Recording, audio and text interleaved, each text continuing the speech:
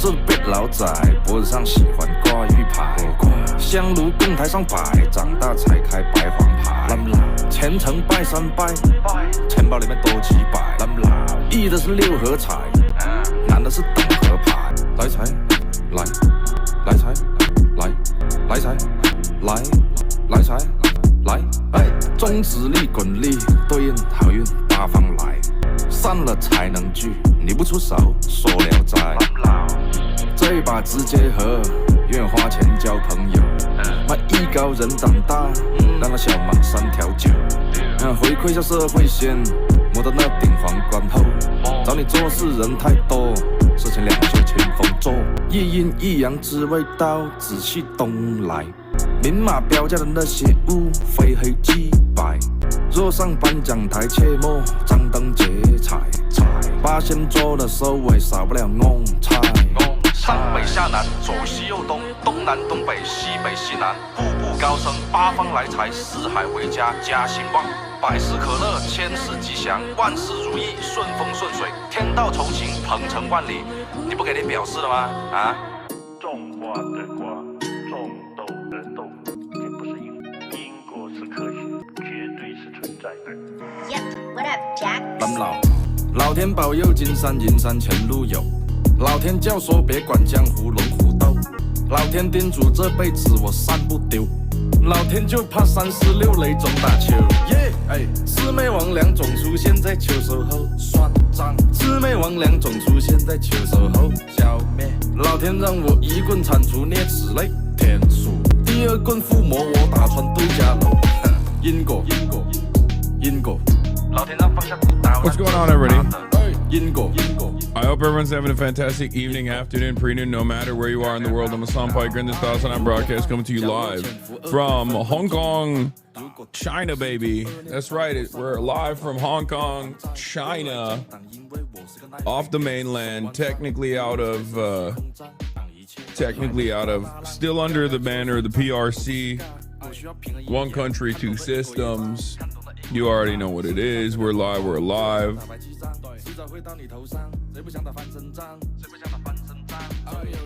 Zohran rizzed up Donald Trump as I fucking called it. I told you.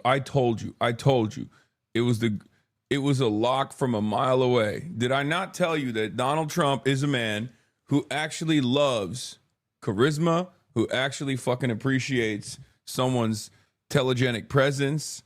I fucking told you. I told you. We're going to be watching that right now. Obviously, I missed it live because I fucking fell asleep. I'm so mad because I literally prepped for this moment. I only saw a couple pieces of it. As soon as I woke up. But I knew exactly what it was going to be like. I'm skipping the fucking personal news. I'm going right into it because Dude, Zohran rolled a natural 20. Holy shit. Did not expect him to go that hard. Brother. I fucking told you. Oh my God. I told you. You're sick. I'm sick in the head, dude. Trump is under Sharia control. This is not a drill. Russia x Ukraine peace deal? ? Hong Kong City exploration. Later. Get it now. MAGA for Mamdani was right. Dude, I think there is a real charisma void. There is a real charisma void. Okay? There is a real charisma void in politics. And Donald Trump is low-key not devoid of motion for that reason, because he has charisma, like for his base especially, right? So he definitely recognizes that. He definitely appreciates that. Bro, I think you or me could charm the fuck out of Trump. I think so too. I think people who are capable, you don't have to like roll a nat 20. I mean, Zohran is uniquely charismatic, but like what's really interesting about this is that you don't really have to roll a nat 20. You could just be like kind of normal and it does wonders, especially for a guy like Trump. like it does wonders, especially for a guy like Trump. Because think about it. Every guy he deals with on a fucking daily basis is like Lindsey Graham. And if every person you see is like Lindsey Graham or annoying sycophantic brown nosers who don't have any sort of motion whatsoever, and JD Vance, yeah, Zohran Mamdani's gonna look like a sex god, dude. On the Democratic Party front, if the people that you're dealing with are people like Hakeem Jeffries and Chuck Schumer, you're gonna meet a guy like Zohran Mamdani and be like, oh my God. He's not like particularly, I mean, he's a charismatic guy, but he's not like, you know, I wouldn't even say that he's like Obama level. Maybe he's Obama, maybe he'll get there eventually, but you have to remember Donald Trump likes Bernie, or thought Bernie was a very big threat, right? Anyway, we're at the basically the end of our trip, and maybe I'm not so concerned about coming back to the United States of America because it seems like woke Sharia is imminent in the United States of America. Okay, Zohran showdown with Trump, but anyway, here I'm blasting off already. I'm gonna go right into it. European chatters going to sleep at 11 p.m. and waking up at 8 a.m. just to see Hasan still streaming from China. I'm pissed you missed it live, Hasan. Yeah, I was fucking honk shoeing and memeing my ass off. Okay, I was honk shoeing and memeing my goddamn ass off. The amount of people that are going to be crying about this is awesome. Okay, the amount of Zionists that are fucking in tears over this is incredible. It's spectacular. I work at night. You are literally my night shift radio. Hell yeah. All right, let's just get right into it. This comes as Jeffries and Dem leaders voted to condemn socialism. Yeah. They fucking suck. Who cares? They can suck me. Okay. Meeting, a really good, very. I'm diving right into it because there's so much to talk about here. This city of ours that we love to do very well, and I wanted to congratulate the mayor. He really ran an incredible race against. What is this? Caroline was streaming still like 4 hours ago, Lamau. Yeah, I went to bed at 9 o'clock last night. Straight up. I went to bed at 9 p.m. last night. I got back. We ended the stream, and I instantly knocked out. And I could not wake up until like, I just straight up could not wake up until 5:30 p.m. or 5:30 a.m. Sorry. Yeah, it's Saturday here, 11/21/2025. Or no, sorry, it's Friday, November 21st, 2025 over there, 2 p.m. local time. It is 6 a.m. Saturday, 22nd, 2025 here in Hong Kong. Apparently Austin got catfished. Why the fuck do you guys know that? I suspect he's just like documenting everything that he's doing on the fucking Discord. That's probably why you know what's going on there.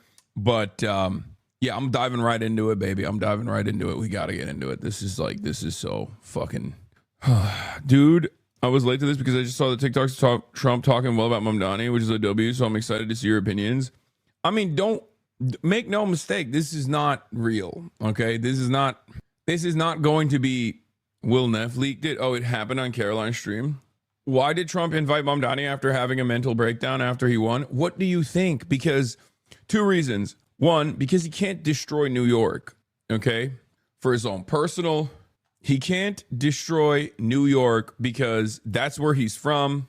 And also because Zohran Mamdani is the mayor of New York, and Donald Trump also has to literally, like, Donald Trump is a good politician partially for this reason, okay? I hate him. I disagree with him. I think he's a clown. I think he's incompetent. I think he's an animal. I think he's a fascist. However, he is a quote unquote good politician if you recognize that he is getting whatever his agenda is across, right? He gets to dominate, he gets to do whatever the fuck he wants. And a part of that is because he has an eye for talent, right? He has an eye for talent. He knows who to play ball with. He knows how to push and pull a little bit. It's like he's a New York real estate social demon. He likes to be around people that he thinks are cool. He recognizes game. He is, after all, like in his life, the only thing that he's been successful at is reality TV show guy. Okay? That is the only thing he's been good at. He has been an abject failure on every other front. But as a reality TV show guy, he has an eye for talent. Like, that was literally his job.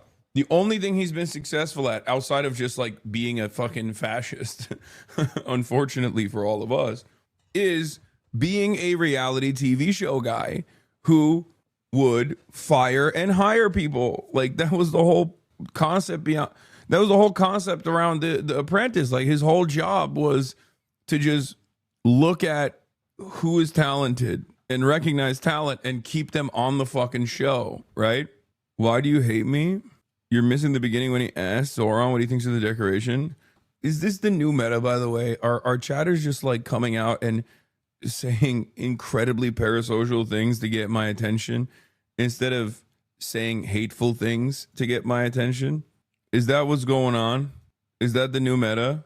Because I really hate it. Why are you talking and not pressing play on the conference? A lot of smart people, starting with the early primaries against some very tough people, very smart people. And he beat them easily. And I congratulated him. And we talked about some things in very strong common, like housing and getting housing built, and food and prices, and the price of oil is coming way down. What is happening? What is happening? What is going on? Bro, this is the second time this has happened. No, I don't know what it is. My IRL ingest just randomly flips it to the main ingest and shuts off. I don't know what the fuck is going on. I'm losing my mind. This is the second time this happened. No, this is not the internet. This is not the internet. Your camera has also been glitching. It's kind of weird. Like, there's stutters like a horror movie. Is someone hacking? I don't know. You're scaring me, Hasan. I think you set up your sentences to LA infrastructure. Okay. I don't know what it is. This is just like a very big problem. For the record, this is a huge issue because the internet is fine. Bro couldn't even go to the toilet without a glitch happening.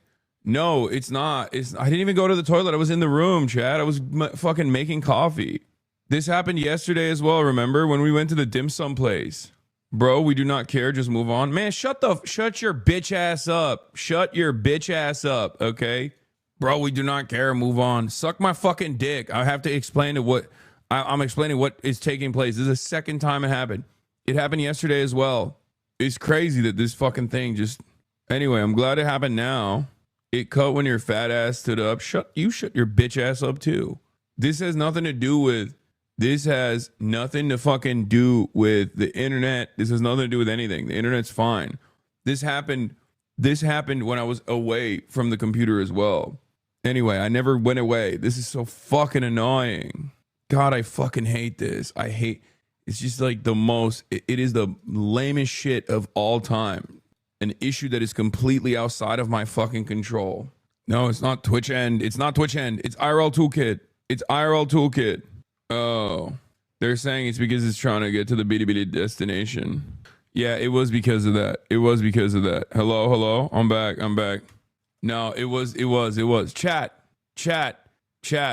It was because of the bitty destination. It was breaking the stream. It was breaking the stream.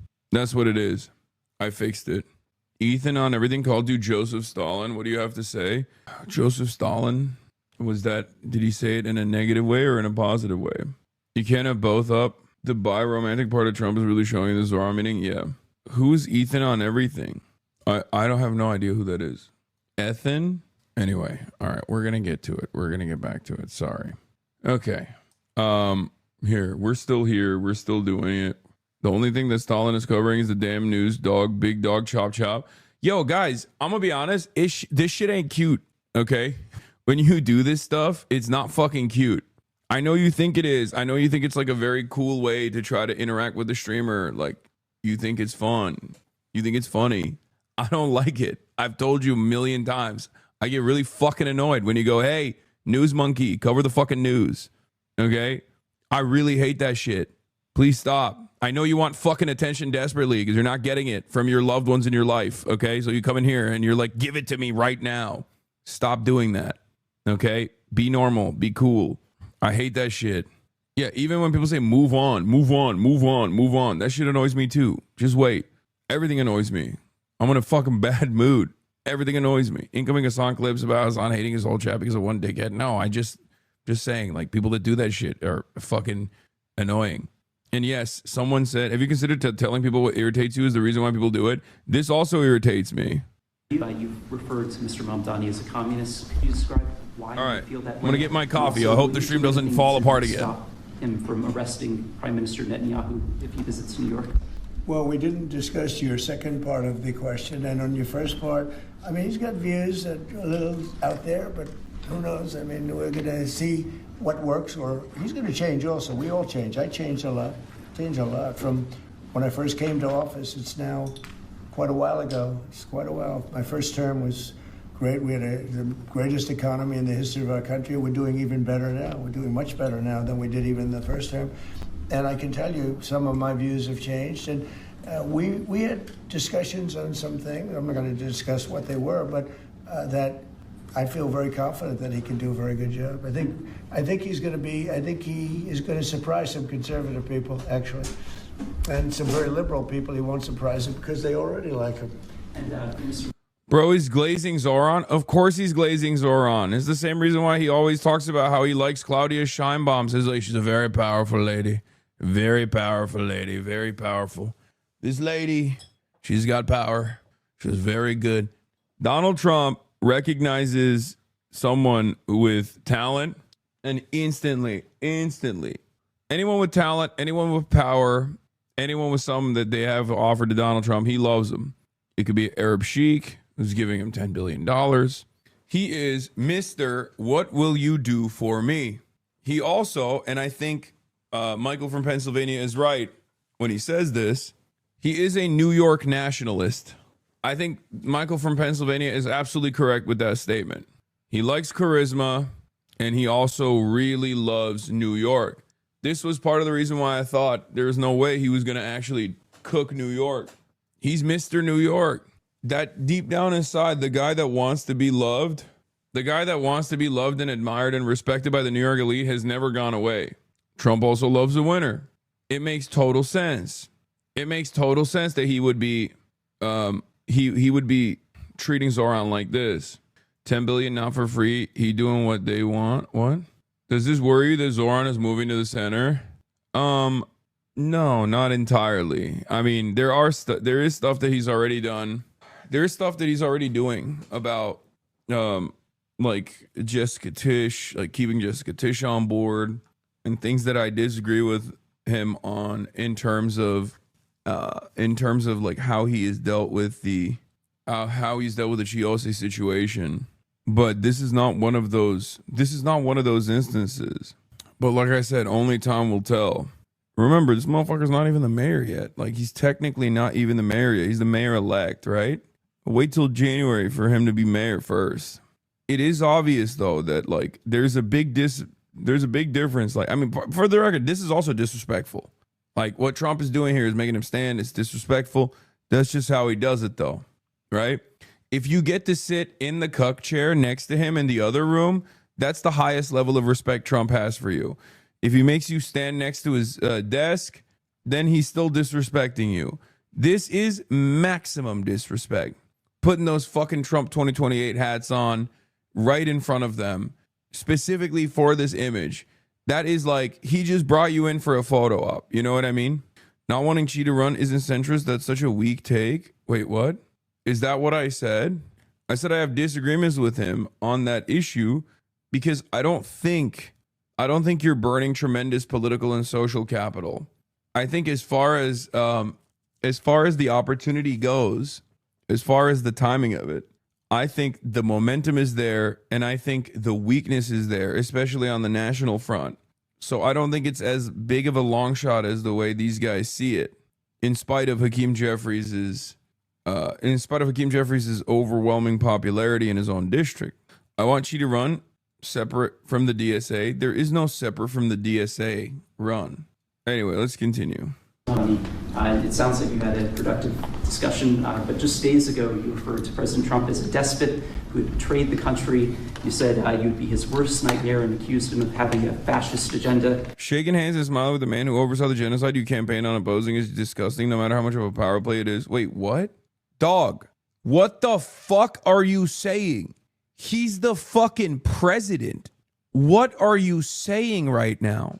Yo, y'all need to fucking wake up, okay? Some of you unironically behave in the crustiest, most anarchist, most fucking unbearable, hyper woke, rad lib loser ways possible. That's the fucking president, okay? If the Hamas political bureau can sit across the fucking table from dudes who called the assassination of their children a week prior, then you have to develop a better understanding of how this stuff works, okay? What the fuck are you talking about? Donald Trump is saying he's going to shut off money flowing into New York City. You have to talk to the president. That's so, oh my God, I'm losing my fucking mind. I'm losing my mind at the like the insanity. You have to be 12, right? Like this is the, you know how we always say, oh yeah, that's funny, you're 12. When we talk about like Republicans, I think that's like the left's version of being 12. The left's version of being 12 is when you're like, oh, excuse me, I can't believe you're platforming Donald Trump. You know what I mean? Like that is your version of being a fucking 12-year-old. Someone's in a very bad mood today. I mean, I'm sorry. This is, when I see chats like that, I do understand why so many of these fucking annoying liberals are constantly talking about how unrealistic my worldview is about politics or whatever. Because they met someone like that in the wild and they just have never watched my stream, I guess. So they fucking automatically assume that that's the type of person that I am, I guess. Like that's the time I'm on. Like brother, he's got a responsibility for, you know, what, how many people live in New York? 8.8 million people live in New York City, okay? According to the 2020 Census Bureau. Not Census Bureau. He has a responsibility for all of those people, to take care of all of those people. You sound like a Cory Booker voter right now. This is your liberal take, bro. You're a liberal. Man, shut your bitch ass up. Shut your bitch ass up. Shut your bitch ass up. Shut your bitch ass up. He's like, dude, I don't understand. Why wouldn't he actually instantly arm the NYPD as the revolutionary Marxist-Leninist vanguard and go attack the president? What is he supposed to do? He's the fucking mayor of New York. Shut up. Shut the fuck up. You are stupid and you need to know you're stupid. Fuck up. You are stupid and you need to know you're stupid. If that is your take, you are a stupid person. Okay? And you have to also understand, like, what do I always say about fucking Chuck Schumer and Hakeem Jeffries? I'm never like, oh, I can't believe they're meeting with the president. I'm saying I can't believe they're not actually dealing with the president. You are 12. You are 12. You're a 12-year-old. You have to be a 12-year-old. He literally made that account to get banned. Yeah, he should have just like tried to engage in fisticuff. My contribution to the revolutionary cause is accusing other people of being liberals online. I'm doing my part. Yeah. No, people don't understand politics is not even the case. Like they have a childlike brain, a childlike sense of wonderment, and a childlike brain. That's what it is. It's funnier because chatters watch it on mute. Trump literally capitulated to almost every Zohran agenda. Sewer socialism literally won today, but chatters are fucking dim. I'm telling you right now, I think it's mostly because I'm still cynical of Donald Trump. I think he recognizes talent, he recognizes charisma, and he wanted to lean into it.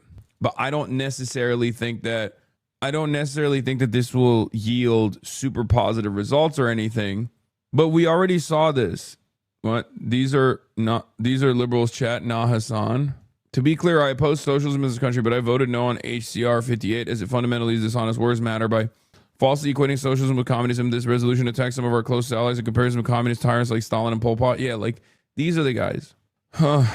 Are you planning to retract any of these remarks in order to improve your relationship? I think both President Trump and I, we are very clear about our positions and our views, and what I really appreciate about the president is that the meeting that we had focused not on places of disagreement, which there are, many, and also focused on the shared purpose that we have in serving New Yorkers.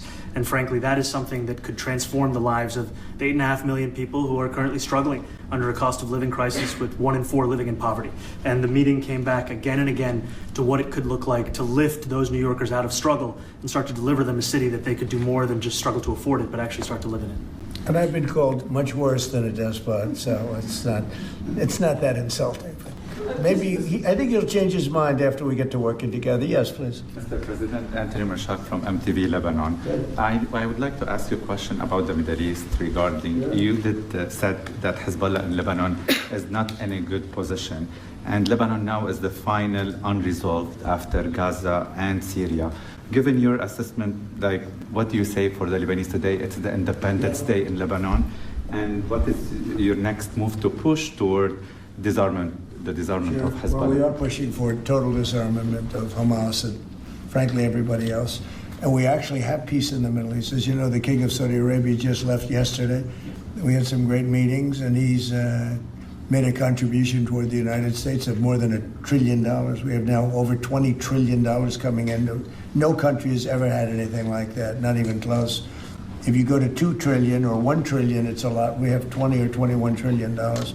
I want to issue a trigger warning, everybody. I'm platforming Donald Trump, and I want to apologize ahead of time. I want to do a land acknowledgement.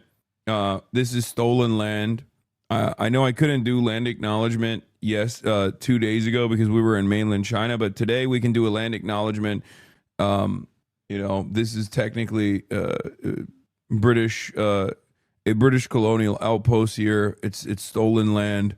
Just let you know that I apologize for that. I apologize profusely for my legitimization of fascism, and I apologize even for Zohran Mamdani, honestly, who also is I platform Zohran Mamdani, who's platforming Donald Trump, and I'm also in the process of platforming Donald Trump. So I just wanted to say I'm so sorry.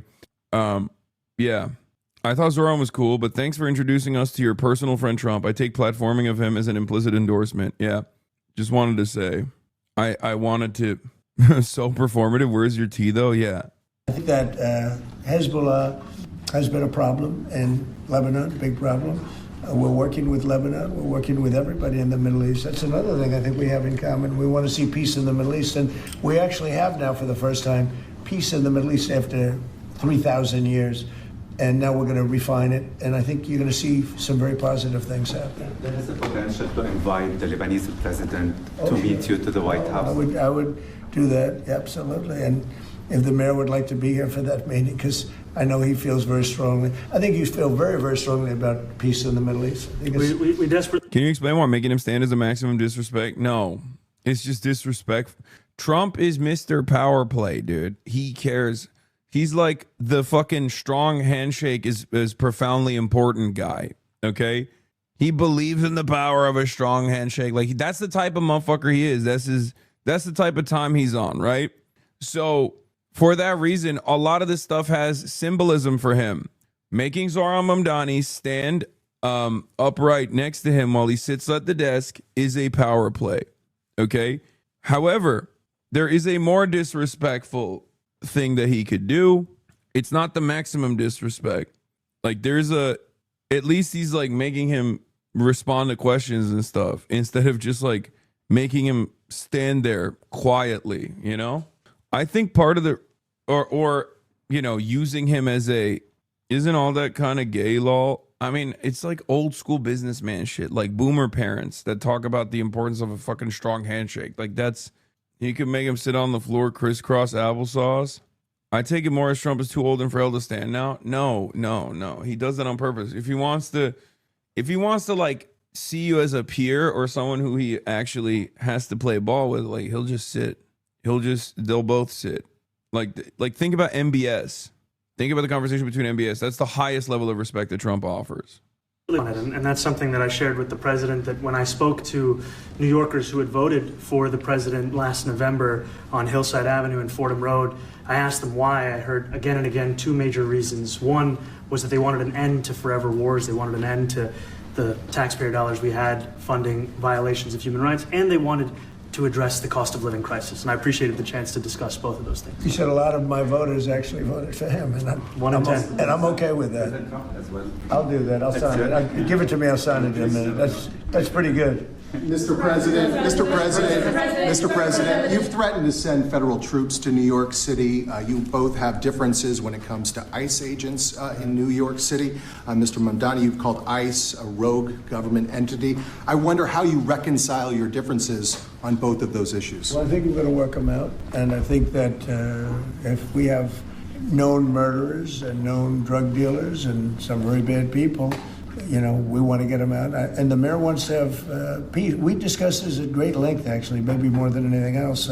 He wants to have a safe New York. Ultimately, a safe New York is going to be a great New York. If it's not safe, no matter how well we do with pricing and with anything else, we can talk about anything you want. If you don't have safe streets, it's not going to be a success. So we're going to work together. We're going to make sure that if there are horrible people there, we want to get them out. I think he wants to get them out maybe more than I do. So we'll work together. We discussed it at great length. Yes, please. Yeah, two questions, if I may. One for you, Mr. President, on BBC in a second. But first of all, for the mayor-elect.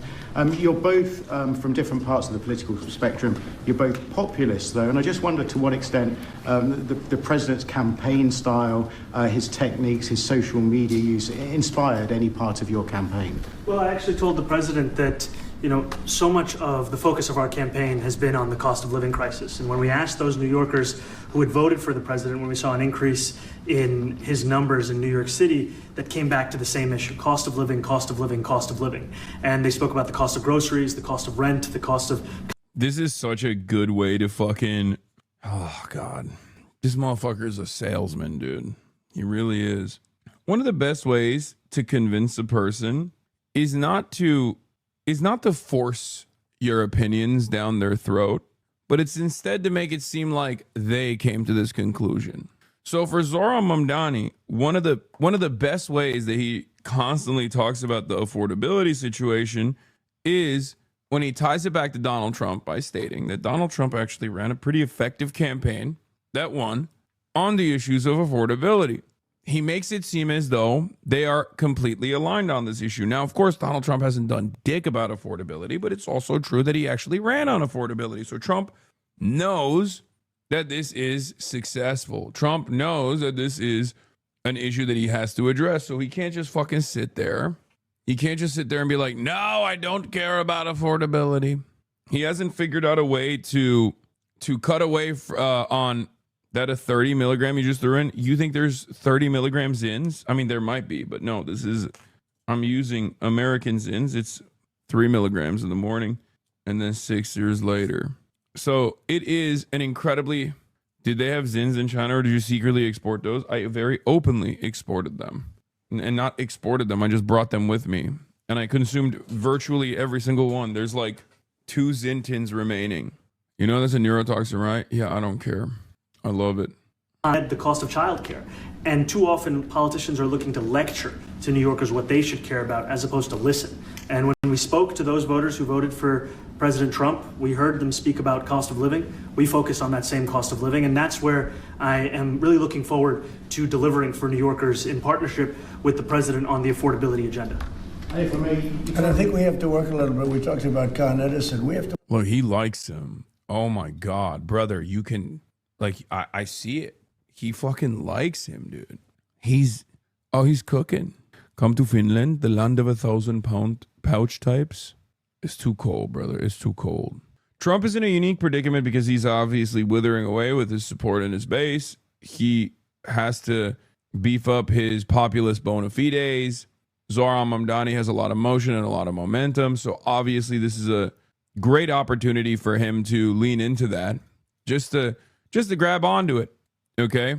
That's it. He also, I think, sees this as a decent opportunity to drive a bigger wedge in the Democratic Party. Trump sees this as an opportunity to shit on Hakeem Jeffries and Chuck Schumer, who he knows vehemently dislike Zohran Mamdani. This hotel's swanky as hell, bro. Yeah, it's swanky as hell. He has a unique eye for talent. Trump loves winners. He has a unique eye for talent. And he knows this will make the establishment Dems look horrible. He'll continue calling Zohran a communist. He'll continue calling Zohran a communist the next day. But for now, your hotel rooms are getting progressively smaller from Beijing to Hong Kong. That's true. You haven't gotten to the best parts. I'm going to get to the best parts. I have to tweet as well. He's going to switch up on Zohran just like he did with Hamas and the Houthis after praising them. Yeah. But for the time being, let's enjoy the show. You know what I mean?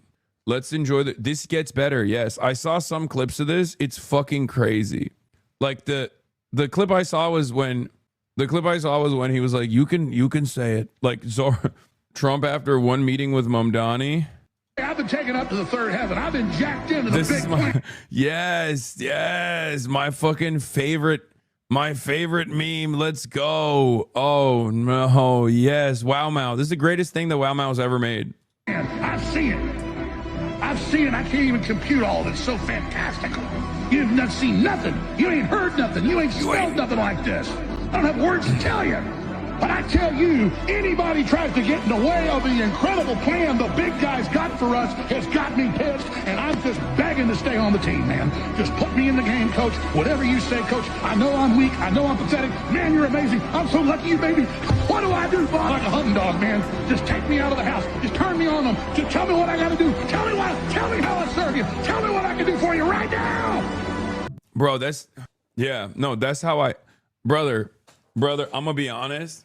Past 10 days in the People's Republic, that's the timing I'm on right now. Okay, I'm like a hunting dog, coach. Put me in. How would you rank your trips? I mean, this was such an incredible trip, dude. It was such a fucking incredible trip. I love China. Like, it's so sick. If you have spent enough time in this community, by the way, I will say, visiting China is not going to surprise you too much. There are some aspects of China that will surprise you, I guess. But like when you visit China, you'll be like, oh, this is exactly what I thought it was going to be like. And it's mostly positive. How excited are you to be coming back to the good old USA? Oh, come on. And if you don't have any sort of, if you have a lot of negative opinions about China, you will get whiplash. If you have negative opinions about China, if you're on like mainstream media time on China, you will be like, what the fuck is this? What the absolute fuck is going on? Now you see the contrast between mainland China and Hong Kong. You should understand what capitalism under the one country, two systems policy has brought to Hong Kong and the impact of former colonial rule in the city is still quite severe. But don't worry, the policy of keeping Hong Kong capitalism unchanged for 50 years is only 20 years left. I don't even know how that integration will work, for the record. I was thinking about this quite a bit last night. But let's get to Zohran. Let's continue doing Zohran, and I'll give you my thoughts on that as well. But you're not wrong. 20 years ago, Hong Kong was by liberal capitalists. 20 years ago, 30 years ago, Hong Kong was probably seen as like a shining beacon of light, like what China could be like if they only had those good Western values, you know what I mean, in comparison to mainland China.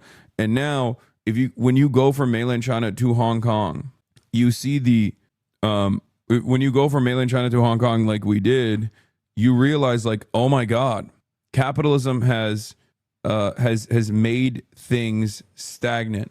Capitalism is like central planning. Capitalism, socialism doesn't matter. Like central planning and actual interest in like improving people's material conditions have dramatically improved the lives, and have actually dramatically improved mainland China to a degree where Hong Kong looks like you're inside of a time machine. Way down.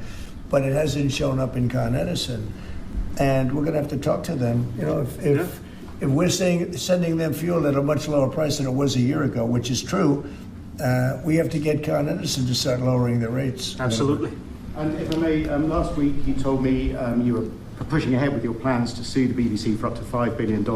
You're going to speak to Prime Minister Starmer as well. Is there any progress or any updates on those issues? Well, we get along very well with the Prime Minister. We made a deal with UK.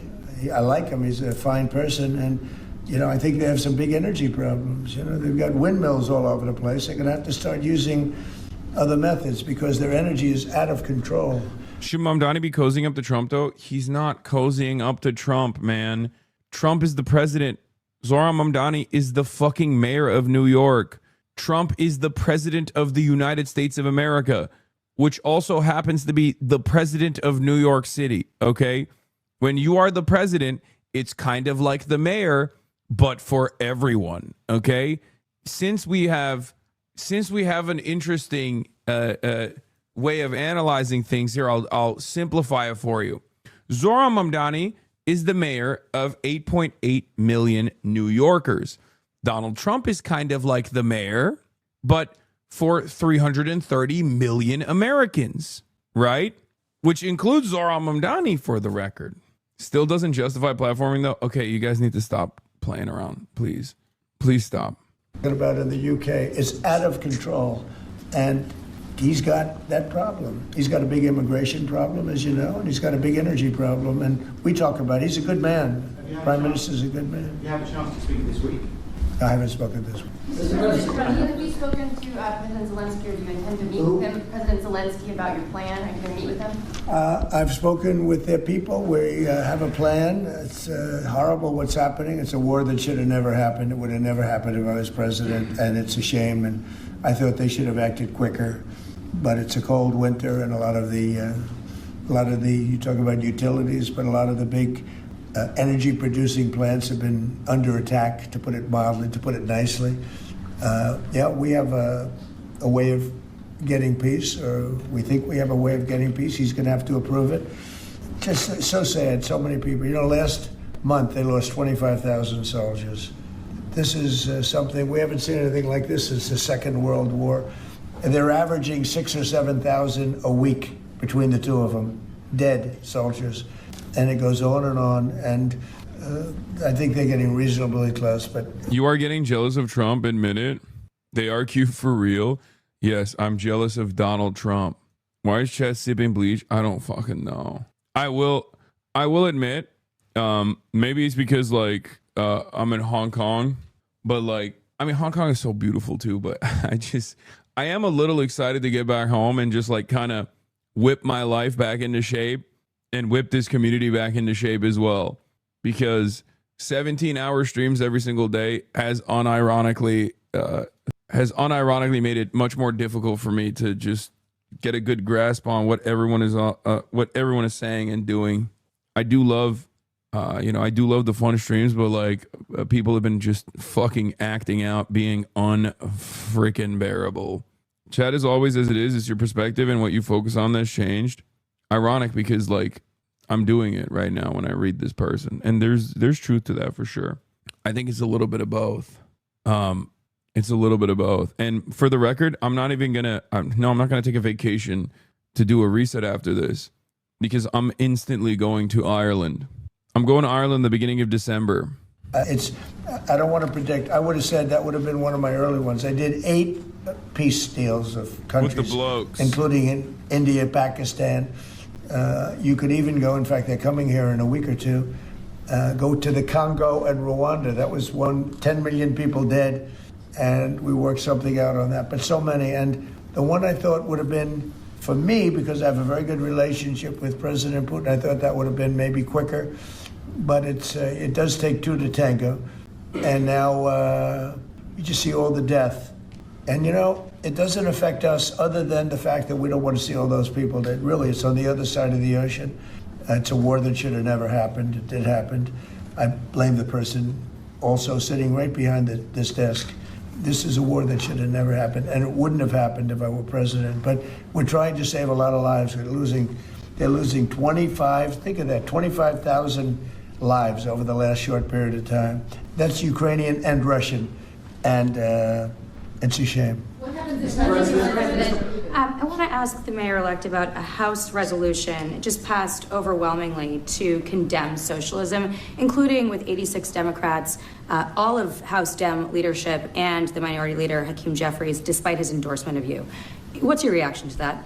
I have to be honest with you, I focused very little on resolutions. Frankly, I've been focusing... Condemn socialism. I understand. I think the focus is on the work at hand. I can tell you I am someone who is a democratic socialist. I've been very open about that. And I know there might be differences about ideology, but the place of agreement is the work that needs to be done to make New York City affordable. That's what I look forward to. And I want to clarify your answer to Stephen Nelson.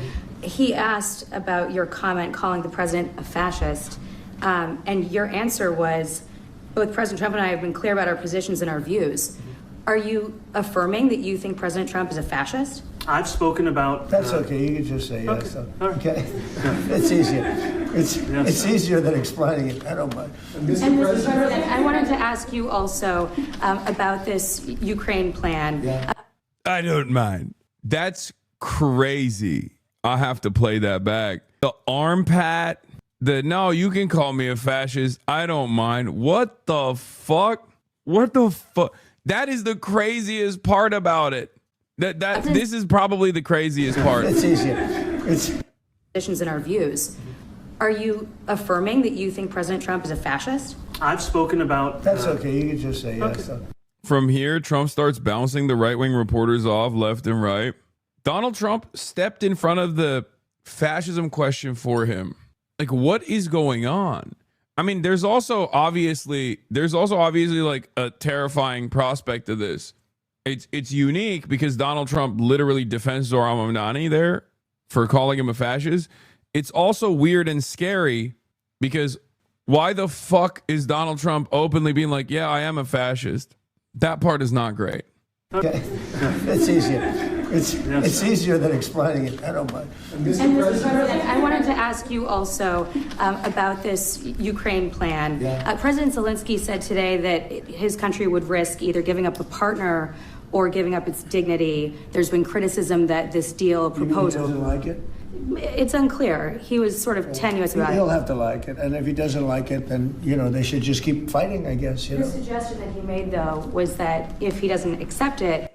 Donald Trump is too dumb to know what a fascist is? No. That right there is actually deflating the term fascism.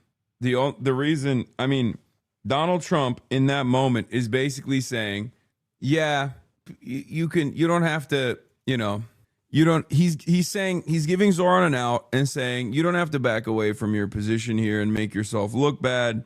You're a winner. This is your moment in the spotlight.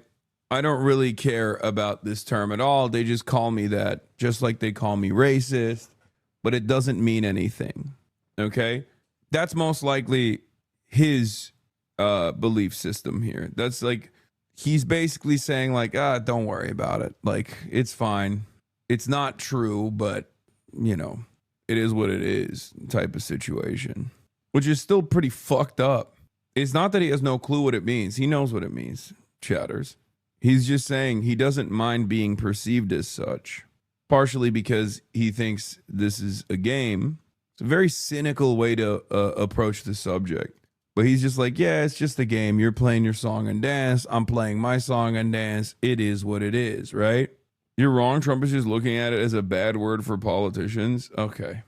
That the U.S. would pull back its support for Ukraine. Is that Well, at some point he's going to have to accept something. He hasn't accepted. You remember right in the Oval Office not so long ago, I said, you don't have the cards. Don't forget, I inherited this war. This war never would have happened. I inherited this war. And I thought he should have made a deal a year ago, 2 years ago. The ultimate deal would have been if it never started. That would have been the good deal. That could have been done too if you had the right president, but you didn't have the right president. Mr. President, the cost of living is something that you and Mr. Mamdani seem to agree on. Democrats have run New York City for a long time, Mr. Mamdani. Do you see Democrat policy specifically as being a problem? And I'd like that be a question that both of you could answer in New York City. Look, I think that there are many things in our city where we have to own the responsibility of it, things that existed long before the president was the president. And those are also part of the message of our campaign, was to take on a broken politics of the past. And I ran against a number of candidates who represented different versions of that past. And what we found time and again is that working people were left behind in the politics of our city. And what we're looking to do is put those people right back at the heart of our politics so that we don't have a situation where we're in the wealthiest city in the history of the world, and yet 1 in 5 can't even afford $2.90 for a Metro card. Mr. President, You know, He's sticking up to him, isn't he? Zoran wins the election during his speech. During his elected speech, he insults Trump, and now he's standing beside him like a wet chicken. He clearly doesn't have a character. What are you talking about? One, he's not even the mayor yet. He's the mayor-elect. Two, Donald Trump hasn't done anything to undermine New Yorkers under the Zohran Mamdani mayoral reign yet. Obviously, you're gonna fucking play nice to hopefully stave off any kind of like negative policy making that the White House is going to engage in terms of undermining the affordability agenda of Zohran Mamdani, right? What matters here is what he does after Donald Trump starts, sending ICE agents to New York. we had some interesting conversation, and some of his ideas really are the same ideas that I have. But a big thing on cost, the new word is affordability. This saved Thanksgiving across America. Yeah, so close to Thanksgiving. A lot of you guys are going to have a really funny time with your relatives. After months and months of Zohran Mamdani is a communist, it's terrifying. He's really bad. Donald Trump just basically deflates a year's worth of insane negative commentary and coverage from Fox News with one single meeting, with one single light tap on the shoulder. Donald Trump just basically came in and was like, no, this guy is handsome, he's funny, he's charismatic, he's going to do well. He calls himself a communist. It's all right. He calls me a fascist. I'm all right with that. We're just playing politics, right? Come on. We both love affordability, don't you think? Like, this is aura, okay? This is just fucking, there's no other way to put it.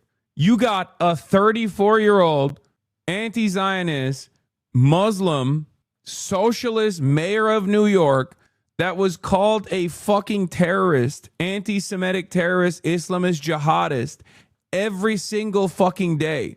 And he won so resoundingly against a lot of his ops in the media, against a lot of the ops in the establishment Democrats, and of course the entirety of the right wing, that Donald Trump has to sit there and try to take some of his shine, because plenty of mayors win elections.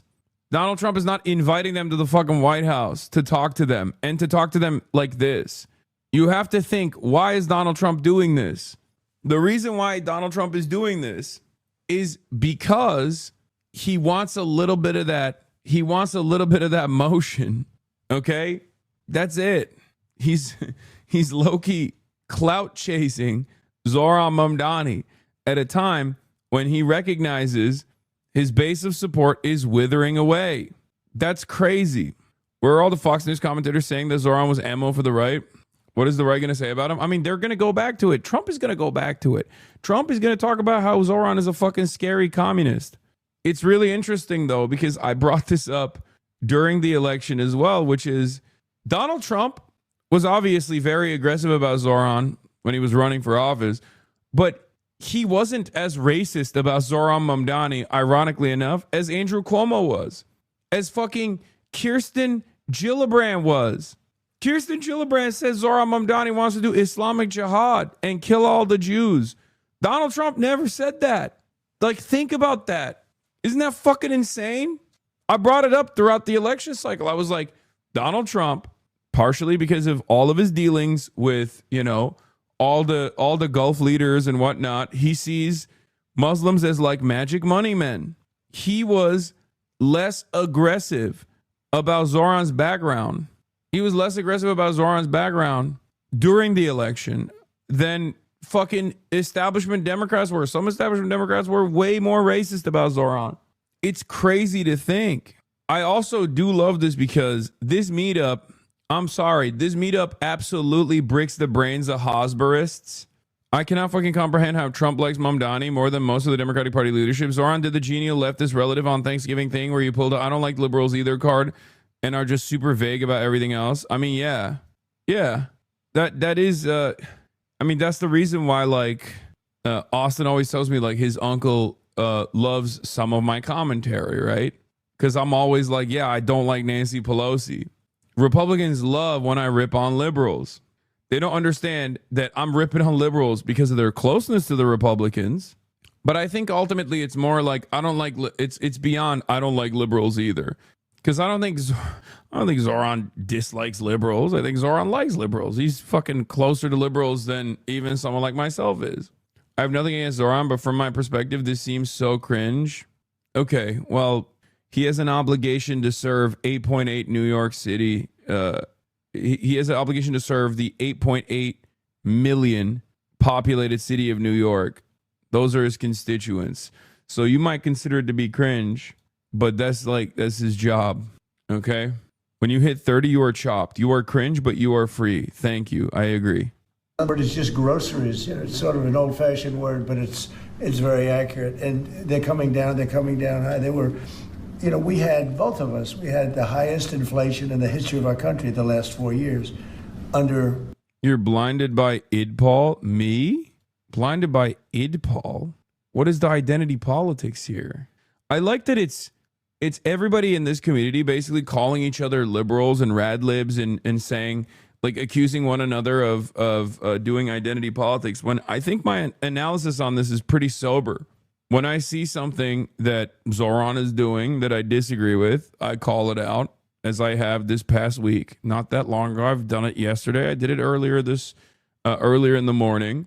And when I think that there's something normal that's taking place here that's actually objectively good for the left, or objectively good in terms of Donald Trump basically destroying a year's worth of insane sentiment. Oh, wait, that guy was trying to say that because of my background, you don't think he's backsliding into the Democratic Party? Wait, explain what you mean by this? Are you trying to say, are you implying that, you know, I'm not being critical enough of Zohran because he's Muslim? Is that what you think? You think it's the Ummah? Am I doing a little bit of taqiyya, dude? I'm confused. The fuck? You repeatedly say you like him because he's a 34-year-old socialist. Okay. This is not identity politics, you fucking baboon. I think there's a different reason why you would say IDPOL.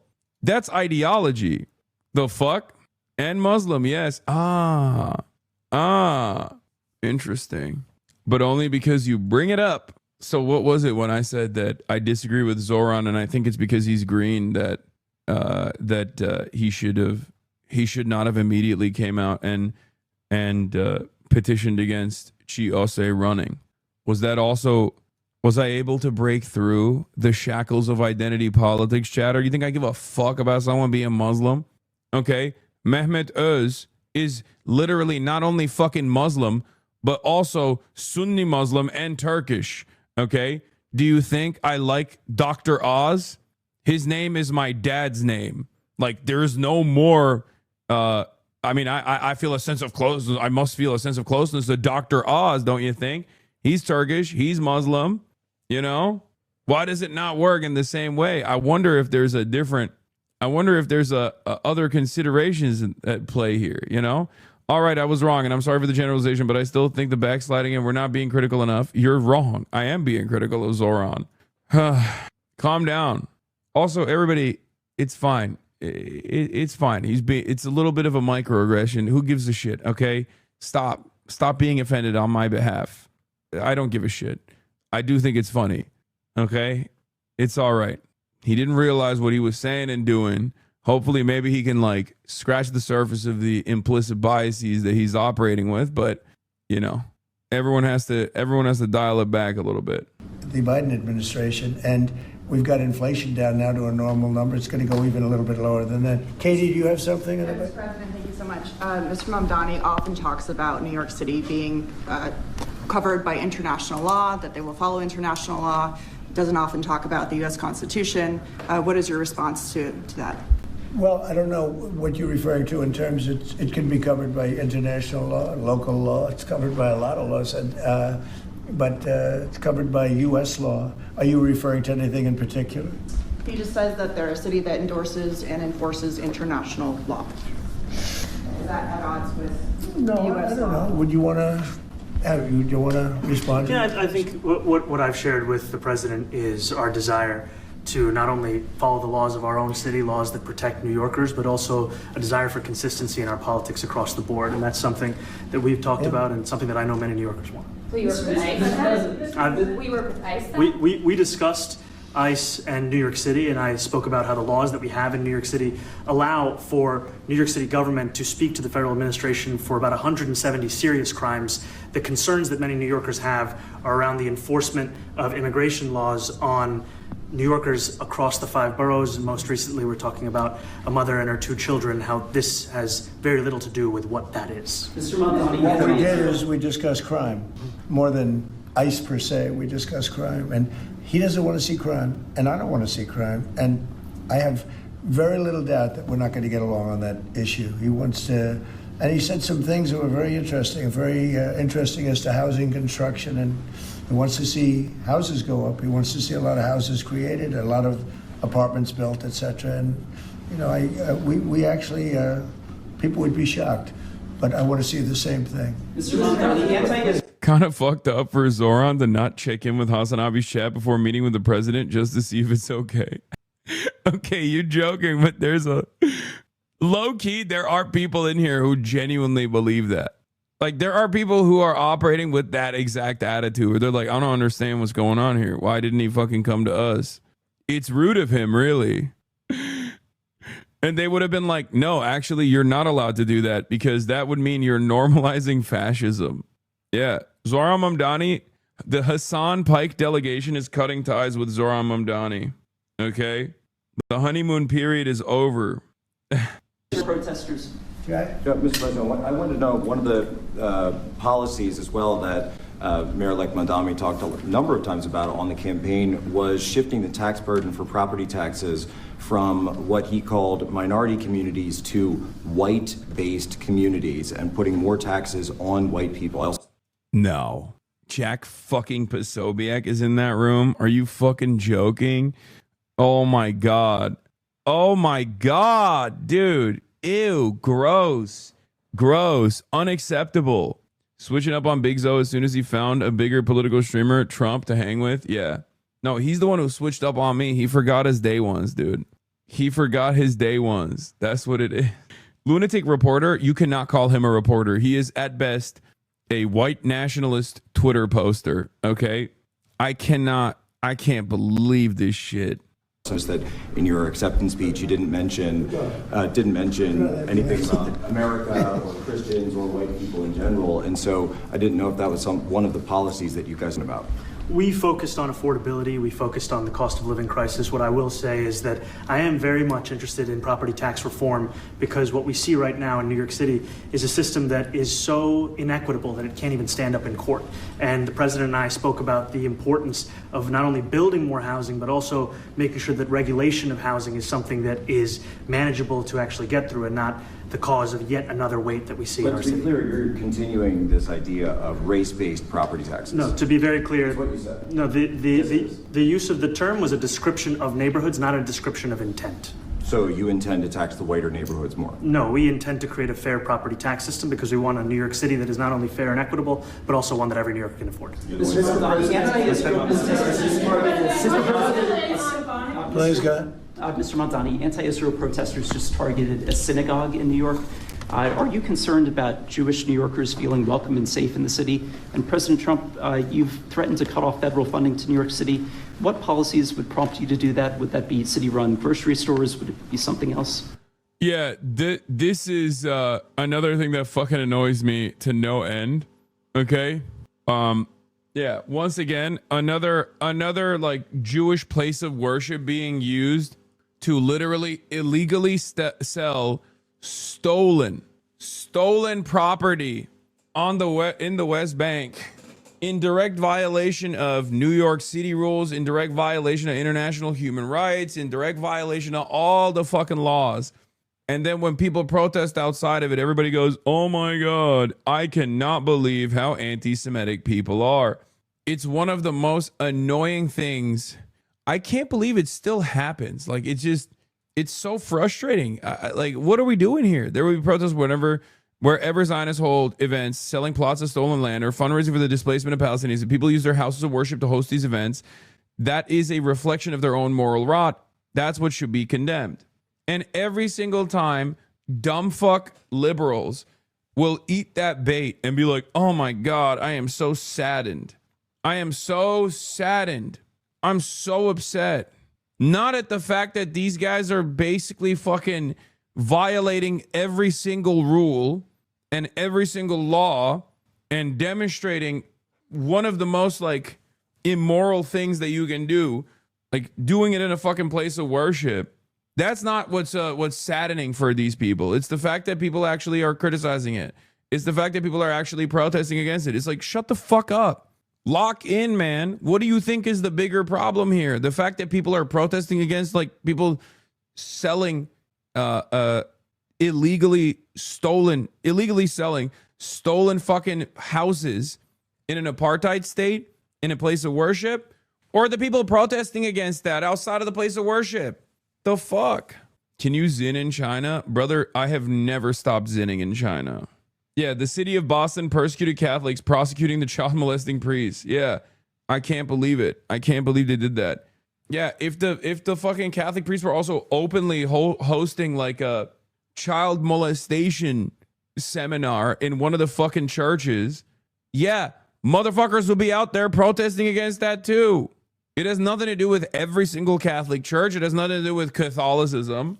And it would have something to do with that individual church. It's so fucking annoying. Yeah, the new right-wing thing is describing crimes as generically as possible to pretend that, like they're not crimes. Someone gets convicted of conspiracy and they start yelling, wow, so it's illegal to make plans with friends now. Text from a GOP operative on the Trump Mamdani meeting. To be honest, I think this pours gasoline on the internal war within the Dems. Hakeem won't talk or work with him, but Trump is open to working with him. Further forces Dems to fully embrace Mamdani and his agenda. They're on copium o'clock. Is it hateful? It is hateful to say the settlements advertised by the group violate international law. What is this? Can you look at my pre's comment?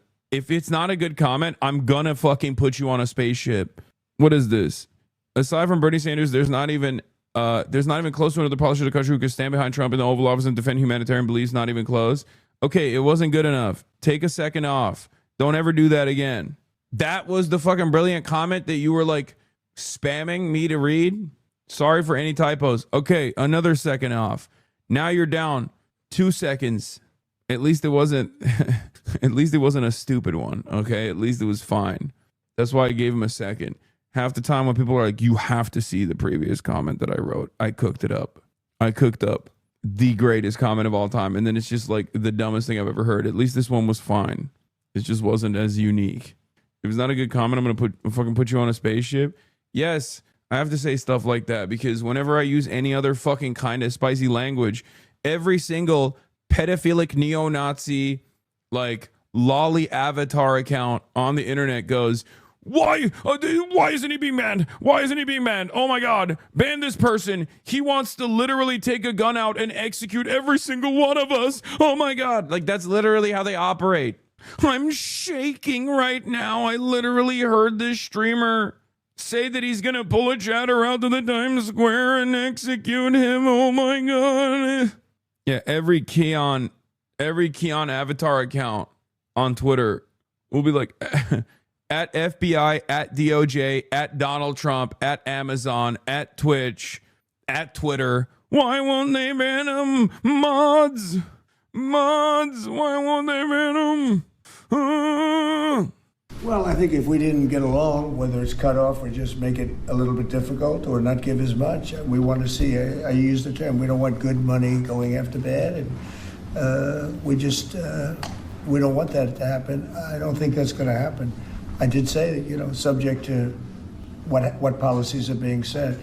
We had a meeting today that actually surprised me. He wants to see no crime. He wants to see housing being built. Yeah, Dan Clancy is Hasan's handler. Exactly.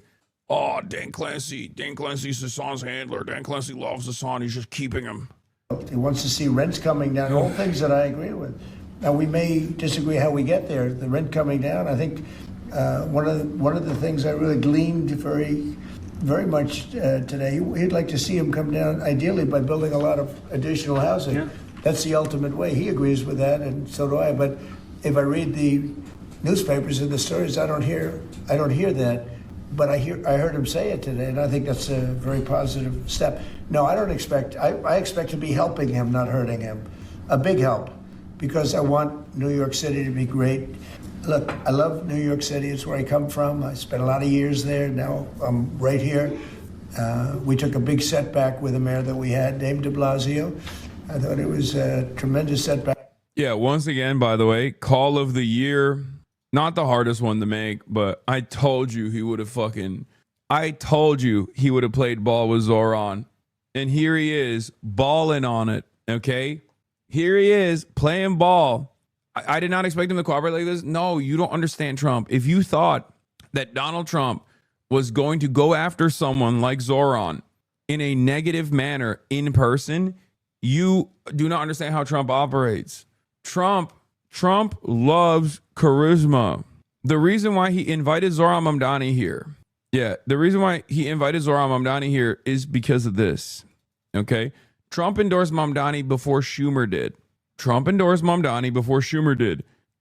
was less Islamophobic to Zohran Mamdani during the campaign than Kirsten Gillibrand was, than Andrew Cuomo was. Donald Trump understands where to push and pull. That's why he won the presidency, man. He knows. He's a room reader. He knows who's popping. He's doing it because his base is frustrated at him with affordability, and he sees Zohran Mamdani's victory as an affordability victory. Okay? So he's trying to be like, hey, see, we're on the right side. We're on the right track. We're on the same side, you and I. It's pretty funny that some Hosburists are considering this to be basically October 7 all over again, by the way, which I'm going to get into in a second. But Yusuf Munayer's take on this: Zohran Mamdani, regularly slammed for being a political novice, just pulled off an absolute political masterclass. He requested a meeting with Trump, got Trump to endorse his efforts, and defanged the right's constant attacks on him. Absolute incredible stuff. And the reason this was possible is because Trump understands the political winds, where people are on affordability, and can't go against Mamdani, who has become the face of that issue for millions of Americans. Also, don't think Trump was not aware and not reveling in the fact that he was making the Democratic Party establishment come out looking like complete asshats, but they walked right into that one. That is exactly what's going on. Remember, Donald Trump never did the Islamo-communist jihadist shit. He only did the Zohran is a communist. Isn't that crazy? Do you not find that to be even a little interesting? I certainly do. King Clip with a funny meme on the situation. He did say he would deport him. Yeah, he called him a foreigner. Anyway, it's funny because I'm not confused by this, but it seems Republicans are. And the reason why I'm not confused by this is because as a Trump stan, I understand him better than his own cult does. Okay?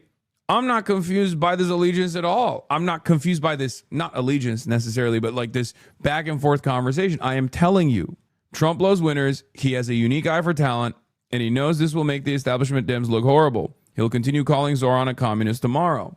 But for today, he's taking a little bit of that shine. It's that simple. That's it. Like, Donald Trump you also have to understand, like, what motivates this man, right? What motivates Donald Trump? Donald Trump is a narcissist. A big part of what drives him is said narcissism, right? He always wanted to be endorsed and welcomed by the New York elite.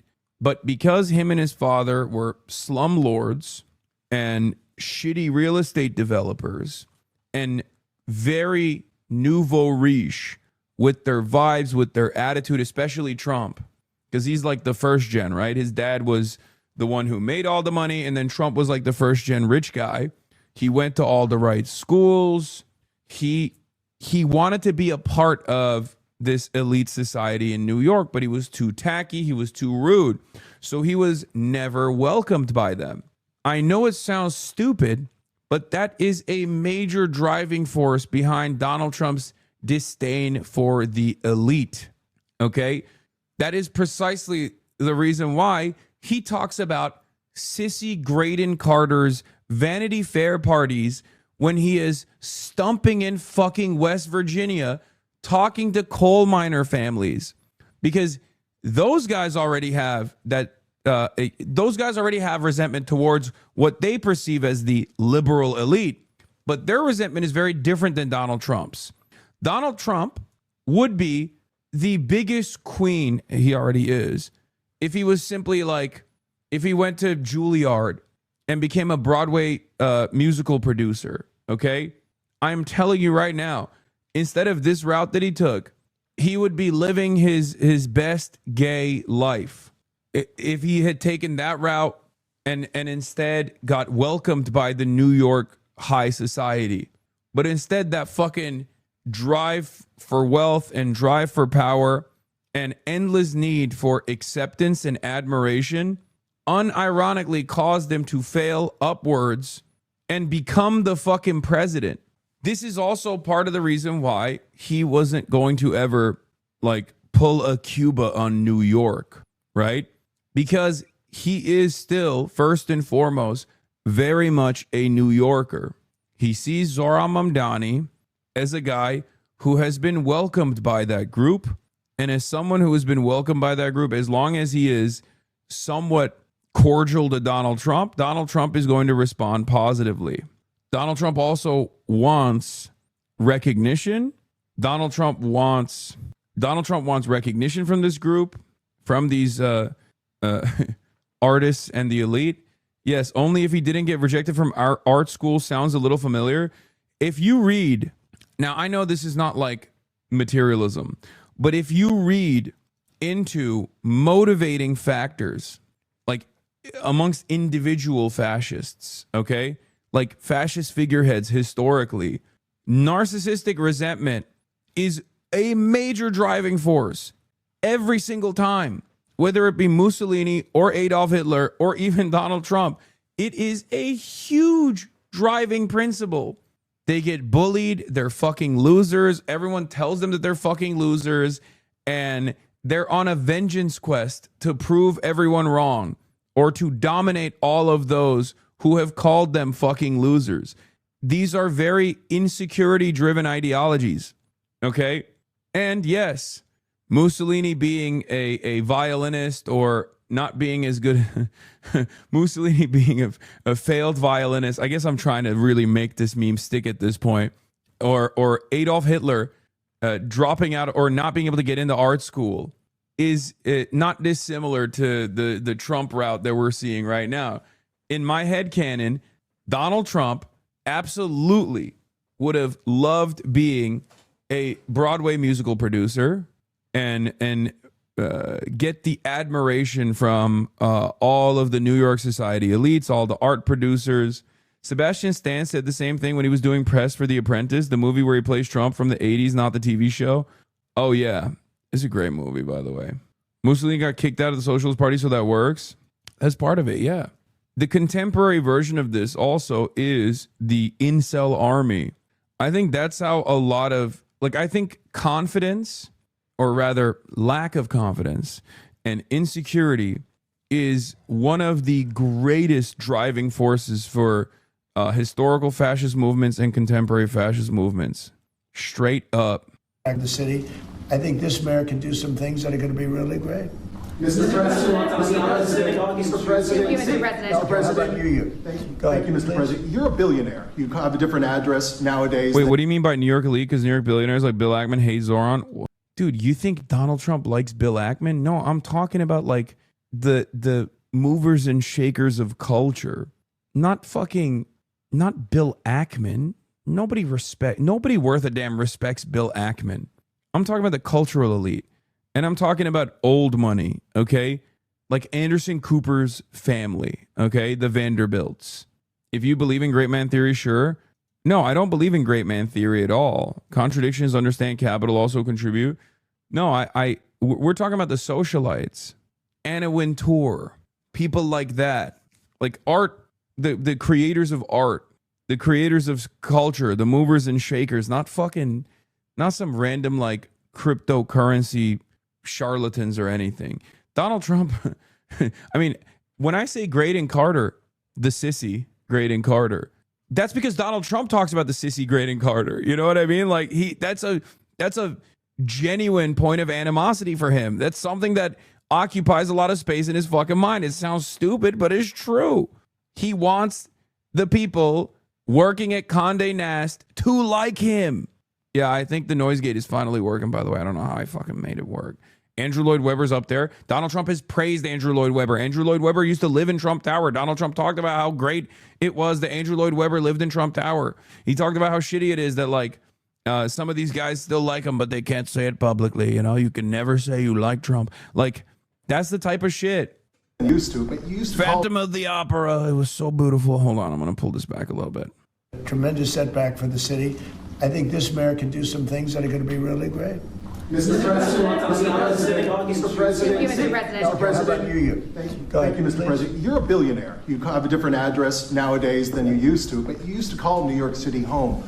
Would you feel comfortable living in New York City under a Mamdani administration? Yeah, I would. I really would. Woo! That is, oh my God. Oh my God. Oh, that's such a good question and such a good answer. Oh my Lord, what are my ears hearing right now? What is coming out of this man's mouth? He said, yes, I would. Oh, that's an endorsement, folks. Donald Trump is endorsing woke Sharia. He's endorsing global jihad. He's endorsing Islamo-Gauchism. He's endorsing Islamo-communism. God damn, dude. Are you fucking serious? Are you be for real right now? Oh, my Lord. After the meeting. Absolutely. What makes you comfortable? We agree on a lot more than I would have thought. I think I want him to do a great job, and we'll help him do a great job. Okay, You know, okay. This goes even beyond my expectations. Never mind. I know I said I precogged this already, but like this goes beyond. This goes beyond the precog. He is glazing. Oh my Lord. But in many ways, you know, we were discussing when Bernie Sanders was out of the race, I picked up a lot of his votes, and people had no idea because he was strong on not getting ripped off in trade and lots of the things that I've practiced and been very successful on. Tariffs, a lot of things. Bernie Sanders. Someone check on Deborah Messing. Deborah Messing already... it brings me no pleasure to report this. Deborah Messing reportedly offed herself after she watched this meeting. I agreed on much more than people thought. And when he was put out of the race, I think quite unfairly, if you want to know the truth, many of the Bernie Sanders... Michael Rappaport didn't even know that this meeting was taking place. He just felt a disturbance in the force and he had an aneurysm. Like, this is just like Hosborists are falling left and right. They're just like, oh, please, Mr. President, why? People are surprised, but if Mao or Stalin were still alive, Trump would 100% glaze them. Not even, that is 100,000% a lock. Are you kidding me? 100,000%. You'd be like, Mao, great guy, very powerful, very tall too. Didn't know how tall he was. Turns out, I wouldn't expect it, but he was very tall. Very tall guy. Didn't like the birds. Don't quite get that part, but let me tell you, okay? The longest march, they're saying, I can't walk like that, but Mao, he was walking quite a bit, and he unified the country. He dominated the forces, just like I dominate the Democrats. He pushed, and he got the Kuomintang. He got Chiang Kai-shek. Not a big fan of that guy. He's quite the liberal. Just like the Democrats, I pushed the Democrats towards the sea, and Mao pushed Chiang Kai-shek towards Formosa. Believe it, folks. These guys love him. The Chinese. They got little books. I hate reading. They love to read. The Chinese. They're big readers. They got his quotes. Someone needs to put my quotes like Art of the Deal in a book. And we got to give it to every single child. And he's got MAGA red. The book is red. It's little and it's red. And we need a similar red book. Very good guy. Mao Zedong. Very, very good guy. Maybe we'd do a golden book. Not a red one, but a golden one, even though I love the color red. They say red is the color of communism, but in America, red is the color of Trump. quotations of Trump. They're eating the dogs. They're eating the cats. Yeah. What the fuck could you put? I guess quotations of Donald Trump would be his like greatest Twitter posts. You know what I mean? Voters voted for me. And I felt very comfortable, frankly, in seeing that and saying that. And, you know, it just turned out to be a statistical truth. But no, I feel very comfortable. I would feel very, very comfortable being in New York, and I think much more so after the meeting. Yes, please. Thank you, Mr. President. I have a question for you, but a very quick one for the mayor. Why did you fly here? Aren't trains greener? Oh God, I fucking cannot stand. What is this question, man? Just please, guys, don't you feel a sense of shame? Like even for a little bit? Don't you feel a sense of shame at all? You're in the room with the fucking president, man. The president of the United States of America. And this is a unique meeting. It's a unique meeting. He's meeting with the fucking communist, socialist mayor of New York. And that's the fucking question you got? It's like, well, why did you use the most efficient mode of transportation? Okay, I don't know what that was, but we should be good now, right? Strange, very strange things happening. Does this not worry you that they may have gotten the Mamdani? I wouldn't even accept this meeting if I were him. Oh, you wouldn't accept a meeting with the president if you were the mayor of New York? Well, that's cool. I don't think you have to worry about that, you know? Guys, look. This is, it's fine. It's just some people have concerns and it's understandable. Okay. I don't think this is a bad thing. Okay. I don't think this is a bad thing, especially considering how well this played out. This is a very good thing. Okay. Not a bad thing, but a good one. That's my take, especially considering that Donald Trump basically cut away at the unlimited amount of propaganda coming from the right flank, coming from the establishment Democrats against socialism, against Zohran Mamdani in particular. And it was a glaze fest. It was fucking glazed donuts all around, you know? Look at this Truth Social post. It was a great honor meeting Zohran Mamdani, the new mayor of New York City. Like, what are we doing? This is good. This is good. This is a good thing. It's not a bad thing, but a good thing. You know what else is a good thing?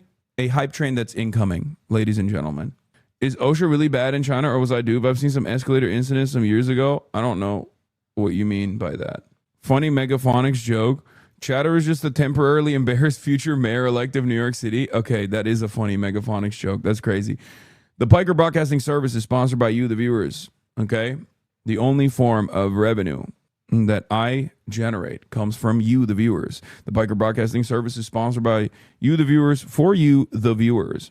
Your voluntary subscriptions in the form of a $6 a month subscription or a free one in the form of a Twitch Prime that you can get by connecting your Amazon Prime account to your Twitch account is the only thing that keeps the broadcast ad-free. And also, I know what OSHA is. I don't understand what OSHA has to do with fucking, you know, what's going on in China currently, or even like escalators. I didn't understand what OSHA has to do with anything. Like building the escalators, do you think that they're not, like the workers are not OSHA compliant on the job sites or something? I don't know. A DSA coordinator calls his master class. Kitty Tiger 500, thank you for the 10 gifted subs. And Crumple Hat, thank you for the 5 community gifted subs. A master class from Zohran. Resetting terms of the debate for the left, disarming the enemy, blunting opposition forces, making moderates look like they don't know ball, making press seem out of touch with working people, that hot butter knife looking more like a sharp sword.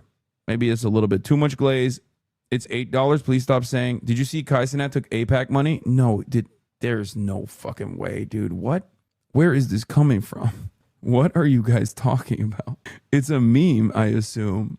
I'll use every form of transit, and I want to make sure that they're all affordable in New York City, and that's why making buses fast and free is a centerpiece of our campaign. There is a bus that goes. Well, I know, but if you flew, that's a lot quicker too. No. Like, dude, look at that. Look at that. Trump is defending the boy. He said, yeah, it's a lot quicker than the bus. Yeah, like, what are you, fucking stupid? What a stupid question. Thank you. I can't believe it. What do you mean? Why don't you take the fucking bus? The bus actually emits carbon emissions. Why don't you bike to fucking Washington, D.C. from New York? What is this? I hate how stupid people are sometimes. This is one of those times. It's so stupid that even Donald Trump is like, come on, dude. Fucking come on. Central Committee, I watch all China streams. You should too. Why would you ask a passive-aggressive question like that? Isn't directly gargling Ford's balls more effective? No, it's just like, it's always the dumbest hypocrisy fishing that these guys engage with. And unfortunately, here's what it is, okay? This is a filter. I like to think of it as a filter. It means that you are incapable of nuanced thinking. It means that you are incapable. Hypocrisy baiting is a major filter. It's a filter for intellect. A lot of people who fancy themselves to be brilliant orators, skilled communicators, you know, well-read individuals, high-minded critical thinkers are oftentimes filtered by this line of thinking, okay? That's all this is. Oh, you said you're a socialist, but you're rich. Isn't that at odds with your worldview? No, it's not. Let's move on. It's a filter. Like, it's Soldier Goytelem has been talking about this a little bit about with respect to Zohran's dad, Mahmoud Mamdani, right? It's the I'll show you if I can find the exact one. Like, a lot of people will point to objectively correct analysis, like assuming that Soldier Goytelem, another filter, for example, is analysis does not equal endorsement. People who look to analysis and automatically assume that it is endorsement are actually getting filtered, okay? The problem, of course, is that filter is nonsensical and ineffective. Because if everyone else is stupid, do you see what I'm saying? And there's no respect for actual genuine critical thinking because everyone else is stupid. So you might as well also be stupid with them, right? Father of Zohran Mamdani, guys, please don't forget to be proud. Unless you're a baby who can't take abstract thinking, he's objectively correct. Suicide bombing needs to be understood as a feature of modern political violence rather than the stigmatized mark of barbarism. We need to recognize the suicide bomber first and foremost as a category of soldier. This is from Good Muslim, Bad Muslim. If you are incapable of abstract thinking, that is a filter for you. If you're incapable of nuanced thinking, that is a filter. If you're incapable of looking at analysis as is, rather than immediately assuming it's a fucking endorsement, that's a filter. Is the hype train frozen? I don't know. Test it out by gifting subs. Bear Huggies, thank you for the 5 gifted. Jihadist suicide bombers are much closer in lineage to the 1960s revolutionaries than they are to lynch mobs. They are orchestrated, deliberate attacks which sacrifice one's own life in pursuit of a greater goal. Whether you agree with those goals, I hope you don't, is irrelevant. Here, the greatest question of all time is a massive filter that actually, I think, made a lot of people frustrated with me after October 7, for example, was, do you think that Hamas and the Palestinian National Resistance Front actually had a reason? Whether you agree with their methods or their reason or not doesn't matter. Do you think that they were behaving in a logical manner where they had an action and a reaction that wanted to provoke some kind of response on October 7 or not? This is the problem. Many people do not want to comprehend that whether you agree with those people, whether you agree with those methods, whether you agree with their worldview, whether you agree with their ambitions or not, do not want to assume that their enemies are capable of any kind of logic, any kind of thinking whatsoever. They want to assume that the rationale behind it was non-existent. It was simply pure barbarism. They wanted to like rape and behead Jewish people. Like, that is the way that they want to operate. That's just pure racism. It's a filter. You are stunting your mental faculties in the interest of cope. You will never be able to make change or solve anything if you are engaging in this self-soothing, okay? Oh, all of our enemies happen to be barbaric monsters that have no discernible reason, no identifiable goals, and they're simply operating on pure barbarism for the sake of violence, okay? It's a thought-terminating way to operate. It's a thought-terminating cliche. It's a thought-terminating way to operate. It's oftentimes very racist as well, because that's what racism is a thought-terminating cope. Do you know how much planning and consideration and understanding of modern machinery it took to orchestrate something like 9/11? So many collection action problems had to be overcame for that to succeed. It took years. These scare tactics really show you how much the global war on terror depended on Americans and Westerners believing basic political slogans at full face value without any attempts at deeper insight. To quote Susan Sontag, let's mourn together, but let's not be stupid together. One of the best versions of this, of course, is they hate us because they ain't us.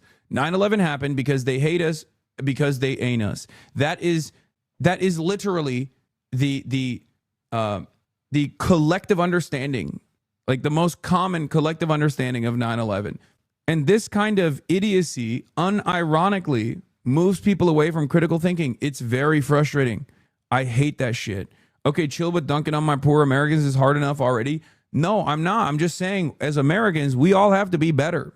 Okay? We have to be better. I want Americans to be smarter about this. Another filter example. Mark Milley goes in front of Congress and they ask him, why is Mao Zedong required reading at West Point Academy?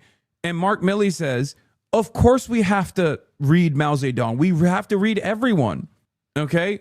Like, you have to understand how other people think. You have to understand what they're motivated by, right? What did the Republicans do after that? They said he was a fucking Maoist. They said he was woke and gay. It's fucking insane. You're like a caveman at that point. You're like, you're reading the enemy? You're reading books? You're reading books of the ideological enemy? Oh, don't do that. Americans unironically are cooking themselves. We're constantly slamming our fucking heads into the concrete wall, hitting ourselves with fucking frying pans over and over again so that we can coexist and cohabitate this space with a bunch of other fucking racist morons. It blows my mind. I've read so much about how empires fall, okay? Extensively about the Ottoman Empire when I was growing up, because that's what was taught in schools. And it is the exact same pattern over and over again. A bloated, backwards thinking, formerly powerful, major global superpower refusing to evolve, forgetting the dynamism that was required to be a great world power, just falling into this death spiral. Americans do not recognize that is the environment that we're in. And I think a big part of that has happened because of the comfortable position that capitalist ideologues achieved in the aftermath of the dissolution of the USSR. Yeah, the Wow Mao Bin Laden take that caused massive crash houses evergreen. Do Americans actually know why Bin Laden did all that, or do they all believe he hated that they can vote or something? Or the same principle, like, oh, we invaded Afghanistan because they hated our free speech. Really? You think that's why we invaded Afghanistan? What the fuck does a goat herder have to do in the mountains of Korengal Valley? What the fuck does that guy have to do with American free speech? He's never met an American. He doesn't even know what a fucking American is. Until there is a corn-fed Nebraska boy sitting on top of his house with like $175,000 worth of gear, knocking on his door, busting through his door and harassing the fuck out of his whole family. That's the first time that motherfucker has seen an American, okay? Lots of filters. You know, I mean, he's working very hard for him to be, that's a very... Palpatine take? I don't even know what that means. You know, the plane takes you 30 minutes and driving takes you a long time. Yeah, it's such a basic, exactly. Again, I know I went on this like long tangent about filters, but I think it's important to recognize this. Like, this is a thought-terminating, idiotic-ass line of questioning, okay? Oh, why didn't you take the bus instead of the plane to D.C.? Don't be fucking stupid. Clear up some confusion around a Washington Post report. There was this explosive report that the Coast Guard is no longer going to characterize swastikas and nooses as hate symbols. DHS called that a lie and fake news. Can you clear up? I don't know anything about it. When was this written? I think yesterday. Well, look, the Coast Guard's an incredible group of people. I know them very well. We just ordered a lot of new Coast Guard cutters, beautiful, the most magnificent ship. They look like yachts with lots of guns on them. So I don't know. I haven't seen any report like that, but certainly we want them to remain a great force, and they are. You are a peacemaker, and you did the peace in all the 9 months around the world. I would like to ask Mr. Mamdani, you've accused the U.S. government of committing genocide in Gaza while President Trump was working on peace. Why that? I've spoken about the Israeli government committing genocide, and I've spoken about our government funding it. And I shared with the president in our meeting about the concern that many New Yorkers have of wanting their tax dollars to go towards the benefit of New Yorkers and their ability to afford basic dignity. And what we see right now is we're in the 9th consecutive year of more than 100,000 school children being homeless in our city. And there's a desperate need not only for the following of human rights, but also the following through on the promises we've made New Yorkers. And I appreciated the meeting we had and the work that we can do. Do you agree that President Trump did do a peace and he worked hard to make the peace? Because he worked hard to do the peace in the Middle East and everywhere. Do you agree with that? I appreciate all efforts towards peace, and I shared with President Trump that when I spoke to Trump voters on Hillside Avenue, including one of whom was a pharmacist that spoke about how President Trump's father actually went to that pharmacy not too far from Jamaica Estates, that people were tired of seeing our tax dollars fund endless wars. And I also believe that we have to follow through on the international human rights, and I know that still today those are being violated, and that continues to be work that has to be done no matter where we're speaking of. Mr. President, question for Mr. Thank you, Mr. President. Do you view the mayor-elect as the true leader of the Democrat Party? And do you think Leader Schumer's and Leader Jeffries, have to follow his lead? Well, look, I hope they have great leaders. This is a man that right now I think is focused in New York City. I really think he has a chance to do a great job. We're going to help him, but I really think he has a chance to do a great job. But I'll let you answer that. You consider yourself the leader of the Democrats. I think it's more appropriate for him. I consider myself the next mayor of New York City, and I keep my horizons firmly on New York City, and I appreciate the meeting with the president, which focused again on the 5 boroughs and whether New Yorkers could afford to live there. By the way, being the mayor of New York City is a big deal. Absolutely. I always said, one of the things I would love to be someday is the mayor of New York City. Being the mayor of New York, and especially now, because I think you're at really a turning point, one way or the other. It could go great, or it can go. Hasan is missing the arm taps and the smiles. Brother, I'm in the room and I can hear it. I don't know if you heard it. Zohran Mamdani talked about Israel committing a genocide in the Oval. Yeah. And not only did he do that, but Donald Trump literally smiles and nods along. Look. Rewind time. Around the world. I would like to ask Mr. Mamdani, you've accused the U.S. government of committing genocide in Gaza while President Trump was working on peace. Why that? I've spoken about the Israeli government committing genocide, and I've spoken about our government funding it. And I shared with the president in our meeting about... Why is he nodding? Yo, you can hear it, but can't see it? No, I can see it because I can hear it. My point is, he's glazing so fucking hard. He's glazing so hard that you can hear him agree with him without actually seeing it. Is craziness. This goes even beyond the fascism moniker being used as simple political football. Okay, I will say, I will say, like, Trump could have easily just been like, yeah, everybody calls everybody fascist. Who cares? Whatever, right? That's just politics. But this is, I think, far more consequential. Okay? He doesn't stop him. Anyone else that says some shit, we know how Trump operates, right? We know how Trump operates in moments like this.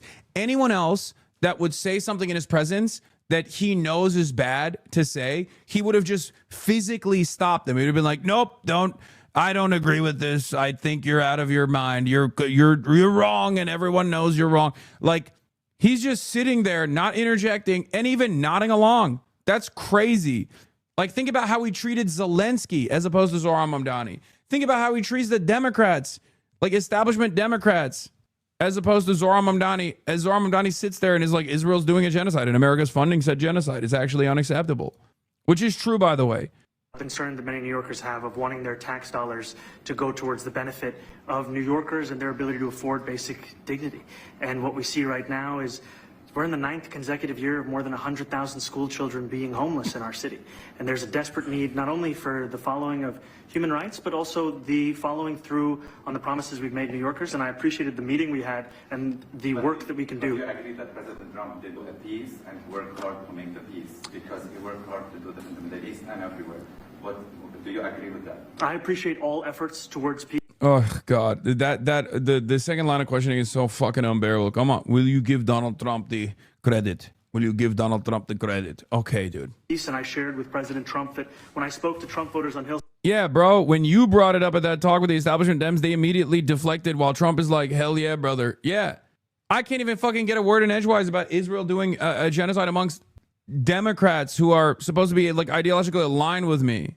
I got more pushback by the Pod Save America panel than Zohran Mamdani is here next to Donald Trump. How is that possible? Side Avenue, including one of whom was a pharmacist that spoke about how President Trump's father actually went to that pharmacy not too far from Jamaica Estates, that people were tired of seeing our tax dollars fund endless wars. And I also believe that we have to follow through on the international human rights. And I know that still today those are being violated, and that continues to be work that has to be done no matter where we're speaking of.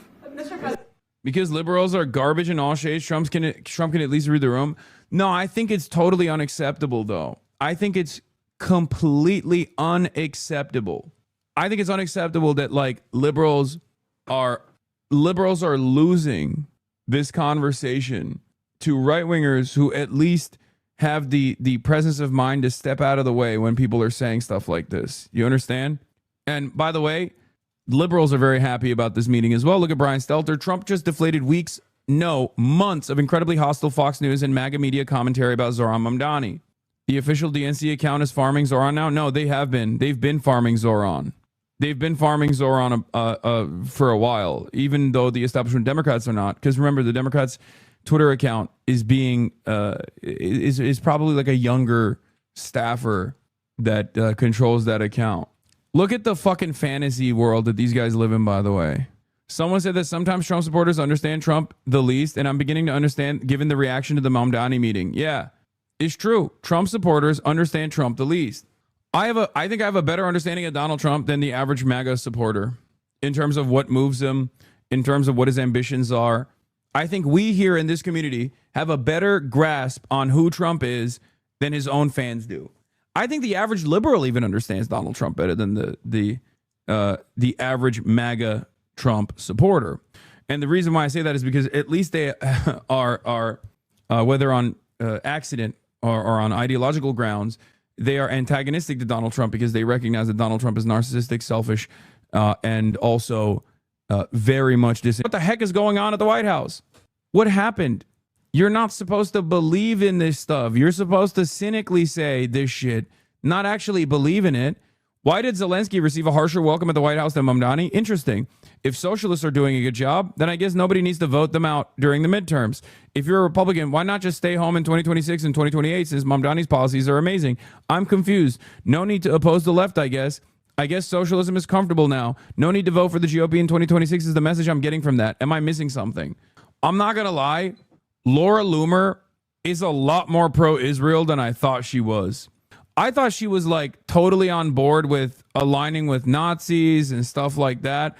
Somewhere along the way, because she literally tried to fuck a Nazi famously at one of those like in Trump under Trump 1 when the Nazis were doing like when the Groypers were doing their like America First parties and whatever. Laura Loomer would go there and would try to fuck them and be like, oh, you know, the Nazis always say I'm like.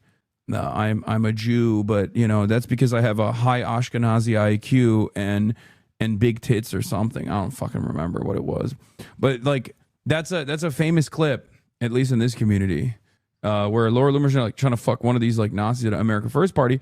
That always made me think that like she must be anti-Semitic and not exactly pro-Israel, despite being Jewish herself. Trump too, she's been going crazy mode on Israel. Like the only times where I see her actively go against the president, and remember, the only reason why she has any relevance whatsoever is because she has glazed the president. Play it. I've never seen it here. Your eyes look so good. You're like beautiful. Thank you. You're like an Aryan. She got the death grip on him too. Look at this.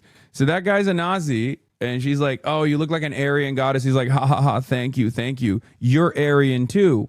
And then Laura goes, well, the Nazis hate me.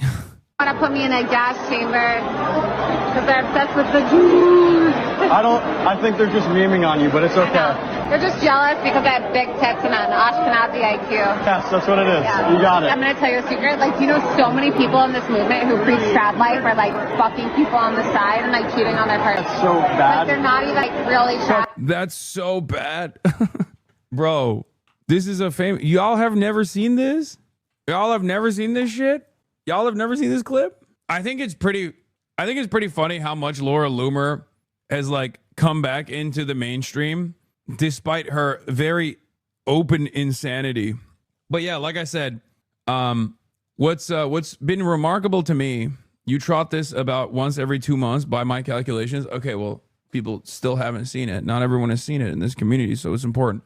For those of you who don't know, Laura Loomer is literally like a trusted and close advisor to Donald Trump. In spite of the fact that under Trump 1, she was banned from every single social media application for being unimaginably Islamophobic and famously chained herself to the doors of Twitter headquarters after being banned from Twitter. That was a fun little Laura Loomer moment.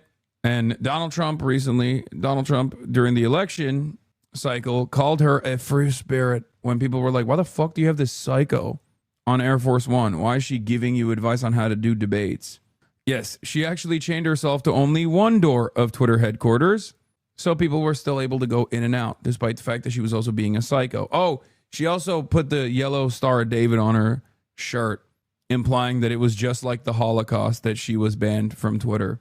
A different direction, and I think you really have a chance to make it great. Mr. President, you say you love New York City. Mr. Mamdani, does New York City love President Trump? New York City loves a future that is affordable. And I can tell you that there were more New York... Oh, yeah. Laura Loomer, her first mark on American politics was when she used to work at Project Veritas alongside James O'Keefe. And she tried, and I know you're not going to believe me when I say this because it sounds utterly insane, but it's true. She tried... who voted for President Trump... She tried to start an ISIS fan club at the university she was attending.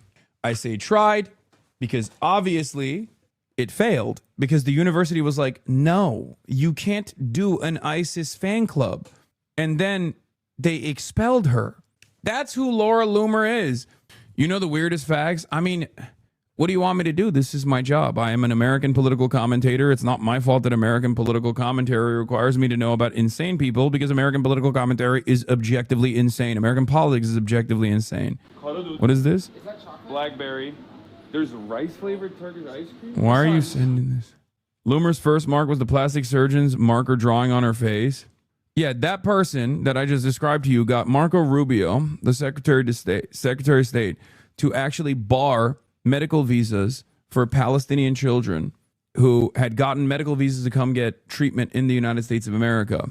In the most recent presidential election because of that focus on cost of living, and I'm looking forward to working together to deliver on that affordability agenda. I got a lot of votes. One more, go ahead. One or two more, go ahead. I tell you, the press has eaten this thing up. You know, I've had a lot of meetings with the heads of major countries. Nobody cared. This meeting that you people have gone, you know, outside you have hundreds of people waiting. This is just a small little group. For some reason, the press has found this to be a very interesting meeting. The biggest people in the world, they come over from countries nobody cares. But they did care about this meeting, and it was a great meeting. Go ahead. Yeah, Mr. President, I was going to ask you exactly that. Why do you think there's so much more, so much excitement around this than even some foreign leaders? Because I think he's different. All right, I think he's different, and that can be in a very positive way, but I think he's different than, your typical guy, runs, wins, becomes mayor maybe, and nothing exciting, because he has a chance to really do something great for New York. New York is at a very critical point, and he does need the help of the federal government to really succeed, and we're going to be helping him, but he's different than, your average candidate. He came out of nowhere. I said he has a great campaign manager standing over there. He came out of nowhere. Would you start off at one or two? Oh my God! I watched. I said, who is this guy? He was at one, Then he was at 3, then he was at 5, then he was at 9. Then he went up to 17. I said, that's getting a little bit interesting, right? And then all of a sudden he wins a primary that nobody expected he was going to win. It's a great tribute. I mean, it's an amazing thing that he did. And I'll just add. Oh my God. You think Trump watched the stream, chat? Chat, you think Trump saw the Zohran stream? It was at 1%, and then that's crazy. That's crazy. He said this guy's a great campaign manager. He's glazing everything. He's glazing every aspect of Zohran Mamdani's life right now. What the hell is going on? The glazery is open for business? Bro, this shit is Krispy Kreme. It's Krispy Kreme. Is Trump actually just propagandized from the media he's consumed? Yes. This guy Zohran. This guy Zohran. Very cool guy. Very good guy. Like him quite a bit. Really brilliant campaigner. I see a lot of myself in him. I mean, that actually does make sense, though, because, like, he does see Zohran as a kindred spirit in some ways, because Zohran Mamdani went after the establishment Democrats and went after the Republicans and Donald Trump and got a lot of enmity in the process. And Donald Trump himself also went after establishment Republicans and the Democratic Party and the media in order to secure his place. The biggest indication that he likes him is that he immediately started posting pics of him on True Social. Yeah. Remember what he did after Hakeem Jeffries and Chuck Schumer? He posted AI videos of Hakeem Jeffries as a Mexican man wearing a sombrero after the first shutdown meeting took place. After the Zohran meeting here, he literally posted side-by-side photos and was like, had a wonderful time. One of the most handsome politicians. He looks straight out of Central Casting. Just one thing to what the president... It is a testament to Zohran Mamdani's skills as a communicator. Something that we also saw when he met with the New York financial elite, if you recall, right? Zohran Mamdani meets with the New York finance chiefs, right? And what was the takeaway from that meeting? Everyone was frustrated that they really liked him. They were like, this guy is going to take our bag, but we fucking love the guy. We couldn't find anything to get mad about. He's a charmer. And I do think, I think him being a charmer and him being somewhat skilled as a communicator in a otherwise barren land of horrible communicators in the realm of American politics gives him a huge advantage. I think that's what it is. Mamdani is him. He will continue to be him. He is Timothy Chalamet. Okay, I don't want you guys to glaze him this hard, though. Okay? Because remember, there are going to be instances where he fucks up. There's already stuff that he's done that I disagree with and I don't think is smart. Can you please rewind a bit? Why? We already saw him eat it. Here. And then all of a sudden he wins a primary. Look, here, let's run it again. He came out of nowhere. Would you start off at 1 or 2? And then I watched. I said, who is this guy? He was at 1, then he was at 3, then he was at 5, then he was at 9. Then he went up to 17. I said, that's getting a little bit interesting, right? And then all of a sudden he wins a primary that nobody expected he was going to win. It's a great tribute. I mean, it's an amazing thing that he did. And I'll just add one thing to what the president said. Is one thing I also appreciated is in our meeting to appreciate a portrait of FDR and the incredible work that was done with the New Deal, and also in thinking about what it can look like when the federal government and New York City government work together to deliver on a... You're just jealous of Mamdani, but it's okay. We'll always prefer you. No, I'm not jealous of Zohran Mamdani. Yeah, I'm jealous of Zohran because he got to fucking hang out with my favorite politician, Donald Trump. And I only get to hang out with a wax figure of Donald Trump. Portability can be transformative. You know, we have a great portrait of FDR that I found in the vault.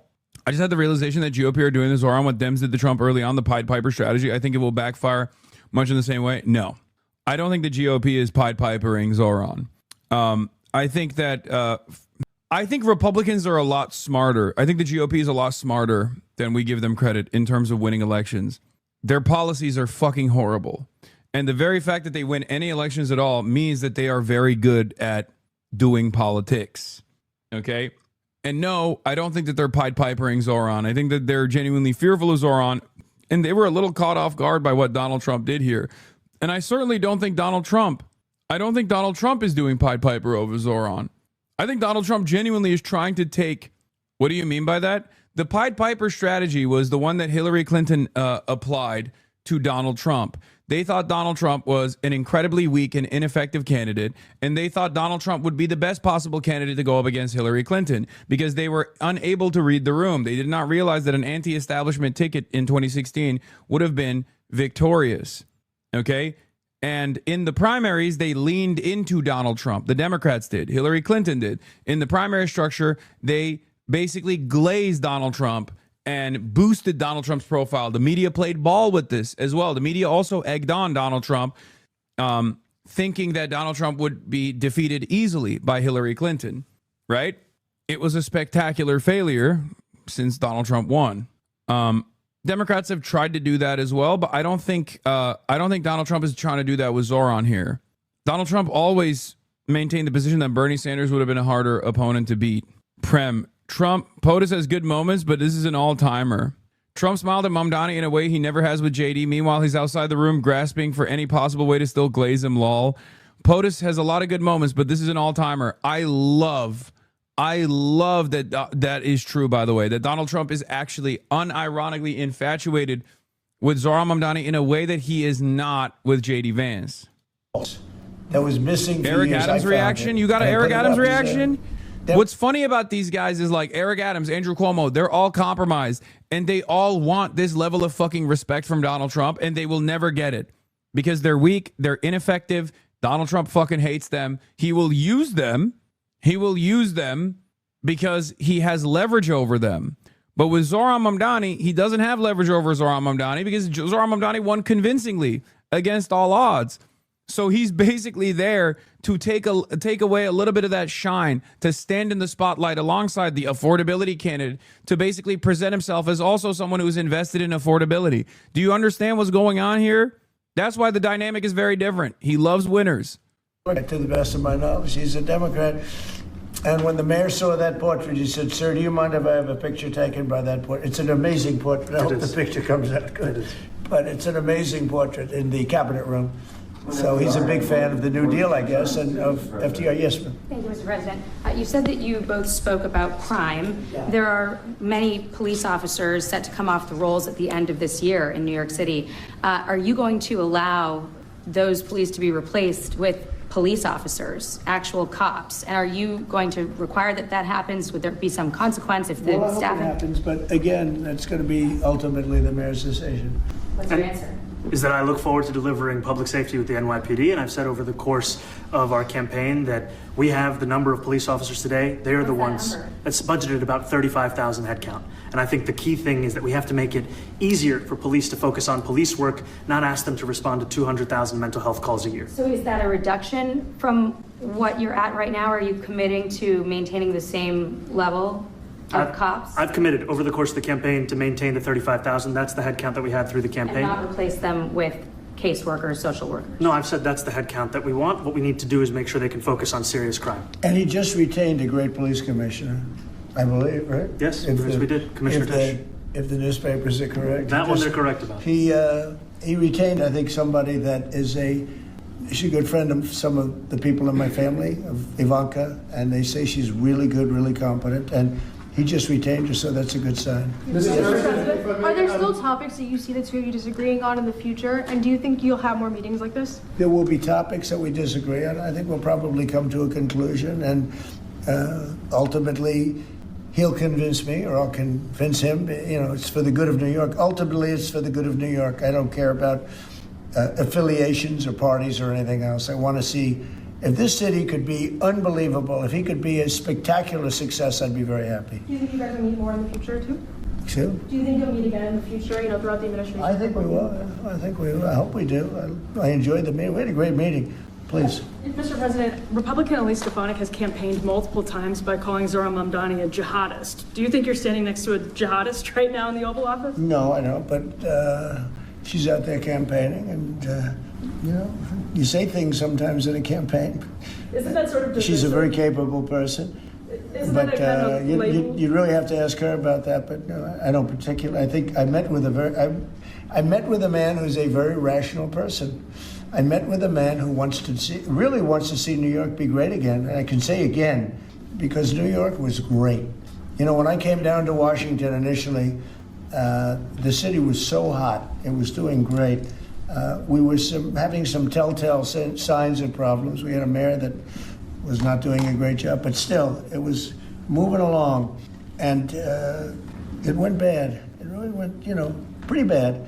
And I think it's been at lower points, but it went pretty bad. I think he can bring it back. Now, the question is, will he bring it back all the way? Will he bring it back greater than ever before, which is, I guarantee, that's his wish. I think he wants to make it greater than ever before. And if he can, we'll be out there cheering. I'll be cheering for him. Okay? Thank you very much, everybody. You chose not to answer the question about the city hall. Thank you very much. You're watching CBS News 24/7, and quite an extraordinary meeting in the Oval Office between President Trump and New York City Mayor-elect Zohran Mamdani. They were both very complimentary, as you heard, very civil. And this comes just weeks after the president urged voters not to vote for him in New York City's mayoral election. The president expressed hope for Mamdani's tenure as mayor. Listen. I feel very confident that he can do a very good job. I think he's going to be. I think he is going to surprise some conservative people, actually, and some very liberal people. He won't surprise them because they already like him. Mamdani as well, also very complimentary of Trump about their meeting this afternoon. I appreciated the meeting with the president, and as he said, it was a productive meeting focused on a place of shared admiration and love, which is New York City, and the need to deliver affordability to New Yorkers, the 8.5 million people who call our city their home, who are struggling to afford life in the most expensive city in the United States of America. We spoke about rent, we spoke about groceries, we spoke about utilities, we spoke about the different ways in which people are being pushed out, and I appreciated the time with the president, I appreciated the conversation, I look forward to working together. God, I love the fucking hog meltdown. God, I love the fucking hog tears. Oh my God, what a time. What a life. What a time to be alive. Trump just destroyed her campaign by saying he's not a jihadist. Yep. I mean, I think that, yeah, I didn't miss anything. I was listening.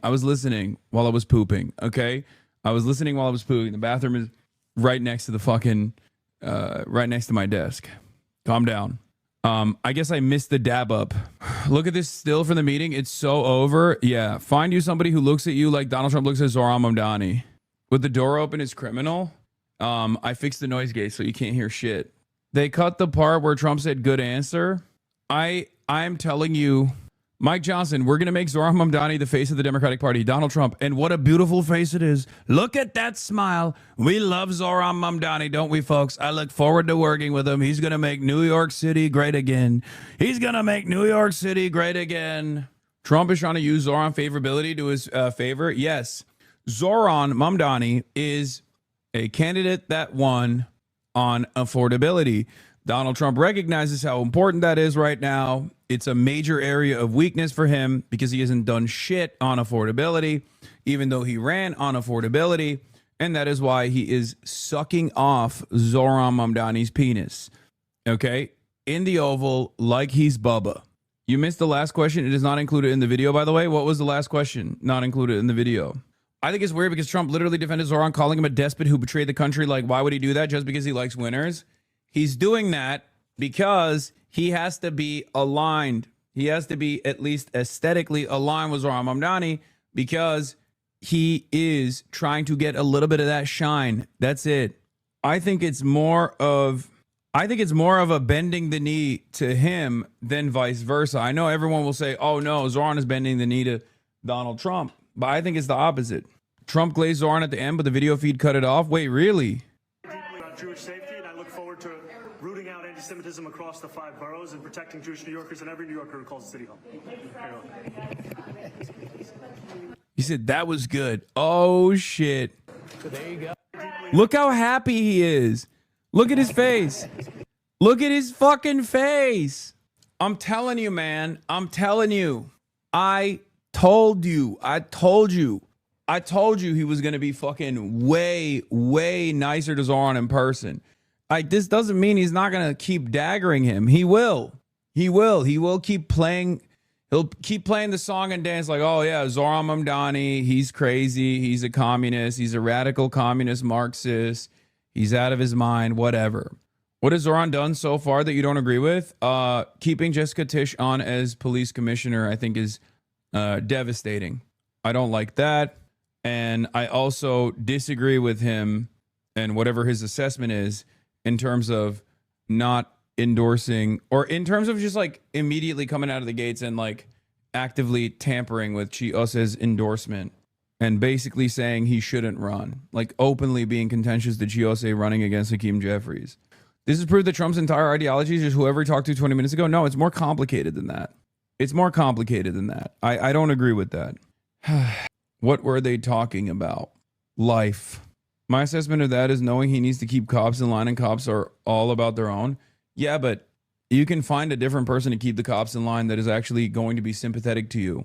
Tisch is a billionaire family, comes from a billionaire family, and that family spent tens of millions of dollars in attack ads against Zohran Mamdani. Jessica Tisch is also an ultra-Zionist. It's completely unacceptable. It is straightforwardly the opposite of what he should be doing, okay?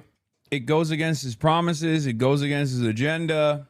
It's especially, I just don't think it'll help with the governance. But what do I know? I'm not the fucking mayor. I'm not making these calculations. I'm not in these rooms. But my assessment is, as an outsider, my assessment is that Jessica Tisch will make things harder for Zohran Mamdani commanding the police force in a way that he needs to, rather than make it easier.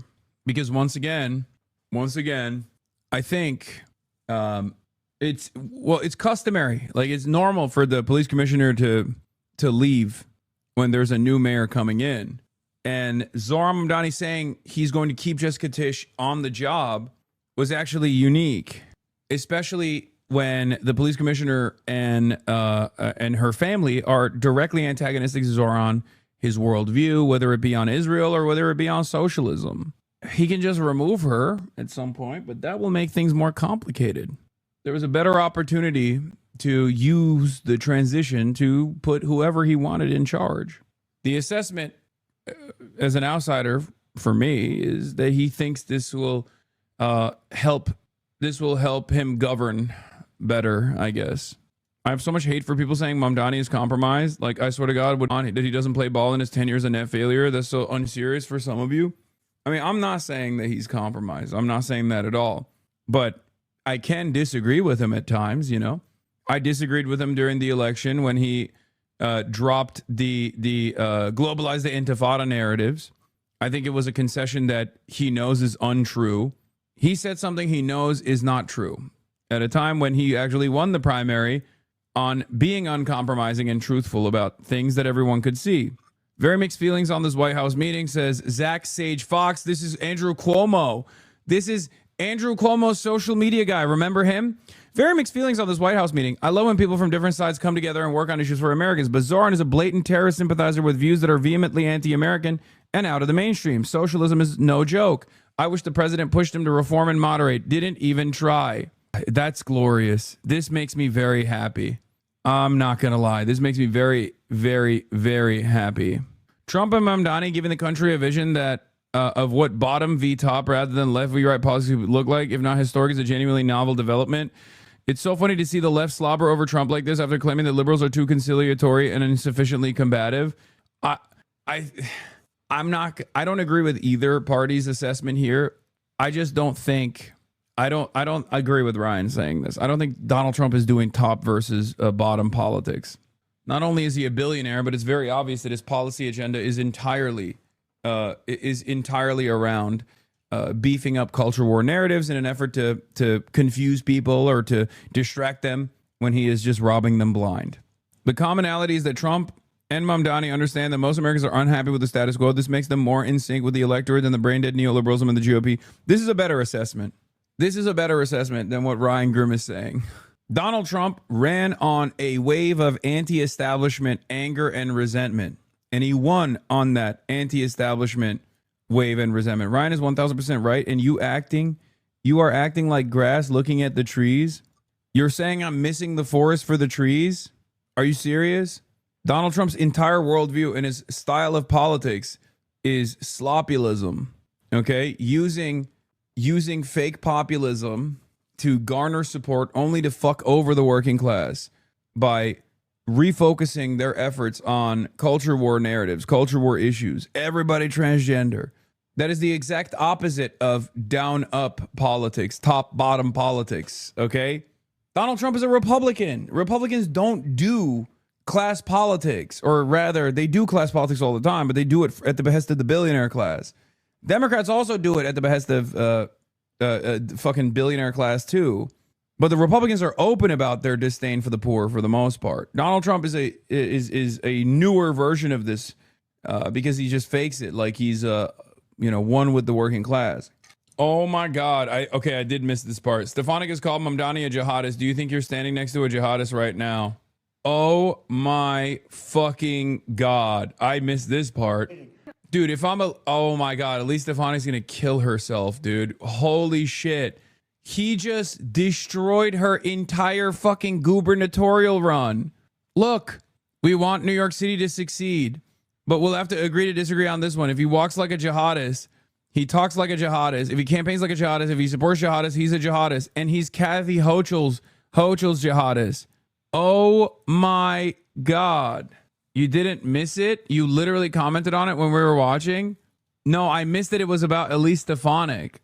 Elise Stefanik has campaigned times by calling Zohran Mamdani a jihadist. Do you think you're standing next to a jihadist right now in the Oval Office? No, I don't, but she's out there campaigning, and you say things sometimes in a campaign. Isn't that sort of She's a very capable person, but you really have to ask her about that, but I don't particularly. I think I met with a man who's a very rational person. I met with a man who really wants to see New York be great again. And I can say again, because New York was great. You know what I'm reading? Please. Mr. President, Republican Elise Stefanik has campaigned multiple times by calling Zohran Mamdani a jihadist. Do you think you're standing next to a jihadist? On the previous topic, DHS literally tweeted out that immigrants are to blame for everything. Yeah. Hochul said he's dabbing on her. Full statement from Kathy Hochul. Hochul Campaign Communications Director Serafina Chitika released the following statement. The entire country just watched Donald Trump throw Elise Stefanik under the bus the same way she's been throwing New Yorkers under the bus for years. In one breath, Trump nuked her opening argument and told every New Yorker listening that she's only playing politics. We haven't seen Stefanik take an L this big since Trump crushed her dreams of joining his administration. Oh, nasty. Nasty, nasty, nasty business. That's what politics is. It's a nasty business. It's not a very good business. It's nasty. Hold on. Ken K with another banger. Mamdani turned his haters into his waiters at the table of success is fucking true. Girl is more racist than Trump? Yes. Oh, there's so much more copium. Sid Rosenberg, remember the guy who said Zohran Mamdani would celebrate another 9/11 happening? If you truly love and know Trump, Sid, then this press conference should have been expected. Anyone who truly understands Trump expected it to unfold just the way it did. Exactly. So I'm right back in the chair I was sitting in my family room on October 8th, that Sunday morning, the day after October 7th. Same exact chair, same exact shirt. How weird is that? Didn't even realize that till just now. October 8th, 2023. Same chair. This is where I watched that press conference, if you will, between President Trump and Mayor-elect Mamdani. And I think a lot of you know how much I love President Trump. I think a lot of you know President Trump reciprocates that. In fact, I'll be in Washington, D.C. coming up in a couple of weeks when I am sworn in for President Trump's Holocaust Memorial Council. But with that said, did the GOP just get cucked? I mean, I think ultimately, what will end up happening is Donald Trump always goes back to what his big donors tell him to do. He always listens, right? I am reminded of the defense that he delivered to Hamas in the aftermath of the peace plan, the so-called ceasefire plan that he implemented, where he was like, well, Hamas, they're doing their best. They have to deal with the criminals just like Trump. Trump wants to deal with the criminals, and Hamas is dealing with the criminals. And then a couple days later, he got the boss call and was like, actually, they're being violent. They need to stop killing people now, you know? And I suspect that there will be another moment exactly like that, because a lot of the Zionist mega donors that he has, a lot of his Zionist mega donors are going to be making boss calls after this, freaking the fuck out that he was functionally glazing Zohran, and Zohran is their #1 op, right? It's crazy. For me, Sid Rosenberg, I'm going to say it at the risk of pissing off President Trump, that was a tough press conference to watch, okay? He is a jihadist. Elise Stefanik is right. Sorry, Mr. President. His explanations about genocide and anti-Semitism, President Trump should have been... I mean, we have to look at these guys like QAnon, man. I certainly do, but I hope other people also read it in the same way, where they're just like deeply insincere and genuinely psychotic people.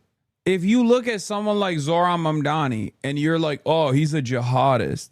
If you look at someone like Zohran Mamdani and say he's a jihadist, he's an anti-Semite, like, you are so unimaginably fucking racist that it's difficult to have a normal conversation with you. How can I have a normal conversation with a person like this? Like, you are just not living on the same fucking plane of existence with the rest of us. Dude has the popular position on Israel, okay? He has the popular position on Israel. He also has actively worked to overcome the false smears of anti-Semitism, many of which is directed his way because of his background, because of his Muslim background. Let's be fucking real on that too, right? And yet, these are people who are still calling him a fucking jihadist and shit. Like, it's not... If you look at a guy like Zohran Mamdani and you say he's a jihadist anti-Semite for having the majority position on Israel, you're a psycho. A lot tougher. I understand Trump wants New York to be great. So do I, President Trump. He doesn't even live here. He's got business interests here, but he's in Florida. He's in D.C. I live here. I have kids here. I need this city to be great. I understand all that. But to give this guy a pass, shaking hands and smiling and what a terrific guy and we're getting along great, I get it. Look, he goes to the Middle East. He gets along with the Arabs. He goes to Asia. He gets along with some of the guys there. Yeah, he's not as racist as we want him to be, all right? Come on. Come on. We all want him to be a little bit more racist towards the Arabs, right? But he's not. He's not. He's not as racist towards the Arabs as we want him to be. It's all good, though. It's all fucking good, though. You know, at the end of the day, he's still giving us what we fucking want. Does this man have eyes to see? No, he is so thumb-like that his fucking eyelids have closed in on him. I get it. That's how Trump operates. It's genius, really. That's how he's able to solve all these world conflicts. But this today between Trump and Mamdani, probably the toughest watch for me of any political press conference I've seen, maybe ever. Sorry, Mr. President, he's not conning me. Not yet. Okay, this is the only Zohran critique I abide by. Okay? Zohran might not be a true leftist because everyone actually likes him. And it's ironic because the person who made this comment, I think, has blocked me. Yep, there it is. There you go. This is what being a true leftist is all about. As soon as I see the grayed out retweet like bars, I'm like, oh, there it is. You are not a true leftist either by those standards, Lemafayao. What do you mean? Plenty of fucking leftists despise me. I assume, including this fucking guy. I don't know anything about him. I don't know who the fuck this guy is, but he likes Zohran Mamdani, but he hates me. Think about that. I'm pretty sure everyone isn't a true leftist then. He's a reformist and not a revolutionary communist. I mean, I am a reformist. Probably someone who blocked you after October 7th, but then came around. Nah, he's too brown to have blocked me after October 7th. It's probably some other reason. I never watched your content before this recent controversy, but it made sense when I started watching why so many people hate you. When you really challenge power to that extent, they will loathe you. I think in the simplest terms, people just don't want someone constantly telling them this shit ain't right. Okay? People want to be sedated. What we're doing here is still entertainment. And people don't want to constantly fucking hear about how awful everything is. Even though I try to do everything in my power to make it entertaining, ultimately a lot of people lose their fucking minds over this shit. They don't want to hear someone constantly tell them like, no, actually, this thing that you consider to be objectively good, or this thing that you have deluded yourself into thinking is good, is actually bad, and here's why. No one wants to hear that. People also don't have any nuance in the way that they operate. They don't have any room for disagreement. There's no room for ideological diversity, and I'm all about that. Ironically enough, contrary to what my haters fucking present me as, I consistently tell people that it is okay to disagree with one another. You don't have to throw the baby out with the bathwater all the time. This is, in and of itself, ironically, a thing that leftists also despise. Leftists hate that I say that sometimes. Some people disagree with me on that front, where they're like, how dare you? How dare you say that, you know, we can be more understanding of people, depending on, I mean, and be more cognizant of their background. Deliver that affordability. Anyway, let's for continue with this. CBS News political reporter Zach Kodak joining us live now. Zach, a lot of eyes on this conversation, on this meeting. You know, quite a different tone before this election. The president really now giving his stamp of approval for Mamdani, the two of them having a conversation, if you will, as opposed to... What is this? Nah, man, you also have purity tests. Otherwise, you wouldn't be so isolated from other people denouncing Israel's war crimes. What? You also have purity tests? Otherwise, you wouldn't be so isolated from other people denouncing Israel's war crimes. Who am I isolated from in terms of people who denounce Israel's war crimes? I have purity tests. What's written on my shirt means rooted in Arabic.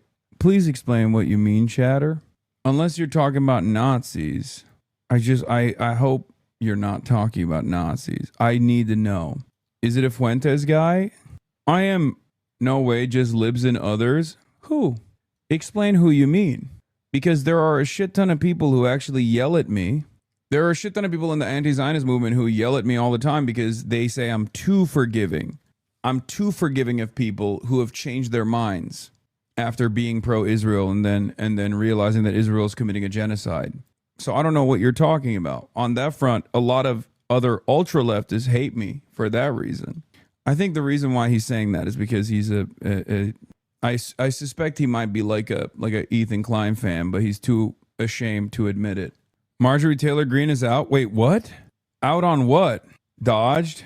What would you say to someone who still advocates for a two-state solution? Oh, there it is. I think they're wrong. And this is what the two-state solution looks like. That's what I would say, what I've said over and over again. And I would try to explain to them why they're wrong. But I understand, chatter. I get what you're trying to say now. I think we all understand what you're trying to say. Yeah. I will repeat it once again for you to hear and for everyone else to hear. We have a we have a finite amount of time on God's green earth. Okay? And what you make of it and what you make of that time is important to me. Okay? If you simply claim that you are a part of this resistance against Israel, but spend every waking moment shitting on those who are either victims of Israel's genocide and responding to Israel militarily, politically, through commentary, if you spend all of your angst and anger towards enemies of Israel and victims of Israel rather than Israel itself, then you are not real. You're just simply saying certain things just so people don't yell at you. And I think for a lot of people, yourself included, who refuse to scratch the surface of this commentary, that's enough. You just want to hear someone go, Israel is bad. Nah, man, not that either. You don't have to be blind to why people react violently to state-sponsored violence. Okay, I guess we're in agreement then. All right, Marjorie Taylor Greene is resigning. Circle jerkers in chat not seeing this as a teachable moment for others? Yeah. Your take on the two-state is bad and complicates the situation legally far too much. Finkelstein is right. Finkelstein has changed his attitude on a lot of stuff over the years. I don't know what his current position is on the two-state versus one-state, but we're not anywhere near either of those outcomes regardless. And I am never going to cast aside any kind of initiative that actually immediately improves the living conditions of Palestinians. And that doesn't even pertain to just a two-state solution or a one-state solution. That even, I have proven that that is my opinion when ceasefires have taken place, brief moments of respite for the Palestinians to live another day without fear of drone strikes. So obviously, any kind of initiative that stops the bombing, that halts the genocide, I'm on board with. The two-state solution is already implemented. It's the solution that Israel likes to present. It already is. This is what the two-state looks like. It's a one state. It's the state of Greater Israel. It's just an apartheid state. So I am in favor of the abolition of said apartheid state, of said apartheid structure. Israel says, oh, we're moving in the direction of two states, but there is already one state of Greater Israel right now. Complete control and apartheid against a demilitarized Palestinian population in the West Bank, and genocide against the Palestinian population in Gaza.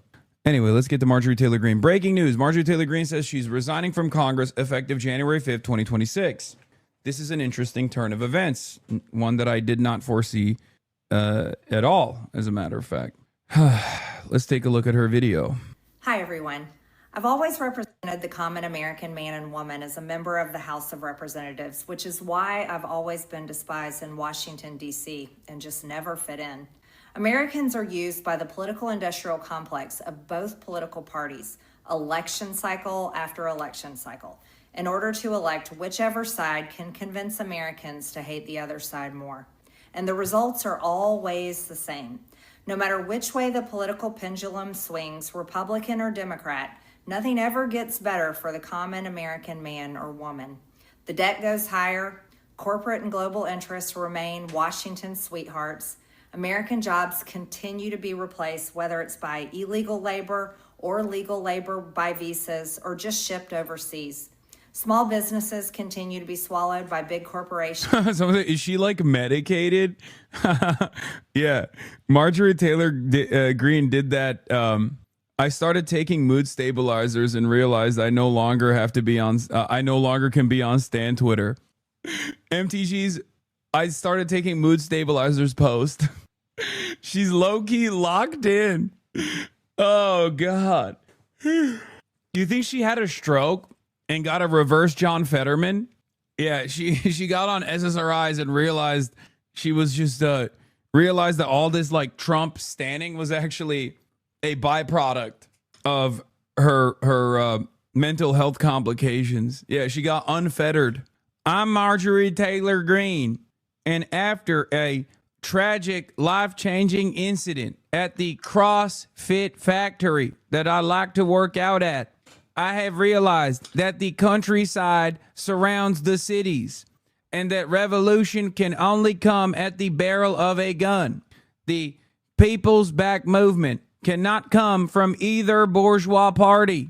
After all, this is a dictatorship of the bourgeoisie. And what we turn this into a dictatorship of the proletariat. I have sworn my life to the cause of emancipatory movements. I have sworn my life to emancipation for the global proletariat. And also I have found the light of Allah. Americans' hard-earned tax dollars always fund foreign wars, foreign aid, and foreign interest. And the spending power of the dollar continues to decline. The average American family can no longer survive on a single breadwinner's income, as both parents have to work in order to simply survive. And today, many in my children's generation feel hopeless for their future and don't think they will ever realize the American dream. And that breaks my heart. I am no longer blinded by electoralism and the social fascists.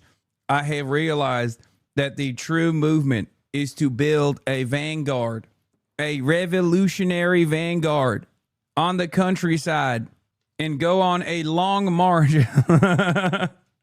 the longest of marches. I ran for Congress in 2020 and have fought every single day believing that Make America Great. She wants to go lay down with a Kong full of peanut butter in season 1 of DOC starting Billy Ray Cyrus on the PAX channel. You go, girl. That's my funny. That's my favorite MHUD bit, that Marjorie Taylor Greene likes to chomp on some Kong with peanut butter. Like one of those ultra tough dog chew toys. Great again meant America first. I have one of the most conservative voting records in Congress, defending the First Amendment, Second Amendment. unborn babies because I believe God creates life at conception, and I love to fight for the little guy. Strong, safe borders, I have fought hard for that. I've fought against COVID tyrannical insanity and mandated mass vaccinations, and I've never voted to fund foreign wars with your hard-earned tax dollars. However, with almost 1 year into our majority, the legislature has been mostly sidelined.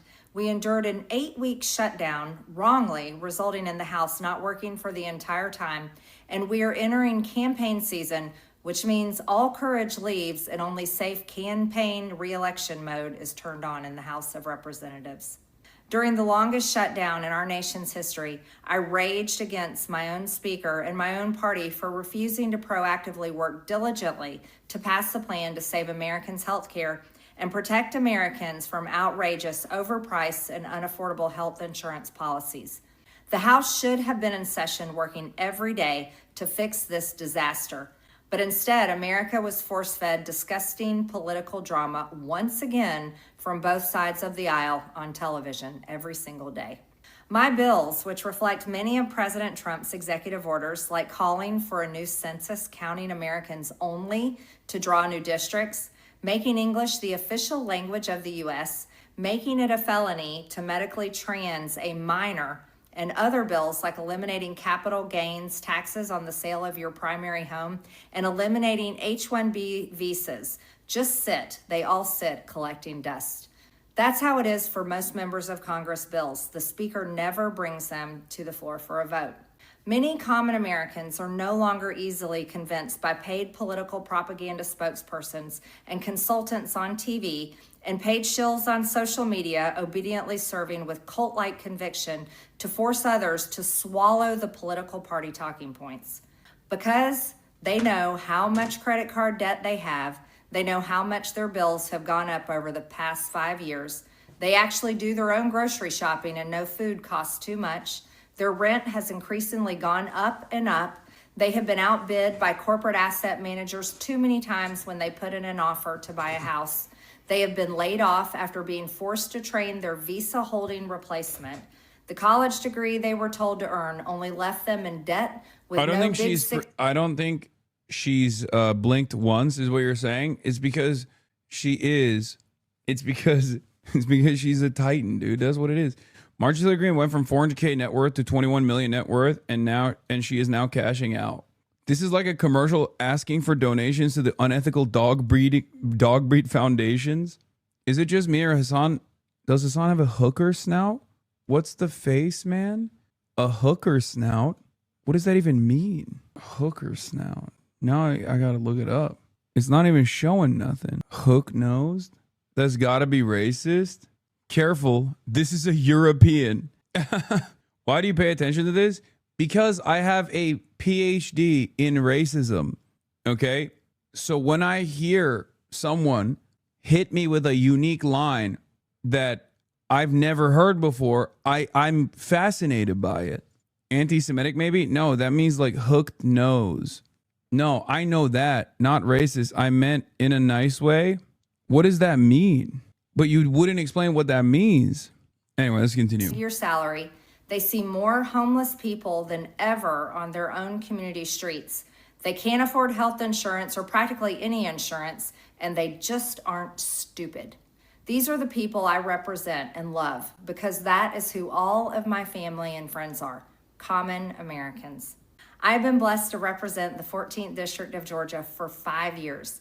The district is filled with some of the most wonderful, kind-hearted, God-fearing, patriotic, hardworking people you will ever meet. Good, regular, common Americans. I've worked hard to bring taxpayer dollars back home to help district needs.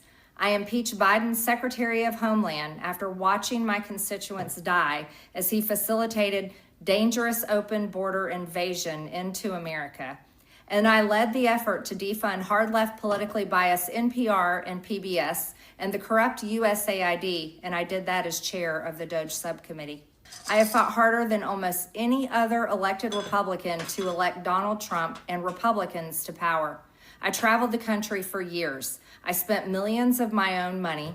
I missed precious time with my family that I can never get back. And I showed up in places like outside the New York courthouse in Collect Pond Park against a raging leftist mob as Trump faced Democrat lawfare. Meanwhile, most of the establishment Republicans who secretly hate him and who stabbed him in the back and never defended him against anything have all been welcomed in right after the election. And I will never forget the day I had to leave my mother's side as my father had brain surgery to remove cancerous tumors in order to fly to Washington, D.C. to defend President Trump and vote no against the Democrats' second impeachment in 2021. My poor father and my poor mother, it was way too much for all of us. Through it all, I never changed or went back on my campaign promises and only disagreed in a few areas, like my stance against H-1Bs replacing American jobs, AI state moratoriums, debt for life 50-year mortgage scams, standing strongly against all involvement in foreign wars, and demanding the release of the Epstein files. Other than that, my voting record has been solidly with my party and the president. Loyalty should be a two-way street, and we should be able to vote our conscience and represent our district's interests because our job title is literally representative. America first should mean America first and only Americans first, with no other foreign country ever being attached to America first in our halls of government. Standing up for American women who... I don't understand why, like, I still don't get why she's resigning, though, you know? Like, I don't get why she's resigning. This doesn't make sense. Something tells me we haven't seen the last of Tater. No, of course not. But even then, it just doesn't make sense. Is she getting blackmailed because of her recent disagreements with Trump and Epstein? I don't fucking know. She gets into it later. She doesn't want to win her primary and then defend Trump in the midterms when Dems impeach him. She wants to save herself from an AIPAC primary. No, she's safe. She is safe. There is no world where Donald Trump could even undermine Marjorie Taylor Greene in her district. I'm fairly certain she's safe. And if anything, she's more of a threat to Trump in power when she's in that seat, winning elections, resigning instead of just retiring. LaMaFeo's trying to fuck them over. I still don't understand why. I think she's more consequential. If she wants to shit on the Republican Party, she can still do so.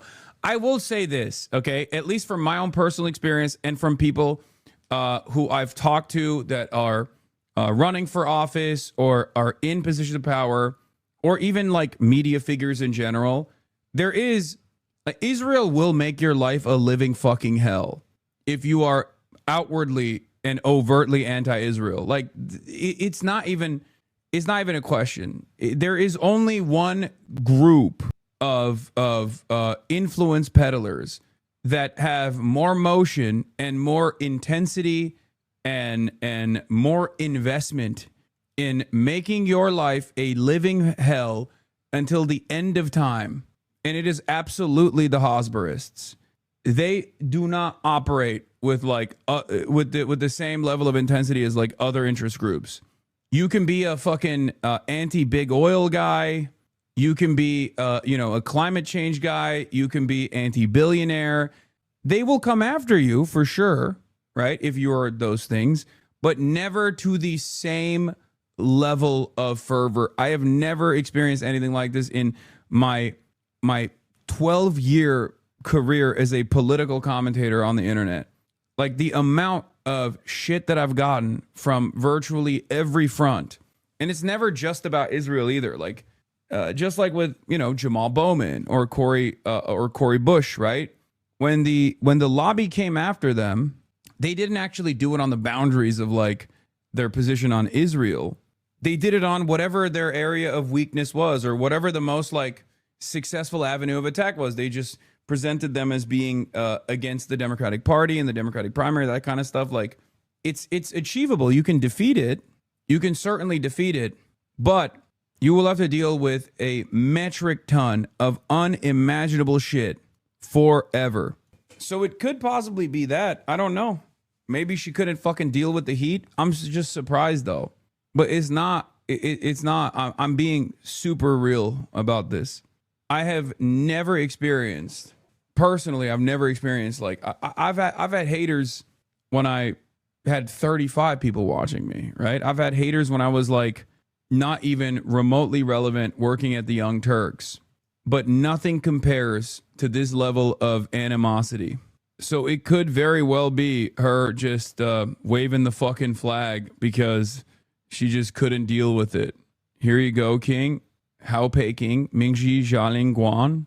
Raped at 14 years old, trafficked and used by rich, powerful men should not result in me being called a traitor and threatened by the President of the United States, whom I fought for.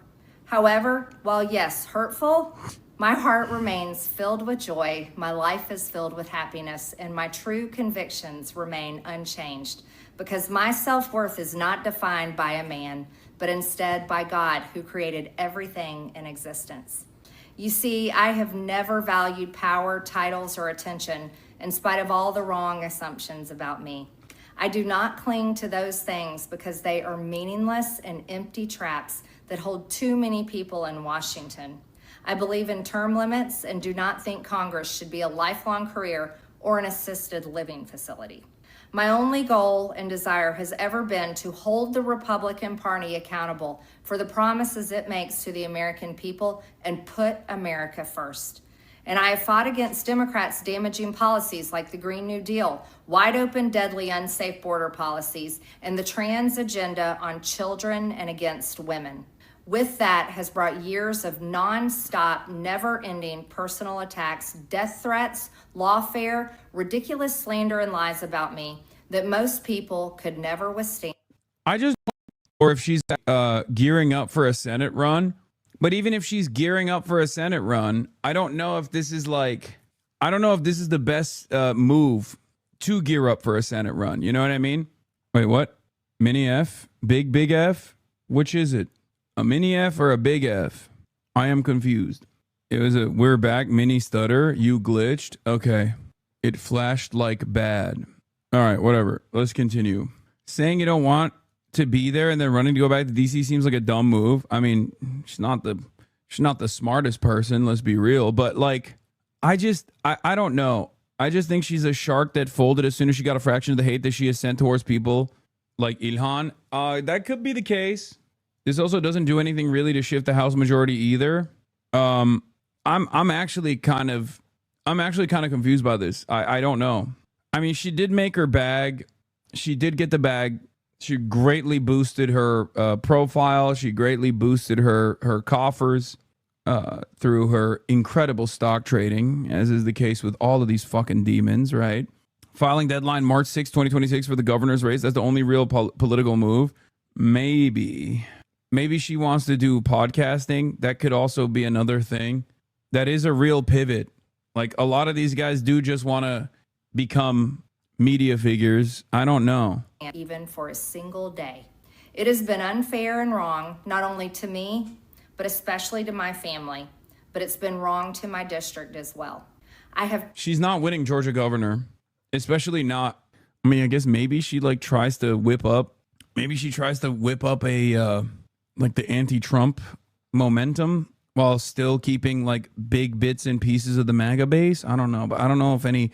I don't think any Democrat in Georgia is going to vote for Marjorie Taylor Greene over like a Democrat for governor. Too much self-respect and dignity. I love my family way too much, and I do not want my sweet district to have to endure a hurtful and hateful primary against me by the president that we all fought for, only to fight and win my election while Republicans will likely lose the midterms, and in turn be expected to defend the president against impeachment after he hatefully dumped tens of millions of dollars against me and tried to destroy me.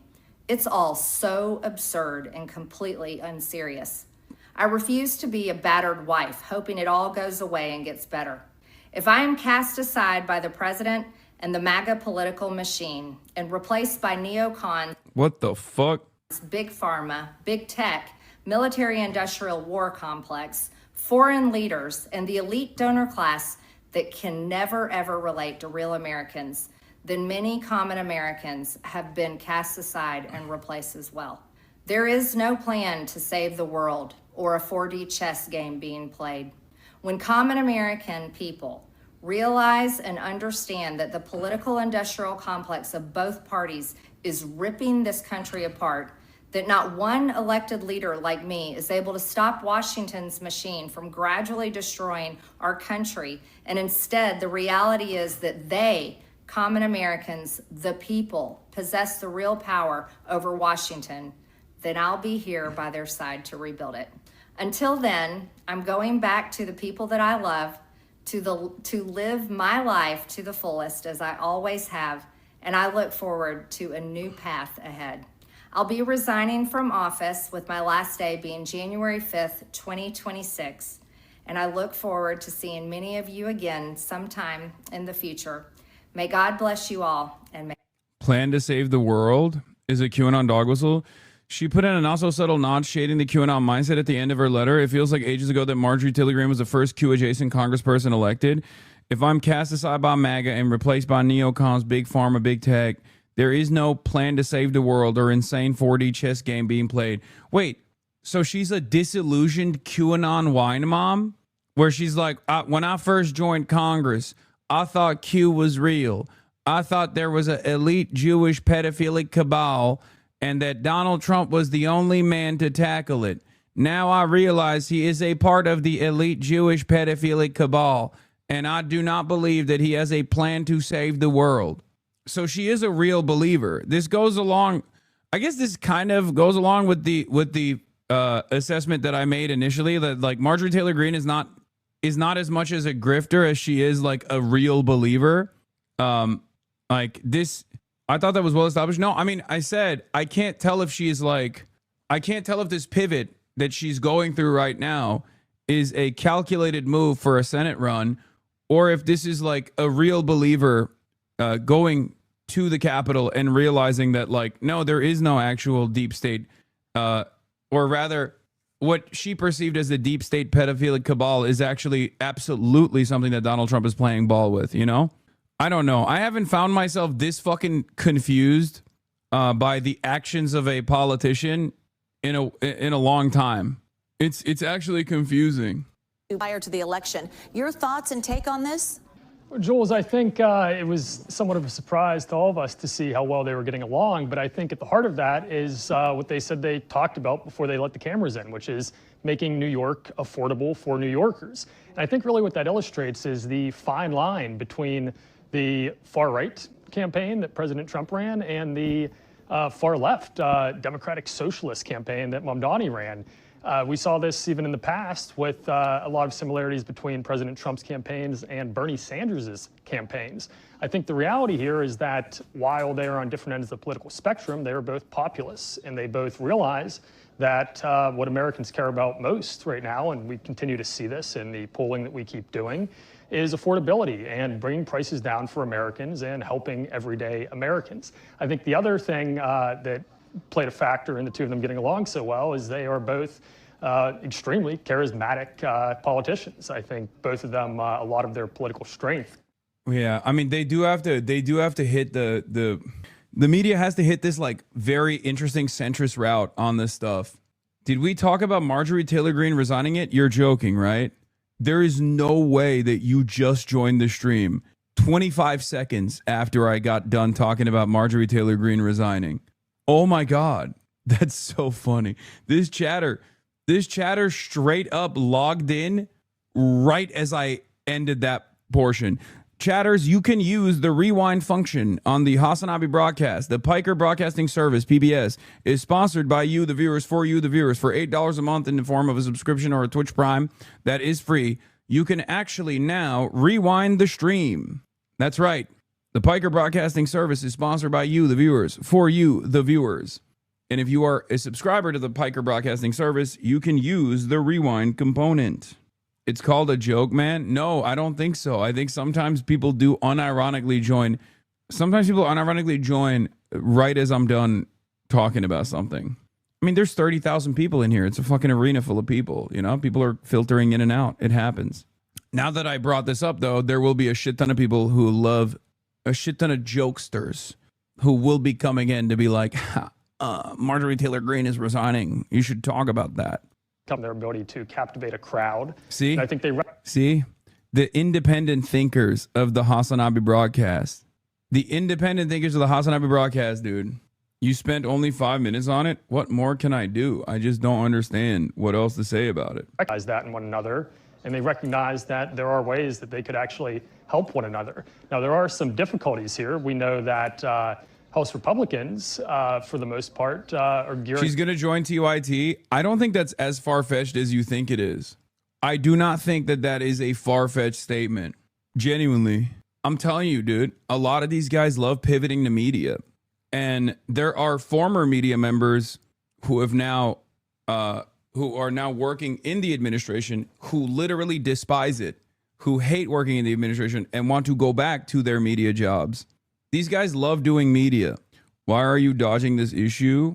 Did you cover that I just flicked my bean? Baby Matcha Latte 129. No, I did not cover that, but thank you for informing us that you just flicked your bean. Baby Matcha Latte 129. To run in 2026 in the midterms, largely against Mamdani. They plan to paint their opponents as connected to this Democratic socialist who is the mayor, or going to be the mayor of the largest city in the country. That does create, obviously, a tension between the way that President Trump is talking about them. We saw one of the questions from the press was about Elise Stefanik being very harsh on Mamdani, calling him a jihadist, and President Trump sort of batted that down and said he seems like a very reasonable guy, but she's out campaigning, and sometimes you say things when you're campaigning. So I think this wasn't quite what anyone expected, but there are explanations for it. And it seems that there is a bit of a budding bromance between these two. Yeah, absolutely. They were on the same page on certain topics. Even the president saying he would live in New York under Mamdani's leadership as mayor, which he didn't say that weeks ago. That's exactly right. It is a fact that President Trump hated passionately Bill de Blasio, and even Eric Adams. The two of them would rub each other the wrong way at times. But I think another factor here is that they are both expert flatterers. You saw them really flattering one another and praising one another in that press conference. And I think they both knew that it's not what was expected, and I think they both realized, the president even said at one point, the press is eating this up. And he was absolutely right, because it's not what people expected. And there is something that they can both get from one another. Mamdani needs the president to continue to allow federal funds to go to New York. Just about a month and a half ago, at the beginning of the shutdown, we saw the president halt nearly $20 million in federal funding that would have gone to infrastructure projects in New York. In order to enact his agenda, Mamdani is going to need federal funds, and there's about $10 billion in federal funds that theoretically could be halted by the administration. So he needs that from President Trump. President Trump, on the other hand, has a wide-ranging immigration agenda, particularly focused on major cities. He's going to need Mamdani to not be too much against that. I can't imagine that he'll go fully along with that. I can't imagine he'll want ICE on the streets of New York. But nonetheless, the president needs him to somewhat go along with that. And there's no question that this president is a New Yorker and loves New York. He clearly desires for it to be a place that welcomes him when he goes back there. He's spent in recent years. Trump is a closeted Marxist-Leninist. Jusha is. He's showing his colors now that he talked with Zohran. Yeah, MAGA communism was real. I was so disrespectful to the ACP. It turns out MAGA communism was the true movement. I'm kidding. For the record, I'm not being sincere. Please don't take that seriously. This is the bonus of being a leftist. You know these people. You know these people better than their own fan base knows them, and you can play them like a fiddle. I feel like lots of people online will call this caving. I think he knows exactly what he's doing. Working poor seeks wealthy benefactor for the gifted sub. Help me out, chat. All peace and love. DSAL. Spread kindness for further. More time in Florida. And as he mentioned, he said it's a place he could see himself living in the future. So I think they both have things to gain from having a friendly relationship with one another. Yeah, absolutely. Zach Hudak in Washington, thank you so much. And joining us live now is Joel Payne, CBS News political contributor and Chief Communications Officer for Move. Okay, this is also a very funny thing that took place, for the record. Look at Hebrew media after Zohran Mamdani stood next to Donald Trump at the Oval Office and said the Israeli government is committing a genocide, and our government is funding it. Here's Jerusalem Post, Times of Israel, and Khan News. Mamdani accuses U.S. of funding genocide by Israel during warm meeting with Trump. The Jerusalem Post. Mamdani accuses Israel of genocide with U.S. funding during White House meeting. Mamdani, Israel's committing a genocide. President Trump, a rational man, not a jihadist. Oh, my Lord. Are you reading out anyone's chat? No. Oh, my Lord. Holy moly. Things are going swimmingly well in Israel. Yes, I am familiar with Marjorie Taylor Greene resigning from Congress. Is there a reason why, was there like a New York Times button or something? Is that why a lot of people are tuning in right now? You seem so happy. Well, the reason why I seem happy is one, because I am happy. I'm in China. But the other reason why I seem so happy while covering the news right now is that the news is pretty good today, you know? Not every day, but today the news are pretty decent. It's a little weird, but it's also a little good. Well, fortunately, there's a third or maybe even fourth option in all these scenarios. Yeah, Peter Dow, my goat, former Hillary Clinton staffer and phalangist, Peter Dow, who now is a revolutionary communist himself.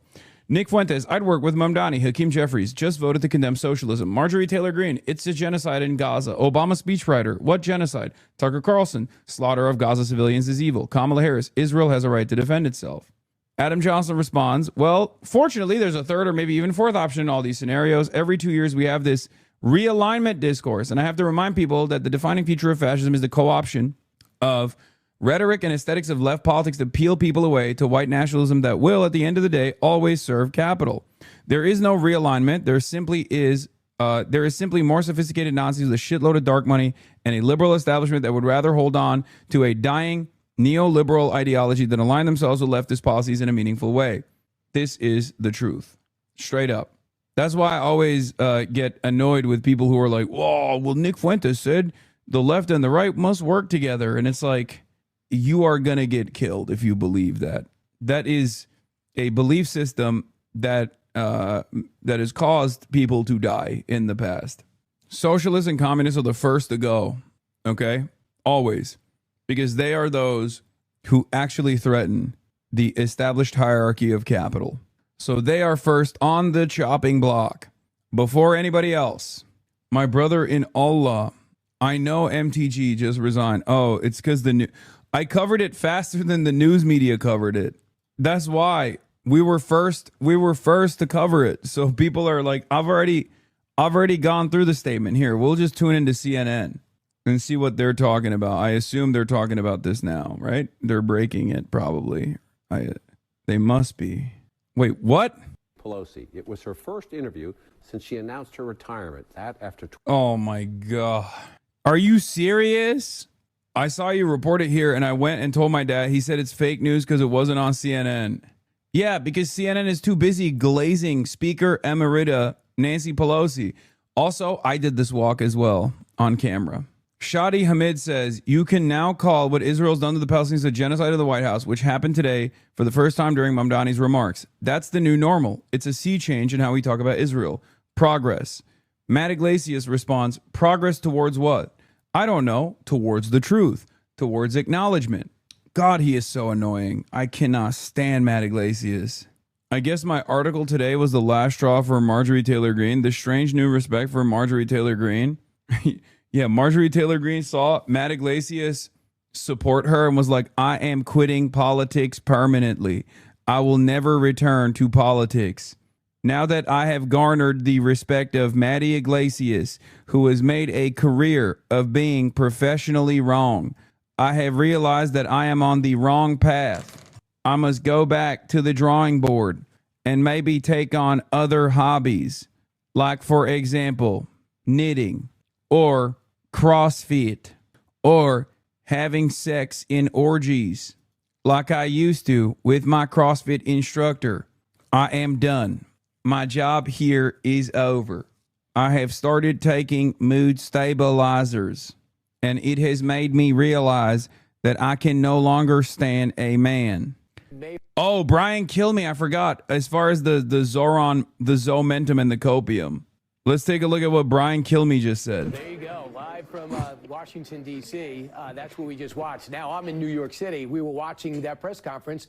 I think J.D. Vance is jealous. I think the president wants to use him as a running mate. They really got along fantastic. Hi, everyone. I'm Brian Kilmeade, lucky enough to fill in for Will Kane. You just saw it, President Trump and New York City Mayor-elect Zohran Mamdani. So there you go, live.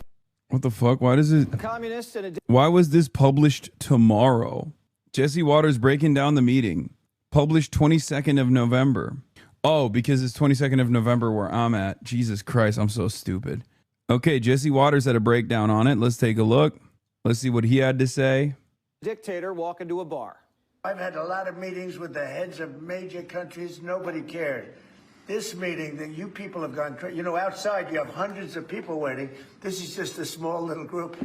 For some reason, the press has found this to be a very interesting meeting. The biggest people in the world, they come over from countries nobody cares, but they did care about this meeting. The press was foaming at the mouth. They thought it'd be the biggest brawl since Zelensky. Just days ago, you referred to President Trump as a despot. No, I didn't think so. I was very excited for it, and I thought it was going to be exactly like this. If you go back and see my coverage on it, I was like, no, this is going to surprise you, and it's going to be a lot nicer. Trump's going to be a lot nicer to Zohran than people think he is. Betrayed the country. You said you would be his worst nightmare and accused him of having a fascist agenda. Are you planning to retract any of these? Also, it's funny that Jesse Waters is like, oh, everybody is so stupid. They thought that this was going to be a real war brewing. They were so stupid. It's like, yeah, brother, you thought it was going to be a fucking war. Your network thought so. Showdown with socialism. Oh, Marjorie Taylor Greene resigning. Let's see what CNN is saying, and then we'll get to Hannity covering it as well. Actually, you know what? Let's do Hannity first, and then we'll do... was there and asked to meet with President Trump. The president graciously accepted, despite some pretty harsh smears leveled by Mamdani on the campaign trail against President Trump. Here's a reminder. Just days ago, you referred to President Trump as a despot who had betrayed the country. You said you would be his worst nightmare and accused him of having a fascist agenda. Are you planning to retract any of these remarks in order to improve your relationship? I think both President Trump and I, we are very clear about our positions and our views, and what I really appreciate about the president is that the meeting that we had focused not on places of disagreement, which there are many, and also focused on the shared purpose that we have in serving New Yorkers. And frankly, that is something that could transform the lives of the 8.5 million people who are currently struggling under a cost of living crisis, with 1 in 4 living in poverty. And the meeting came back again and again to what it could look like to lift those New Yorkers out of struggle and start to deliver them a city that they could do more than just struggle to afford it, but actually start to live in it. And I've been called much worse than a despot, so it's not that insulting. Maybe I think he'll change his mind after we get to working together. Been called a lot worse. Now, this could be a lesson for Democrats. Now, the president will put aside political differences, work with anyone, anywhere, anytime to make every corner of our country a better place. Take a listen.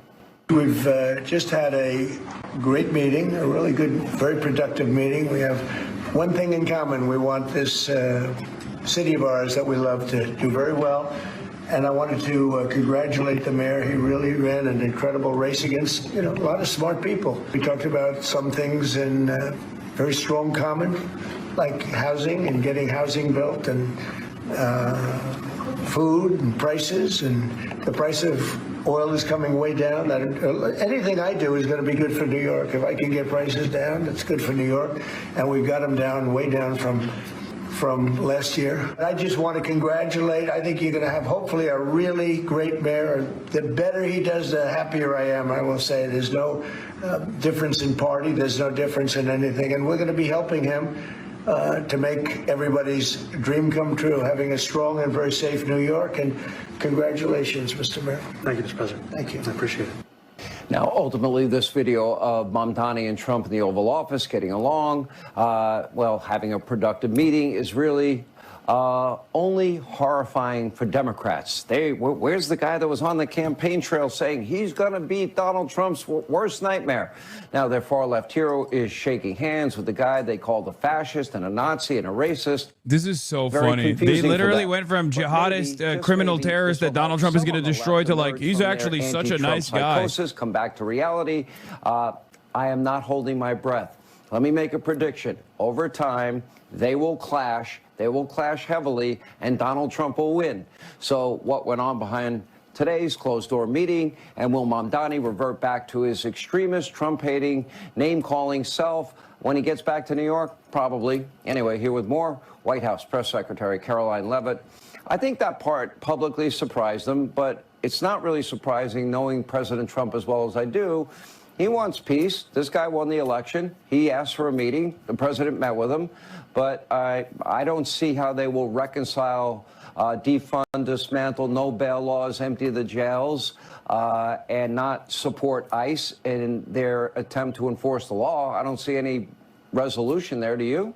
Well, Sean, you hit the nail on the head in your opener there. This meeting today really proved that President Trump is willing to meet with anybody, to sit across the table, to shake hands, look people in the eye, and have discussions on how they can mutually benefit the American public. And don't forget, President Trump is a lifelong New Yorker. He loves that city. He helped build the skyline as it exists and shines today. So, of course, he wants New York to succeed. He wants all of America to succeed, because he is a president for all Americans, despite what the Democrat Party and the leftist media might tell the American people every single day. The president... Interesting takes overall. Oh, so he wants what's best for America by what?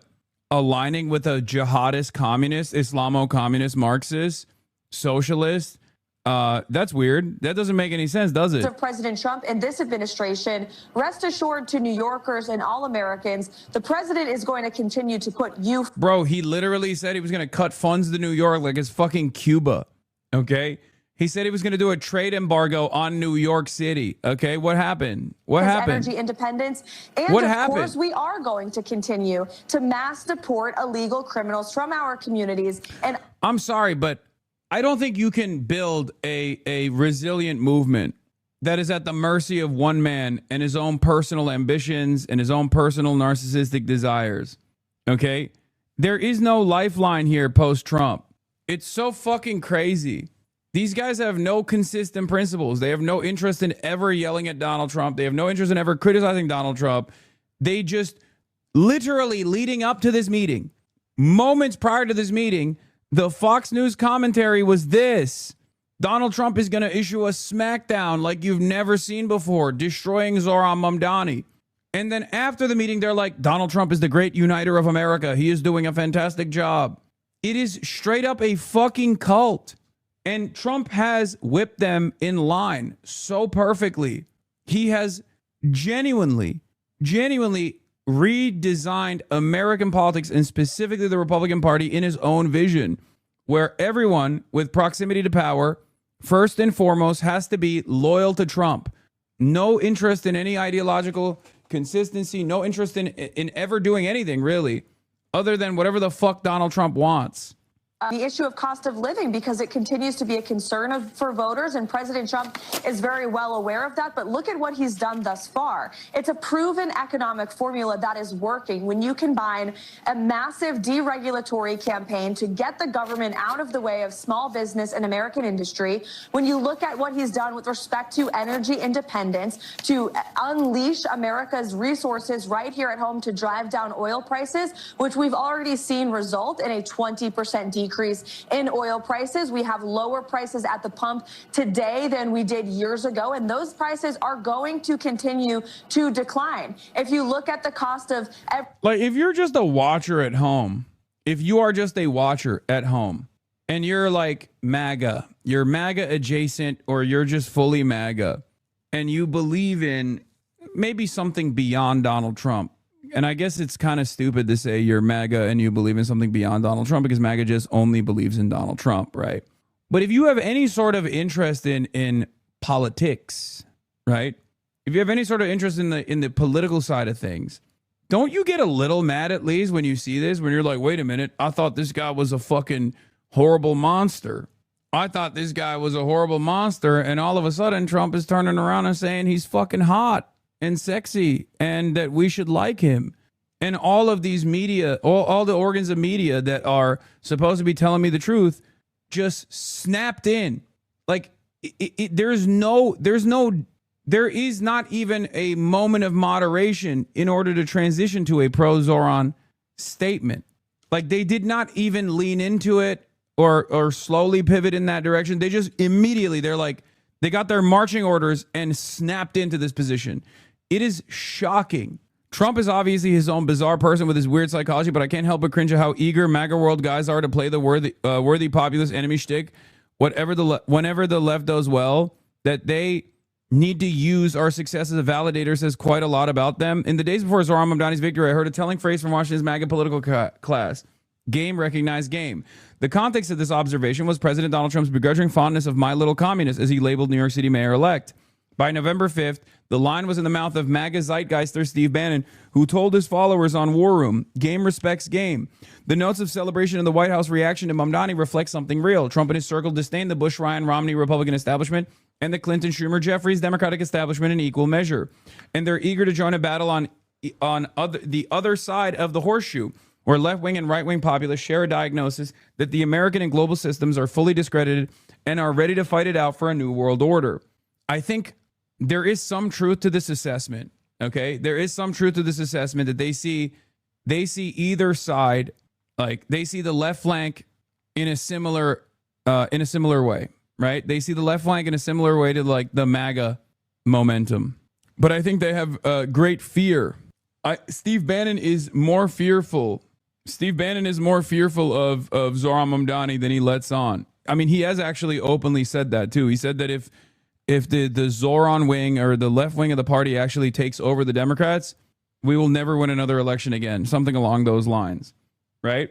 Because at least on paper and in theory, the left flank of the Democrats are actually invested in improving the material conditions of the working class. The right populist flank, the sloppylists, are not. They're only interested in using the aesthetics of fighting for the working class in order to win elections, while they actively try to reposition people's interests and redirect people's angst and animosity towards this broad elite that is defending all of the culture war issues that they want to converse on. That's the only thing that they want to fight on. Culture war shit, okay? You got the real populists, and then you got the sloppylists. People who cannot distinguish between the two end up falling into this like horseshoe dynamic. And you have centrist liberals who absolutely fall into this dynamic where they go, oh, both sides are extreme, both sides are radical, both sides are populist, right?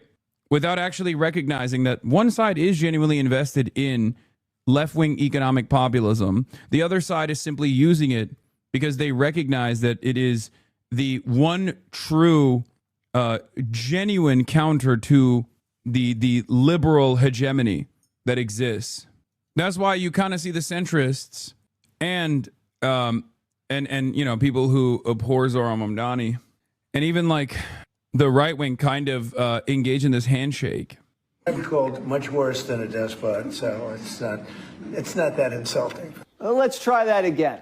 Are you affirming that you think President Trump is a fascist? I've spoken about... That's okay, you can just say yes. Okay. Okay. It's easier. It's easier than explaining it. I don't mind. The name calling, that's politics. Trump's been giving it and taking it his whole career.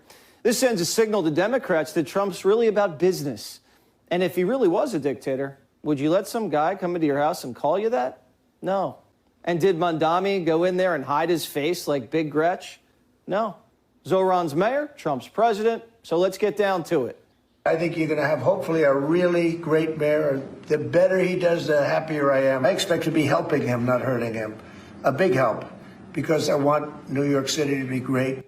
Trump and Zohran want the same thing for the city. They both want it to be safe and affordable. They might not always agree on how to get there, but instead of bickering, they found common ground. He wants to see a lot of houses created, a lot of apartments built, etc. And You know, we actually... Yeah, they snapped back into pro-Zohran so hard that they're saying his name right, by the way.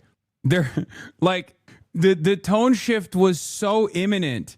Quick question. Why does Trump hate other socialists like HON and AOC and loves Bernie and now Zohran? Could you share your analysis? National popularity. And also, they're women. Ilhan Omar is a black woman who is also Muslim, visibly Muslim. She is hijabi. AOC is a brown woman.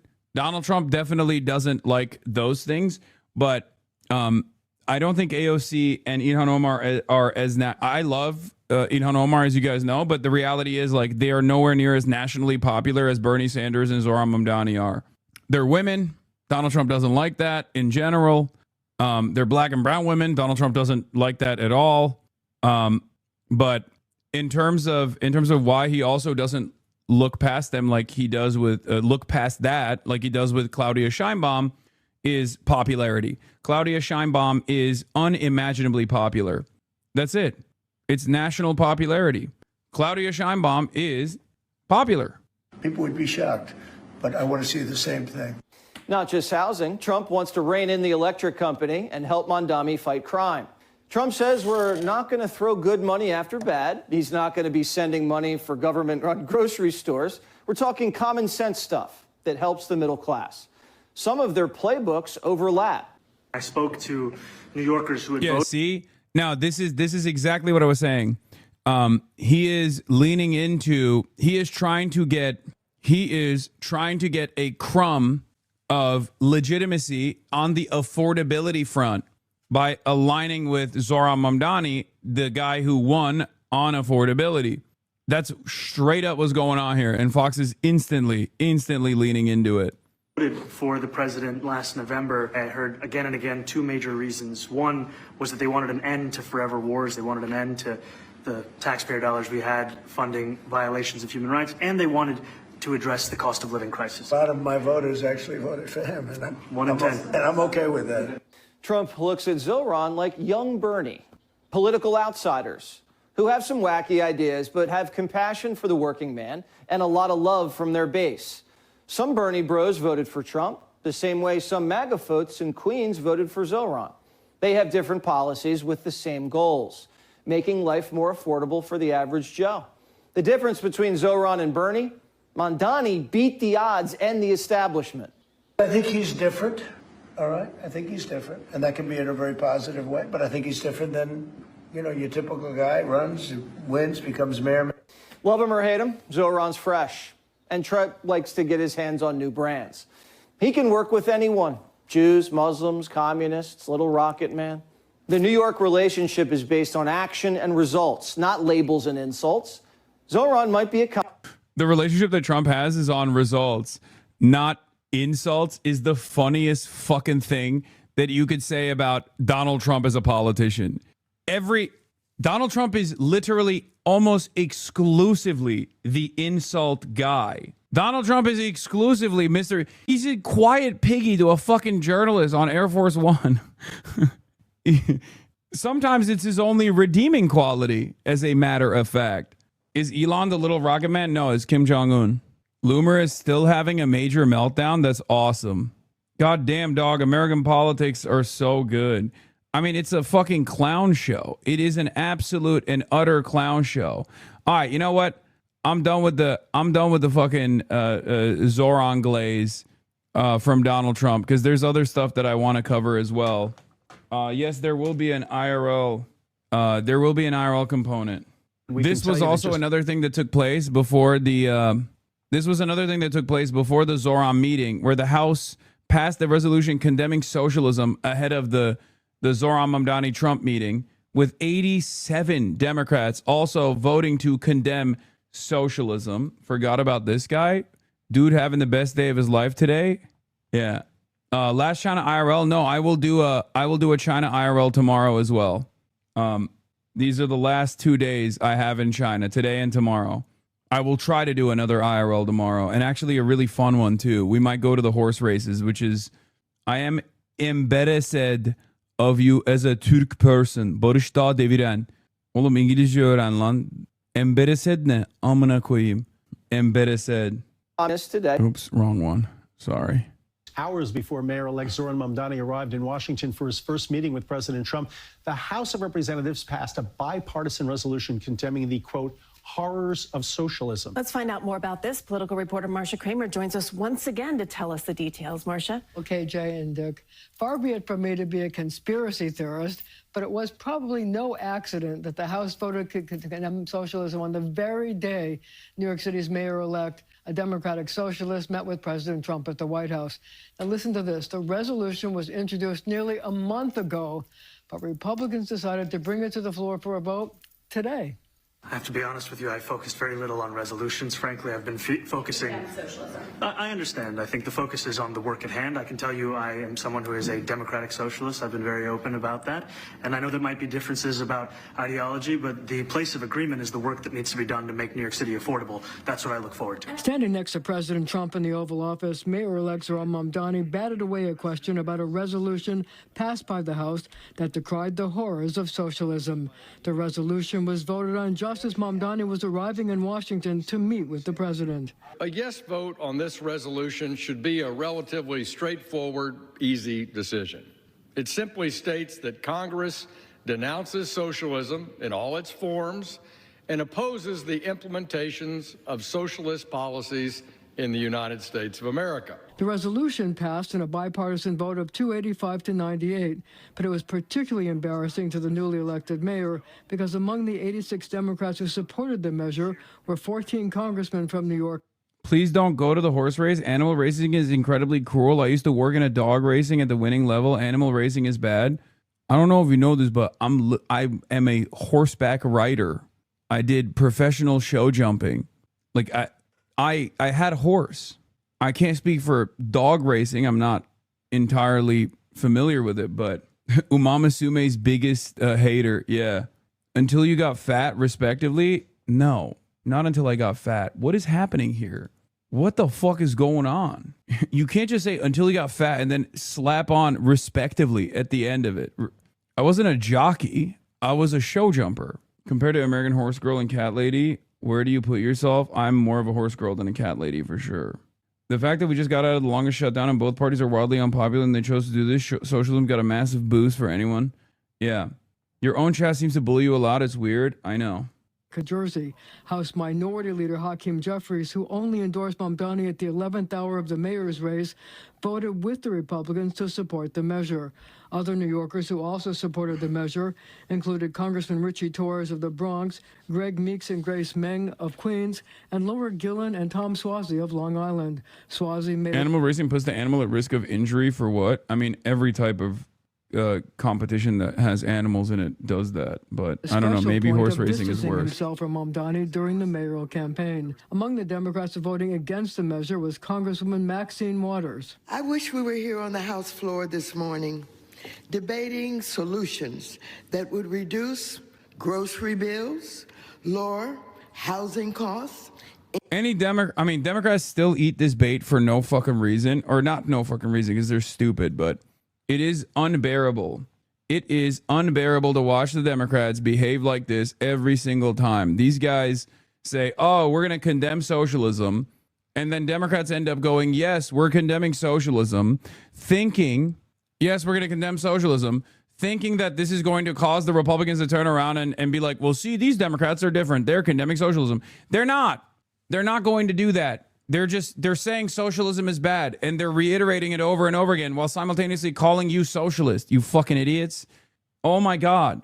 Under no circumstance does anybody actually turn around and go, oh, well, I guess Hakeem Jeffries is not a socialist anymore. They still think you're a socialist. This is so fucking stupid. It's so fucking stupid. They think this is how you lead a party without realizing that the base is leading and gonna leave them behind. Yeah, it's just, it creates anger and resentment even amongst the base of support for the Democrats now, unnecessarily. It also cooks, it also just like, it causes them to step on this fucking landmine for no reason. Just be like, no, I'm not condemning socialism. What the fuck does this have to do with anything? Shut up. You call everything socialist. You call helping people, you call helping the working man socialist, and you want us to say it's a bad thing? We're the Democratic Party. Call it socialism, call it communism, call it whatever you want to call it. But we are here to defend the working class is the unified approach to this sort of idiotic thing.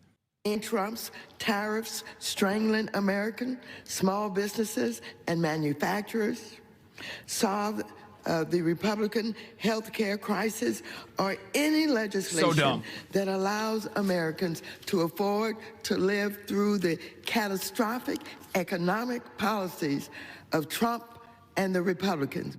Now, the measure was also supported by Staten Island Congresswoman Nicole Malliotakis, whose mother fled Cuba in 1959. Malliotakis said her mother left Cuba to avoid what she called, quote, the very things that our new socialist mayor in New York City says he wants. Of course, the president does support now some of those policies. So that mixes up everything, doesn't it? It does mix up everything. Okay. Thanks, Marcia. Thank you, Marcia. If there is someone who has seen the horrors of socialism up close within the Democratic Party is in the House, and it's the Honorable Congresswoman Maxine Waters. And I would love for you to support this resolution specifically because, Madam Waters, for decades you traveled to Cuba dozens of times to visit Fidel Castro personally, whom you consider your friend. Congresswoman Waters was in Havana, and she saw the destruction of biblical proportions that Castro caused on that island, who at the time in 1960 had the highest per capita income in the Western Hemisphere. At that time, Madam Waters knew that thousands and thousands of Cubans were escaping on a raft, exposing their lives and their children to be eaten by the sharks.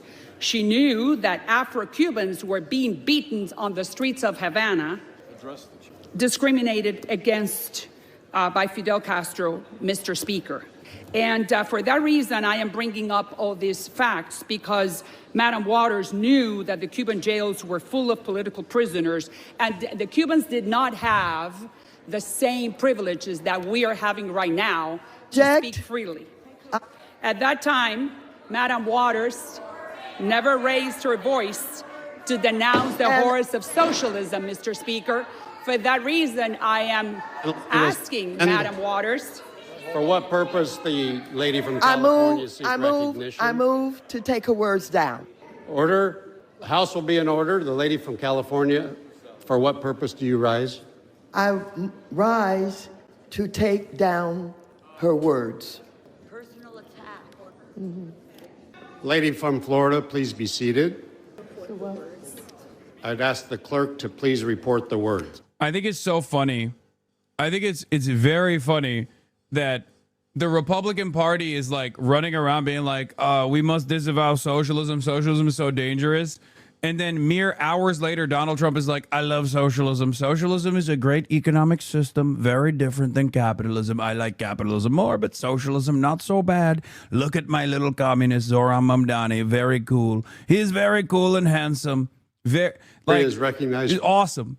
Yeah, no, good job, Democrats. Glad that you guys actually took a position on this and then got fucking outflanked by Donald Trump, who seems to have a better opinion about a socialist candidate than you do, even though he's supposed to be in your fucking party. It is awesome. Something needs to be cleared up here. Cuba considers a huge number of crimes to be political crimes, including petty theft and drug use. That is why it seems like Cuba has 100,000 political prisoners or whatever. That free bringing up GDP when referring to Batista's regime is so deranged because they had slaves. Yeah, also tremendous amount of funds from the American government as well. This is the world's most confusing day for centrist Democrats who just voted to condemn socialism and then tried to sink Mamdani's campaign for months. Like, it almost feels like Donald Trump is actively trying to dagger the establishment Democrats today. Fantastic. Does Assange stream on weekends usually? Yes, I do.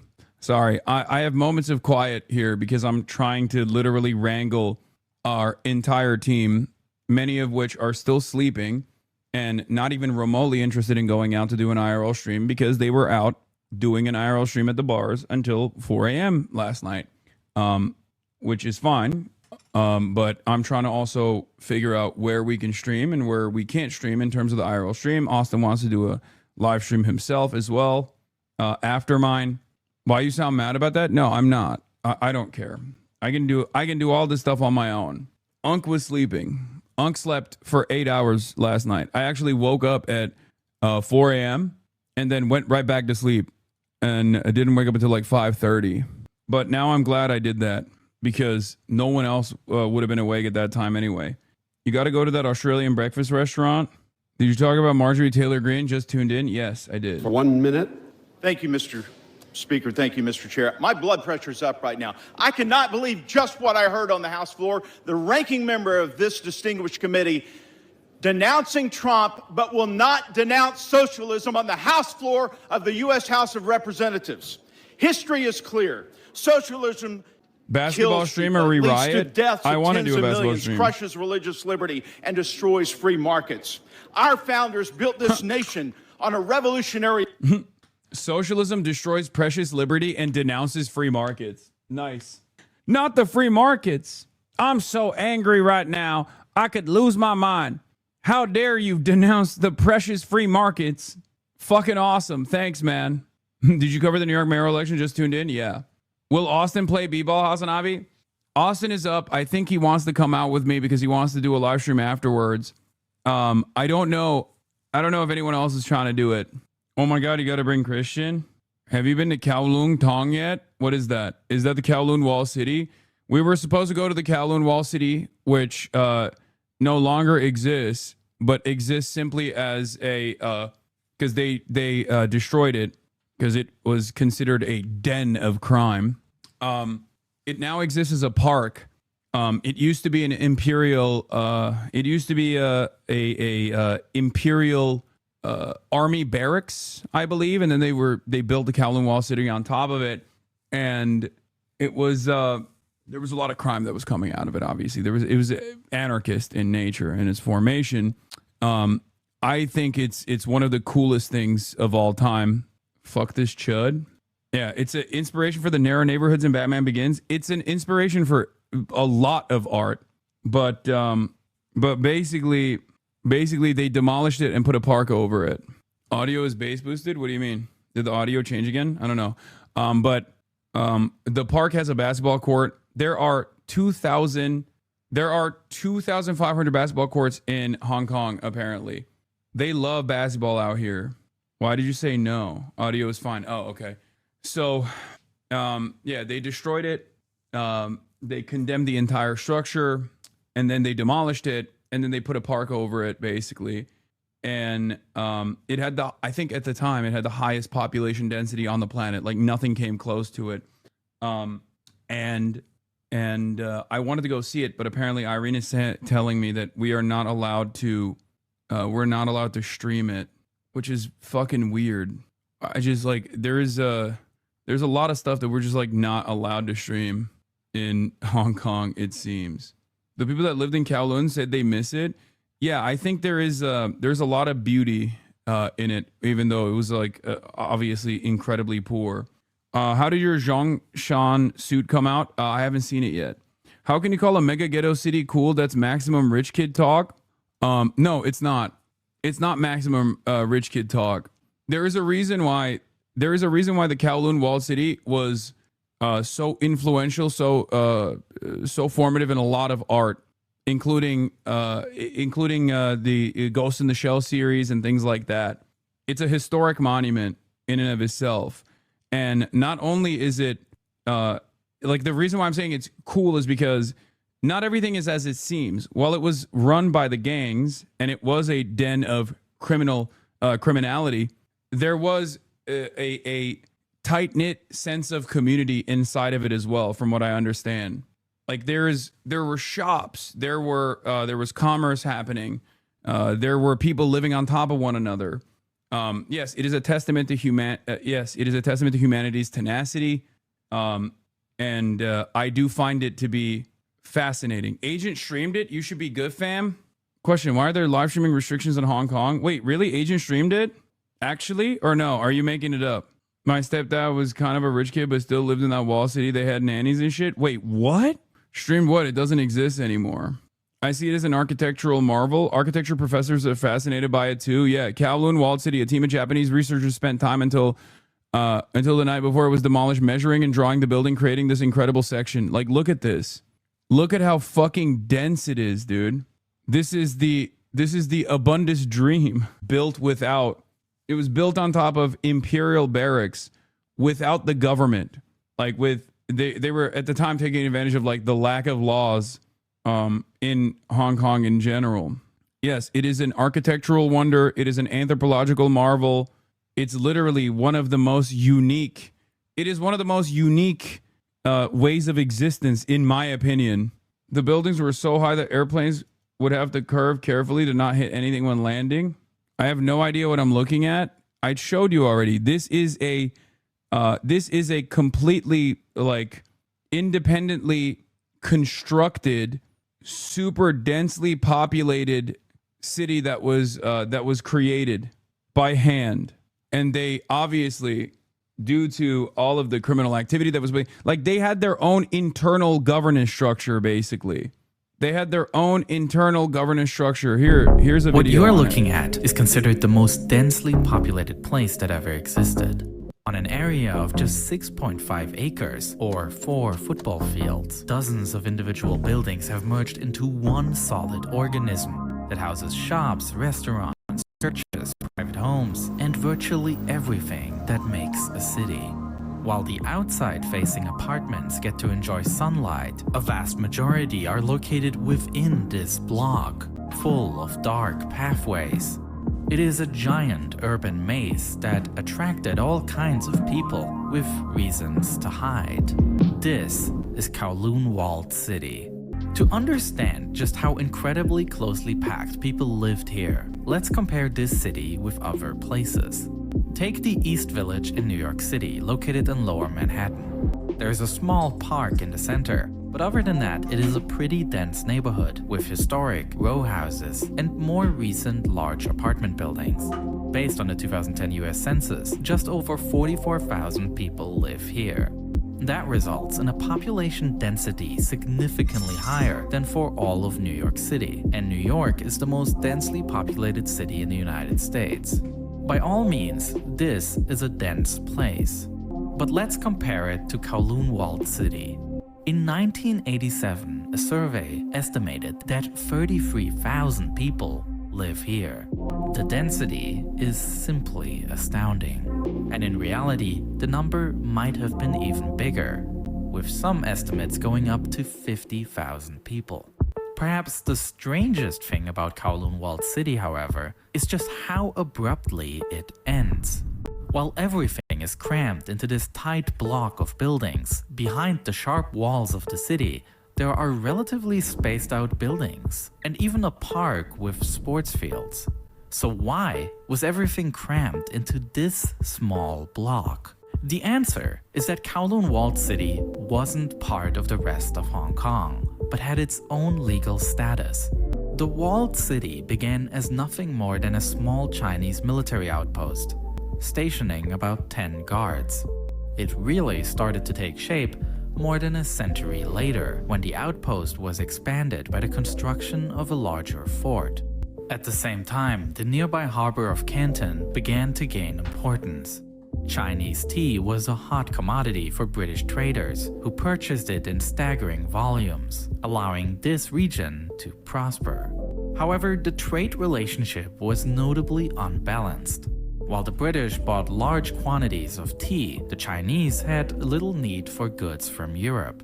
To improve this trade balance, the British began to illegally import opium from India to China. This scheme proved effective, with the widespread consumption of the drug escalating rapidly. This led to an addiction epidemic, which wreaked havoc on the Chinese economy. Recognizing this crisis, the imperial government took decisive action to halt the opium trade. But this move led to a heated conflict, which would later be known as the First Opium War between Great Britain and the Chinese Empire. Britain won the war and subsequently occupied Hong Kong in 1841. The walled city was not affected, as it was located on the island nearby. And as a result of this loss, the Chinese Empire decided to reinforce the fort in Kowloon by building large walls around it, giving the area its lasting name, Kowloon Walled City. At the heart of this fortress, they built a yamen, which is the main office from which this outpost is administered. The tensions between China and Britain continued on, ultimately leading to the Second Opium War in 1860. As a result, the Kowloon Peninsula too fell into British hands, and the final boundary negotiation took place in 1898, resulting in a 99-year lease of the new territories to Britain. This is, in short, the story of how Hong Kong became a British colony as it is commonly known. But what is often overlooked is that the convention included one specific exception: the Kowloon Walled City, which is located inside the new territories, a Chinese enclave in the middle of British Hong Kong. As time moved on, both the Chinese and the British administrations showed a lack of interest in the walled city, leaving it to its own fate. The desolate barracks soon became makeshift homes for squatters seeking refuge. And recognizing the need for community structures, a Protestant church seized the opportunity to establish a senior home within the historic Yamen. But the peaceful existence of this enclave was shattered in 1937, when war erupted between Japan and China. The full-scale invasion initiated by Japan emerged as the central conflict in the Pacific throughout World War II. And by 1942, Japan had taken control of vast swaths of northern China, as well as holding various coastal exclaves, one of them being Hong Kong, which they utilized as a strategic military base. The Japanese expanded the local Kai Tak airport, and to do so they needed building materials. Therefore, they tore down the walls of Kowloon Walled City, which was located right near the airport. The end of the Second World War saw Hong Kong revert to British control. Simultaneously, the newly founded People's Republic of China in 1949 reasserted its right over the Kowloon Walled City. Practically, however, neither the Chinese nor the British took control of this area. And with a massive wave of refugees in the wake of the Chinese Civil War, the need for cheap living space in Hong Kong was immense. And so, in the decades that followed, a maze of buildings grew ever higher and denser. Single houses became multi-story buildings, became 14-story skyscrapers. The sunlit streets turned into shaded paths until they were eventually completely blocked from sunlight. Within the confines of the walled city, the laws of Hong Kong were not enforced. Any construction within the city proceeded without adhering to any building codes, with one singular exception. Due to the city's close proximity to Kai Tak Airport, a strict height limit of 14 stories was enforced.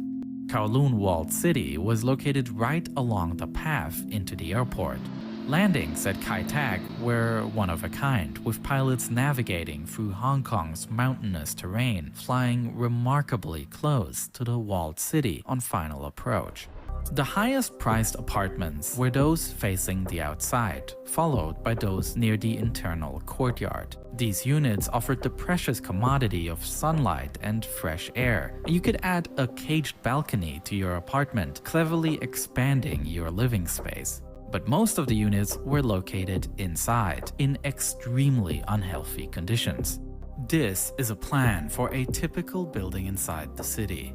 With no windows, people here were completely dependent on electric light. There also was no waste management in place, which led to catastrophic air quality. Frequently, rubbish was simply disposed on one of the city's rooftops, or thrown into one of the shafts between buildings. The air is said to have been constantly stuffy and polluted by the many factories that operated inside the city. As for clean water, a mere 6 official water stations served the entire Sorry, I was setting up the camera and stuff. What would you have done with it? I think I would have tried to keep it as a historical monument. But at the time, I assume it was virtually impossible to like not only move people out, but then also because like you are literally condemning a building that had 65,000 people living in it. So it's virtually impossible to like keep it standing while also simultaneously getting people out. It's just, it's, you know, very, very difficult. Which means residents often had to carry the water over long distances. In terms of electricity, few actually paid for the service. Instead, most residents opted to illegally tap into external cables, routing them through the city's intricate maze of narrow passageways. These harsh living conditions attracted not just those looking for a cheap place to live. The city's ambiguous legal status also attracted those who saw potential for unique business opportunities within its shadowy confines. The walled city became a popular hub for dentists. Many of those had obtained their qualifications in mainland China, but found their licenses unrecognized in British-governed Hong Kong. This rendered them unable to legally practice elsewhere in the city. The absence of regulatory oversight also allowed various workshops, such as those specializing in metal fabrication, to flourish within the city. And kitchens were selling popular food items that were outlawed in the rest of Hong Kong, such as dog meat. Generally, food production was a common business inside the city, despite the completely unsanitary conditions. It is even said that many of the delicacies processed here over the day ended up on the plates of expensive restaurants across Hong Kong later in the night. While these kinds of businesses within the walled city skirted the edge of legality, others plunged straight into the realms of serious criminal activity. Just because this city is free from the laws of Hong Kong did not mean it was a space without order. Power structures still exist, with the triads, notorious criminal gangs, controlling the city. While businesses did not pay taxes, many of them... Yeah, this is also the other reason why they were like, we gotta get rid of it. Okay, I'm gonna swap it over to the camera, I'm gonna swap it over to the IRL backpack and move down. Here it is. Yes, you're looking at my socks. Wait, can you hear me? Oh, okay, it's on. All right. What's good, chat? Ooh, not looking. Hold on. Is the ND filter making it fucking weird? All right, I'll fix it in a second. I gotta go downstairs first, but I'll fix it afterwards. All right. Okay. I have the ND filter on because it's I have the ND filter on because I am gonna go outside and it's very sunny. Ooh, thank you. Morning. Thank you. Okay. Morning. I don't know. I think Austin and Christian are supposed to be coming as well, but yeah, just hit them up. Oh, thank you for holding it for a second. Okay. Here, I'll sit down for... No, I don't think March is coming. I don't think anyone's... they all went out last night, so they're all recovering right now. I don't think they're going to be coming today. But, yeah, I don't know. I don't know who's down to travel and down to go out. But here, I'll ask... oh, no, they're coming down. Christian and Austin are coming down right now. In 3. Okay. All right. So we're still gonna try the Kowloon Park, and if they say no, then they say no.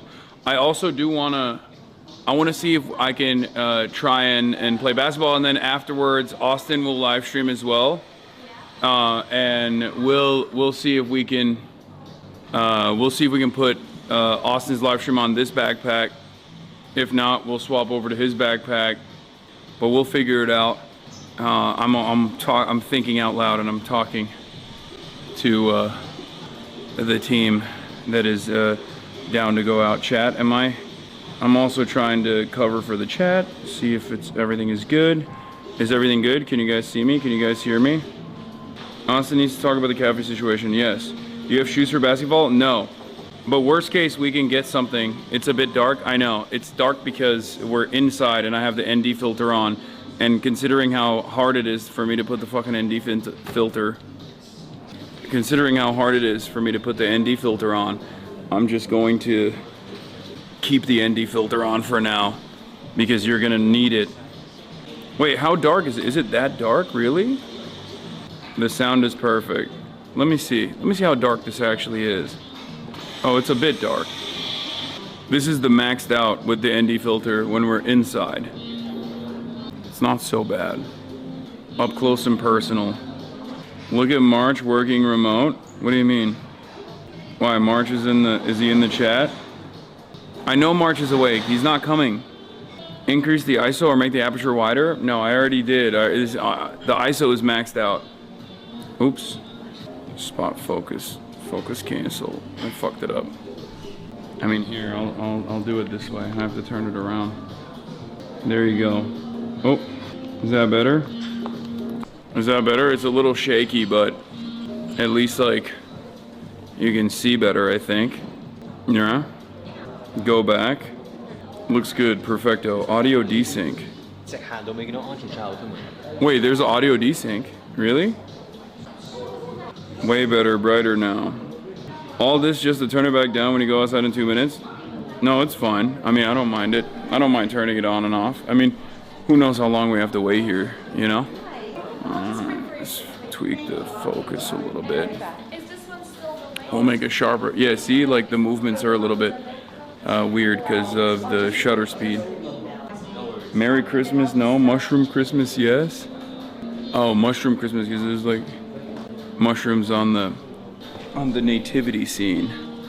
There's a tiny desync, but it's not noticeable. So autistic to see incremental shit. Okay. Are you gonna go live on BDBD? I don't know if I'm gonna go live on BDBD because last time the BDBD live stream was the reason why I was killing my live stream. It was like shutting off my live stream in the ingest, like tweaking the ingest. I don't know why, I don't know how. It's weird, but I don't think I'm gonna go live on BDBD in order to do a regular stream without it going down. I can try. I guess I might as well try it while I'm here. But it might actually shut down my it might actually shut down the entire live stream, so you have to bear with me and stay. Hopefully it won't. Alright, let's turn on the destination for BDBD as well. I think this didn't happen in mainland China, but it's only happening in Hong Kong. The BDBD live streams are like tweaking for some weird reason. You know what? I'll ask Roger about why that's happening on the technical side before I go live. Maybe they need to do something on their back end. Everything is just like it's built on numerous points of failure, unfortunately. There's so many different points of failure when you have the way that this stuff is so boring. I'm gonna stop talking to you guys about this. Why the fuck am I telling you about back-end shit? Looks like OBS crashed due to the BDBD destination. Constantly reconnecting. This is what my team said about BDBD. When the BDBD destination is on, it ends up shutting down my entire cloud live stream. I don't know why. I'm gonna try and turn it on again. Austin and Christian, where you at? Okay. Insert spy. Oh, they're in the elevator. Okay. Let's discuss internet transmission protocols. He always sounds like what he types to text. I'm old, man. I'm an old man. Calm down. I'm an old man. This is an old man trait of mine, okay? It's an old man habit. Old habits die hard. It's because Hong Kong and China are not synced. VPNs might help with that. Created zero issues in China. Yeah, I don't know. But we need the Zoomer. 30s is young in medicine. I'm young at heart. Actually, that's not even true. I went to sleep at 9 last night. I went to sleep at 9 last night and then woke up at 5. So do with that information what you will. No, it doesn't explain why your entire broadcast is shutting down, because the BDBD destination is breaking the OBS Because remember, there is a separate OBS in the cloud. There's two different OBSs. There's the OBS inside of my computer, and there's an OBS inside the cloud server. Okay, the IRL toolkit cloud server has an internal OBS as well, but it's an OBS in the cloud. And when it's feeding, morning. Morning. How was last night? Fun. Well, yeah, it was great. Okay, so this is the whole team, right? No one else? I don't think anybody else is coming. No. All right, Appreciates good history, I guess. What? No, they were out late as fuck last night. Weren't you guys out late as fuck too? Yeah, we were out till. We went home earlier than they did. Oh, really? Yeah. Okay. We went home till we were at home at what, like, we ran home around 12:30. Ran. 1 a.m. Sprinted home. All right, I have some. I have some issues with the BDBD destination that ends up breaking the live stream. So I'm trying to fix that. Can someone hold this while I do it? Oh, you got a lot of stuff. No, with the camera too. Hold on. Yeah. Okay. Well, what I wanted to do, and you guys, like, that's the reason why I was saying, like, you guys don't have to come if you don't want to, because it's like, you know, it's just like, what I wanted to do was go see the Kowloon Wall City if possible. They might not let us stream there, but I still want to go see, like, the park and see what remains of it and see if there's any pieces of it, because I wasn't gonna go, but then I heard my name. What do you mean? You're like, where's Austin? I thought he was coming, so I quickly got dressed and ran down the elevator. You sent up the bat signal. Okay. We knew you couldn't do it alone. I couldn't do it by myself. But yeah, let's go check it out, and then afterwards we can go to the Australian bakery thing. Is that close? That sounds near? amazing. Yeah.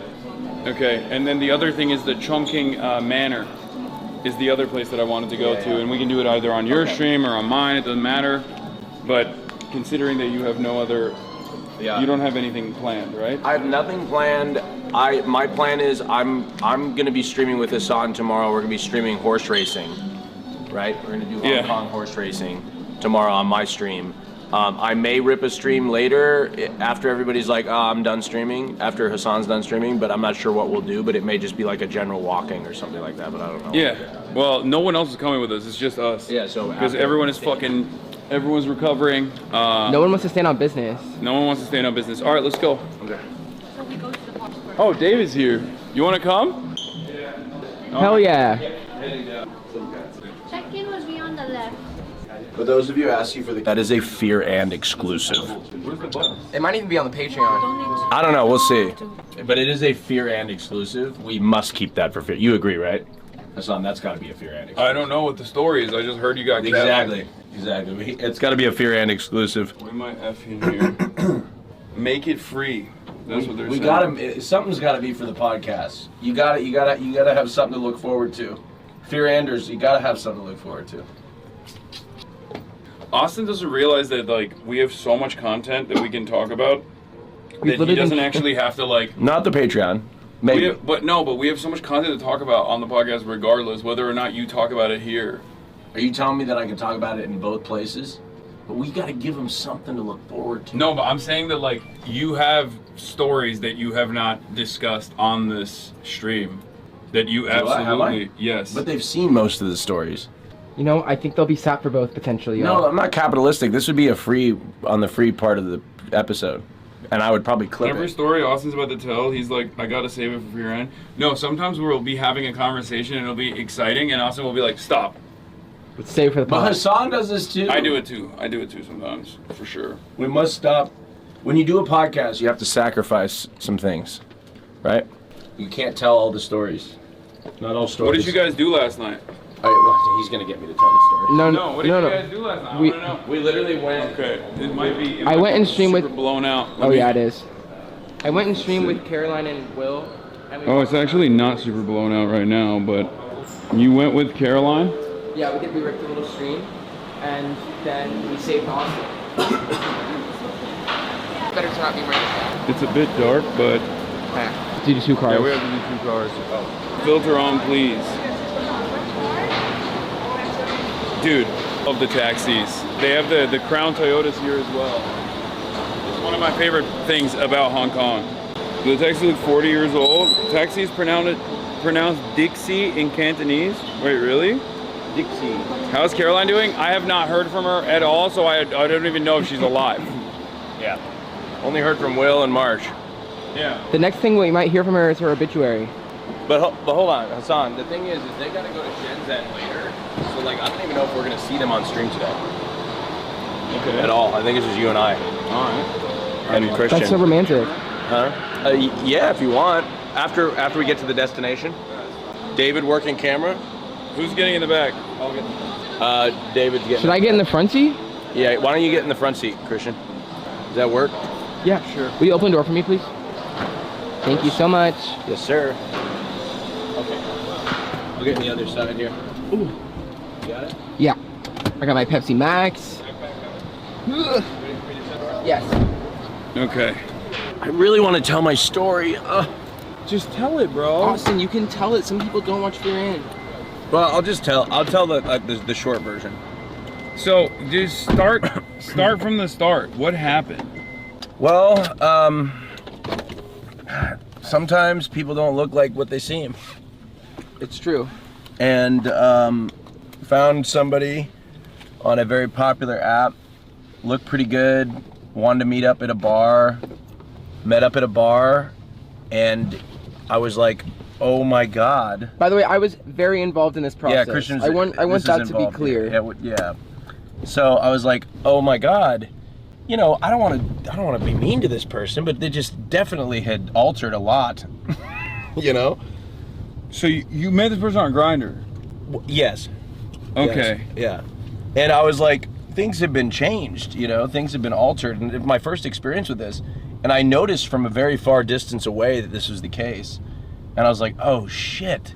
So I was like, I got in there and I was like, oh, I'm just gonna be friendly, I guess, and I don't know, maybe I can drink my way through this. And Christian was on his way, and I was like, okay, I don't know what to do. I'm really anxious about this because like I just don't really want to go through with this. And I was like, I felt really bad. Because what are you supposed to say to somebody? You know what I mean? What are you supposed to say? Are you supposed to be like, I'm so sorry. I'm not attracted to you. It's just, I don't know. So I did what any person would do, and I said I'm gonna go smoke a cigarette outside, which I don't smoke.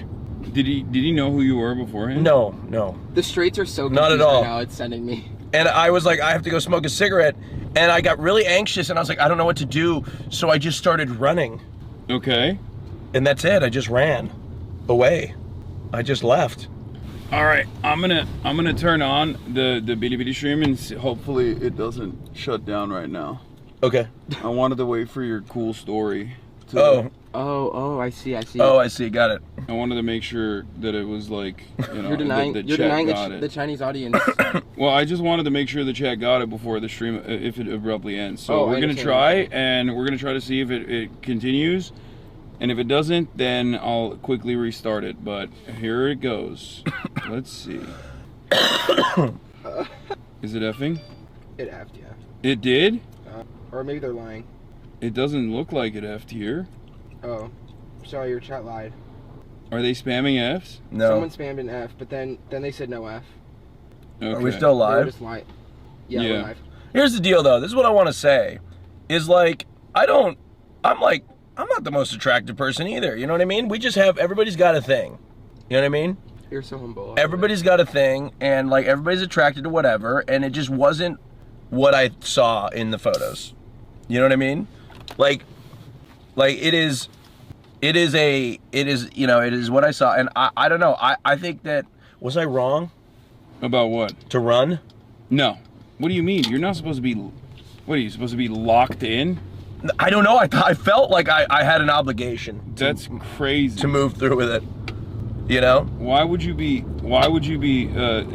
like stuck in that situation? I mean, they definitely were the same person. It was just like heavily altered.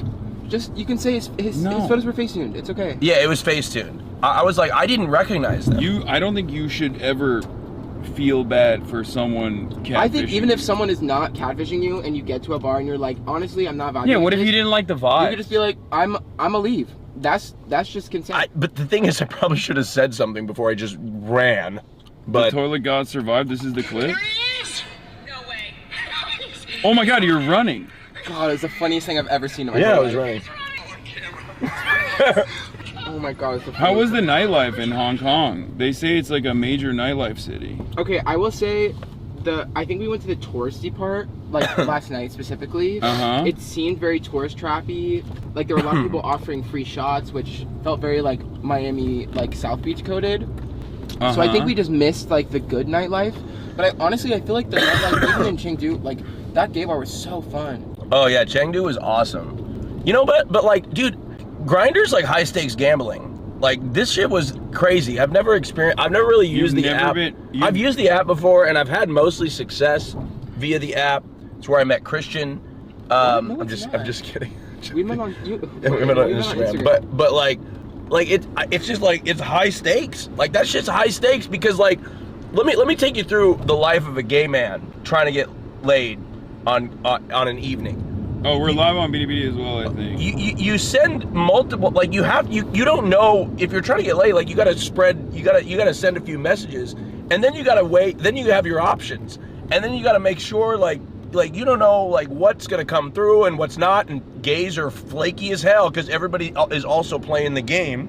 You know what I mean? Everybody else is playing the game. Everybody else is getting messages and trying to determine who they want to go hook up with.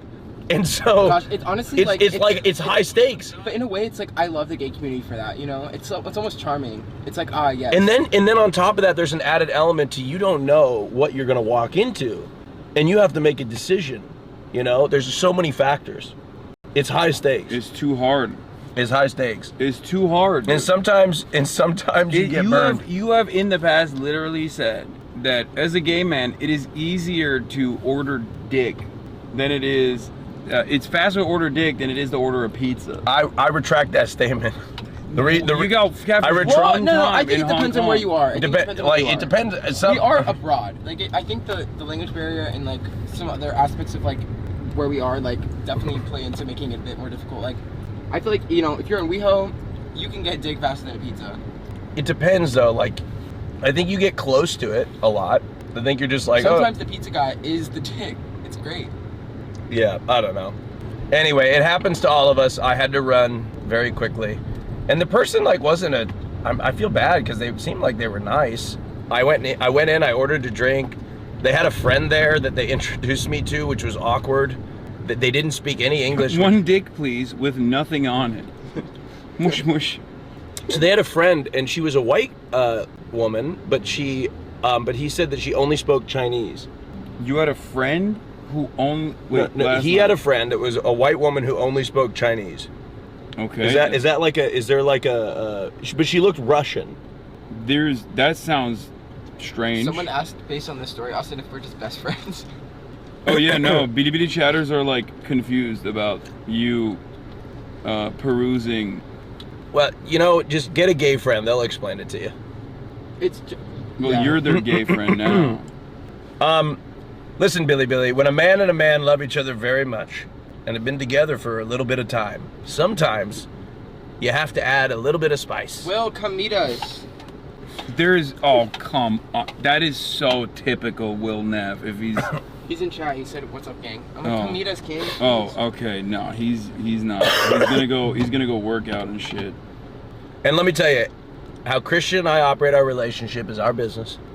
All right. Well, have you seen the Trump Zohran meeting? No, you were sleeping. No, I was sleeping. Oh, you know when you asked me like, is there really good content on the politics side? Mm-hmm. There was incredible content this morning.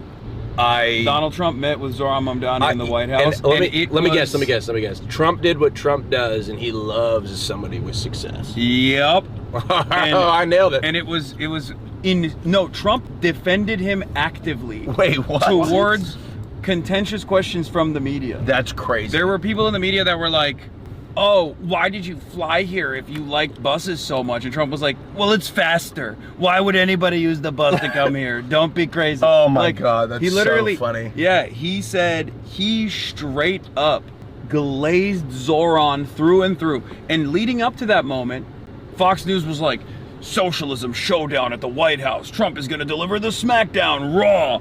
And then after Donald Trump did this whole like hour-long glaze session with Zohran, they turned around and were like, our big beautiful president is so wonderful. He's the great uniter. He is building bridges amongst in the country. All he cares about is results. He does not care about name calling, like all this stuff.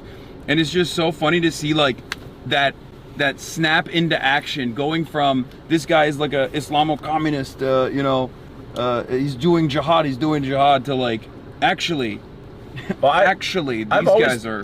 I've always thought that Trump he just seeks affirmation and power. Bro, and he's look at pretty the photos. malleable. Look at the photos. Look at the photos. You have to see this shit.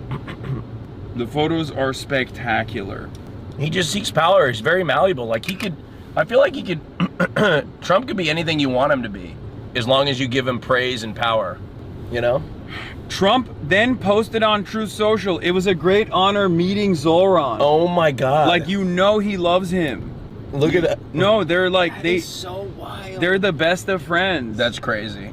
They're the best of friends. That's true. Wow. That It was incredible. It was an But incredible. don't you think though? I mean, I called it ahead of time. I knew you that could this was gonna convince happen. Trump that like he'd be so loved if he did something. If you could convince him, then he would do it. Yes, that's why I think the only way he could do like the only way we can get Medicare for all. I have a method for this madness. I suspect that if we tell Donald Trump you can do Medicare for all, you just call it Trump Care, and you destroy Obama's legacy. It's a twofer. Yes, Obamacare destroyed. And you do Medicare for all, and you call it Trump Care. People will love you for it. They will treat you like FDR. You will be glazed for centuries. Yep. I think he would be on board. Yeah, I think he would too. But the problem is he's surrounded by a bunch of people that won't tell him. Yeah, like when he's left on his own, he has an eye for talent, and he obviously will glaze Zohran. But Zohran literally in the White House said Israel's doing a genocide and America's contributing to it. America's allowing in front of Israel Trump. to do it. Yes, and Trump was nodding. He's like, yes, we are. Yes, we are. Trump was nodding. Also, great point, Zohran. Also, another insane day for politics, but Marjorie Taylor Greene resigned. What the fuck? I saw it this morning. Why? Yeah, Marjorie Taylor Greene, I genuinely don't know. Like, she did a 10-minute video about it and basically said that, like, I don't want to run in the primaries, win, and then have to be like a battered wife defending Donald Trump when the Democrats are impeaching him. That's what she said. That was like her final note. Wait, is there gonna be is that a seat that the Democrats could challenge, or is that district cooked? No, dude, it's Marjorie Taylor Greene's district. What do you think? Yeah, maybe she is one of the most like she is Marjorie Taylor Greene. Yeah, what do you think, honestly? Maybe like a here's my suggestion. Maybe I don't know. Maybe they could go. Okay, woke, guys, hear me out on this. Anti-Semitic Democrats. Okay, I'm the Ezra Klein. I'm the Ezra Klein. In this car, and I'm pitching something to you guys. Okay, we got to get Democrats who believe in QAnon. QAnon Democrats. There are those people. There are those Democrats. I've seen protesters in LA that are doing the election was stolen from Kamala Harris. Oh yeah, Blue Anon. Yeah, Blue Anon. They were doing that. That's true. Oh yeah, that shit was crazy. Yeah. And people were like grabbing the books. I've had to stop my mom because my mom sometimes she's like, well, it's a little. No, mom, no. Yeah, but we need Democrats. She scrolls TikTok the house down. My mom is on TikTok 12 hours a day. She's tapped into all the Twitch. She's tapped in. She knows everything. Taylor Greene is she's scrolling from Lib Talk to Hassan Thirst Traps to everything. Marjorie Taylor Greene is literally quitting Congress one day after her pension kicks in on the 5 years, and one day away from her first day. She also. People were saying, and I don't know, I have to look into this, but I'm just straight up believing the nonsense now. Because I've heard this before as well. But apparently she came in with like $200,000 in net worth and is leaving with $21 million in net worth. Jesus Christ. I have to look into it though. That might $21 million? I mean, I know that she was a prolific stock trader. Okay, for those of you that didn't watch the stream yesterday, I thought prolific meant iconic until yesterday. Well, it is. Nobody, worthy of like. I thought prolific, when I would use that word, I sounded intelligent, and I was just fucking throwing it around in like formal meetings with like brands. Well, the way and nobody would speak up. The way I was a fucking dictator. Nobody would say anything. No, the way Uday Hussein. Nobody would say anything to me. Well, the way prolific works is though, like you might have accidentally used it in the correct yeah, that's way. what I'm saying. Yeah, because the way when I learned, because like it could be iconic and has created many copycats. I'm not sweating. I just put my or created many replacements of not replacements like. I'm I'm shiny because I put my moisturizer on. You guys just saw me right after I put my Bilibili moisturizer is on. lagging. Did anyone ask about you being shiny? Or is that one person from Nebraska? No, there's a few people. I probably look a little shiny right now. It's because I put my moisturizer on. Maybe we're like the dewy look is in. No, not my big ass forehead. You could project a movie on this thing. Oh, it's choppy and it's lagging. It clicks rhythmically every 3 minutes. Okay, let's text the team. Billy is lagging and choppy for some reason. We will. Do they serve coffee at this place? Because I haven't had my coffee today. Oh no, you're in a much better mood than yesterday without having your coffee. Well, though. yeah, I mean, I still had fun last night. Laggy. Okay, we're gonna work to fix it. Bilibili chatters, we're gonna work to fix it. I wasn't even gonna stream on Bilibili today because for some reason I'm not experiencing it. Oh, it's restored. Okay, it's fine. All right. Austin, I can't live without coffee. Yeah, hello Billy. I'm sorry that you had to meet me in this state a day after getting catfished. What do you mean? You're in a better mood. I think you needed to go outside. I did. Oh no, they're saying it's so laggy still. What the fuck? So it's not fixed. Hassan, let them fix it. Chat's at Christian doing the work of 2. Thank you so much for recognizing that. I appreciate it, chatter. The work of 2. It's so funny. It's a hard knock life. I mean, yeah, at least, the thing is, at least I got a good story from it, you know? But it's the first time it's ever happened to me before. But, like, I don't know, I gotta get over the fact that, like, I feel obligated to people to some extent. Like, I feel like if it's gotten that far, I feel, like, obligated. I just gotta be, like, I just feel guilty, you know? I'm just like, oh, I feel so guilty, but I shouldn't. Guilty about what, sorry? I completely missed what you said. I shouldn't feel guilty about running away from because a catfish. you running on that stream, I'm not even kidding, it has been replaying in my mind for the past 12 hours. It is one of the funniest fucking things I've ever seen. Maybe he thinks you died. I don't know, I just Didn't you tell me you went out for a smoke break? Yes, I couldn't find the door of the restaurant or the bar. Yeah, when I pulled up and like I was like, yeah, I'm gonna go outside for a cigarette, and I was like, I started running in the building and I couldn't find the door. I know how you feel. And they were probably watching me desperately trying to find the door. I have no way of like telling a person, like if someone is attracted to me, I'm so bad at just like telling them like no. Well, I mean it's oftentimes easy for me, I guess, because I'm so aloof and oblivious to that sort of thing. Yeah. But when I am in a one-on-one situation, like a date or something, and I'm just like not vibing, I can never get myself to like tell this person like it's not working. And I also end up sometimes doing like pulling shit like that. Yeah, no, I have white knuckled through it before. I've literally just went through the motions. You've just gone through the whole thing? Yeah, the whole date without like, and at the end just being like, oh hey, this was a great time. This was a lovely time meeting you. What is this? Oh. Whoa. I've probably done that. I think I've done that one time. Yeah, sometimes you just I'm Hassan, go to therapy, bro, please. Wait, why? I don't think it's like that. No, bad. it's not like that.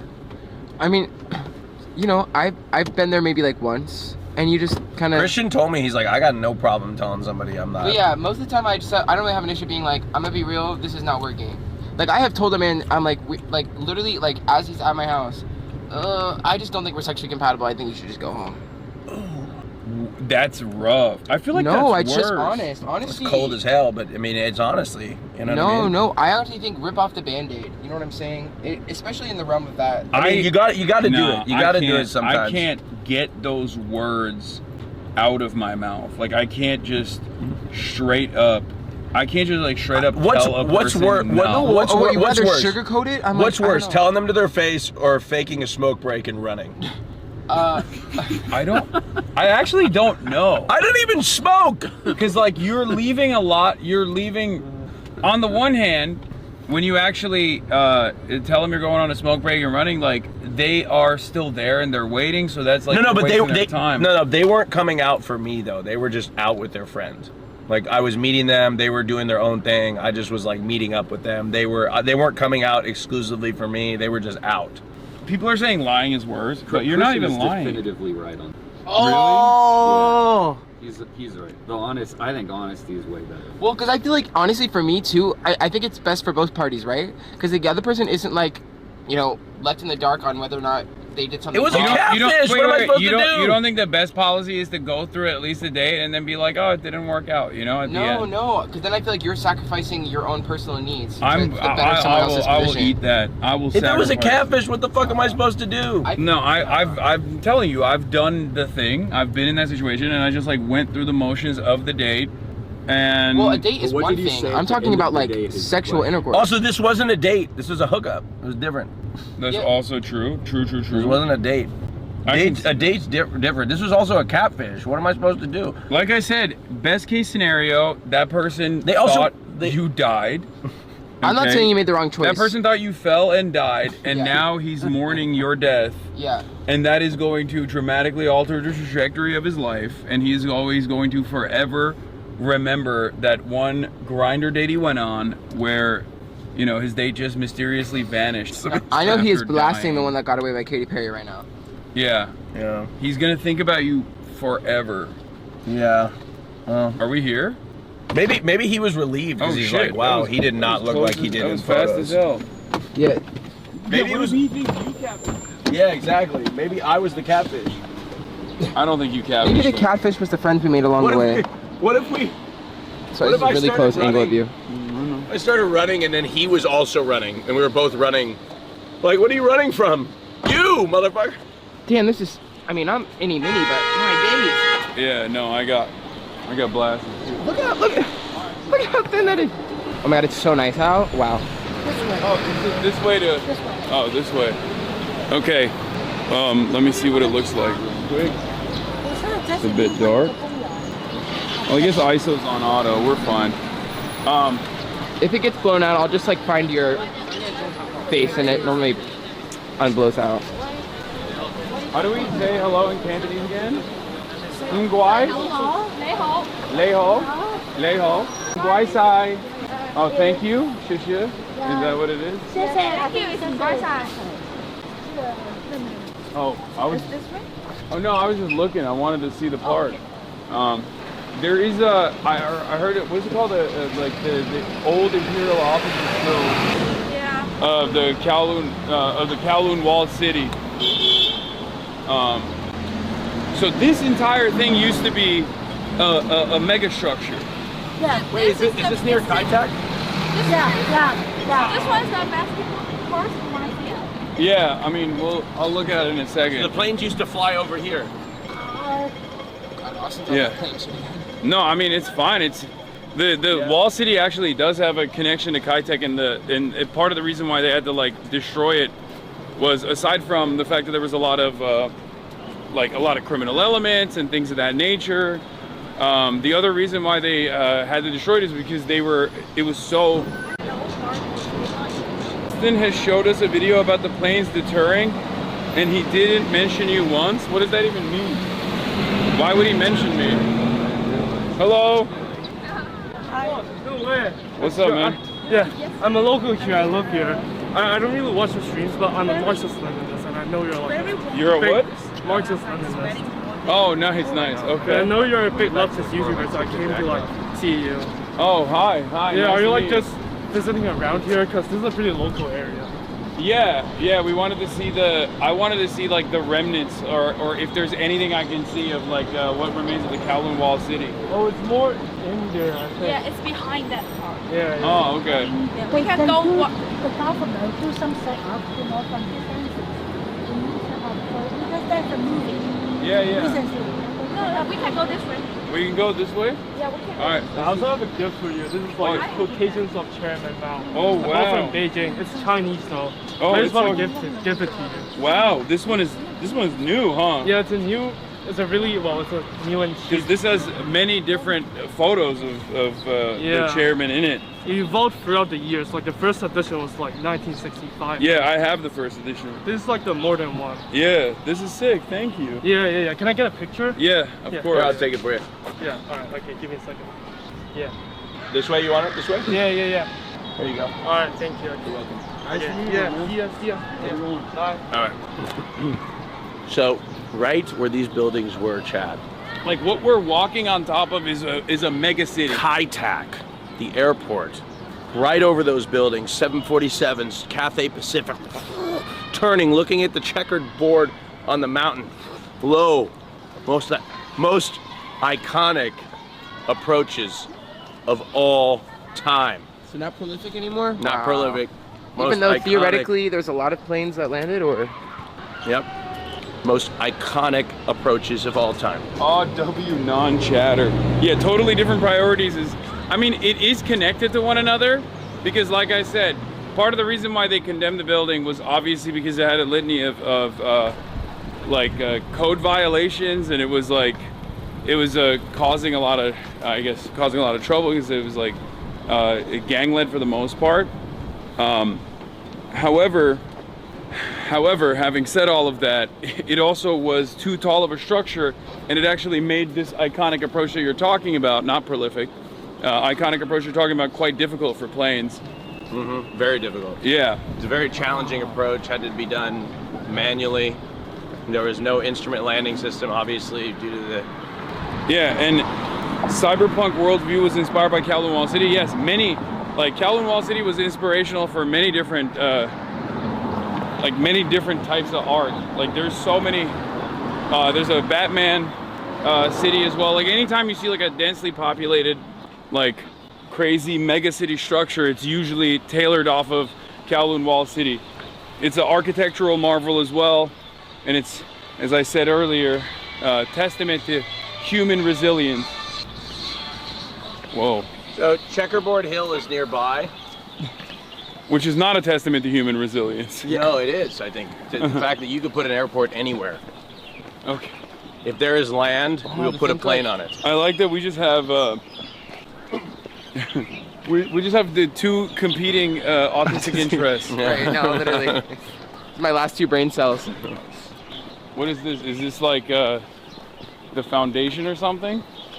Oh, also it was built on top of a Imperial Army barracks. Originally. Oh, look. I guess this is what remains of the remnants of the South Gate. During the demolition of the modern buildings within the Kowloon Walled City, the Antiquities and Monuments Office conducted archaeological investigations to confirm whether any remnants of the original walled city still survive. Yeah, they had to do like big digs. It was an anthropological study, from what I understand. I think there were some Japanese architects that literally, up until the very last moment of its demolition, were trying to map out the internal structure of the city because it was so packed. Like people living on top of one another, shops, dentists, so many different storefronts. How old is this? Well, the imperial structure itself is much older. It was like pre-World War II. I mean, it was an imperial structure. But foundations of the original east and south gates were also discovered. Both gateways still survive in good condition. The most important discovery is the two stone plaques bearing the characters Kowloon Walled City and Southgate, which were mounted at the original Southgate. At the advice of the Antiquities Advisory Board, the government decided to preserve the remnants of the Southgate in situ for display of the public. Wow. Wow. So yeah, like I said, it was built. This is like this stuff right here.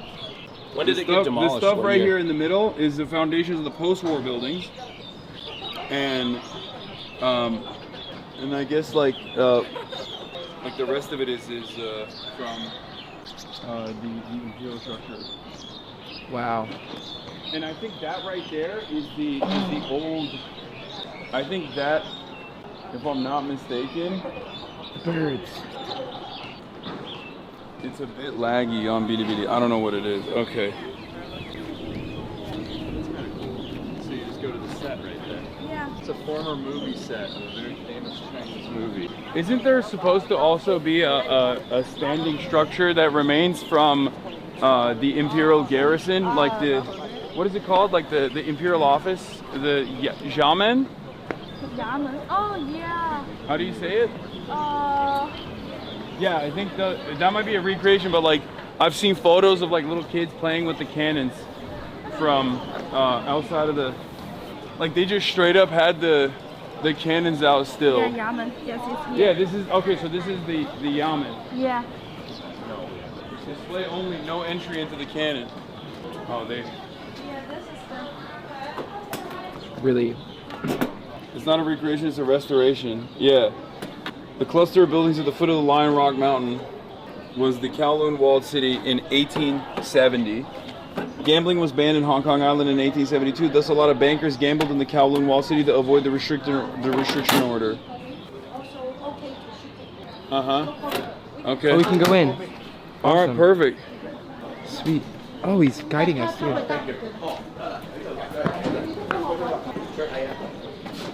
Wow.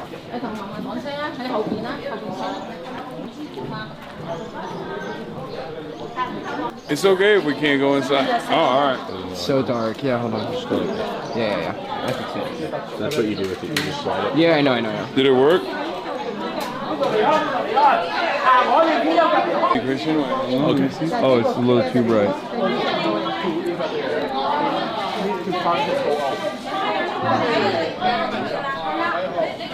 Overblown now? Okay, calm down. I fixed it.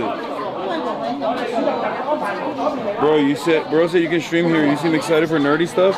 I am. I'm gonna be honest, like, I think this was a that's it moment for Will and them, because I like this sort of shit and I want to see it, but I don't think he was as invested. I'm just so fascinated that for years, 747s turning steeply.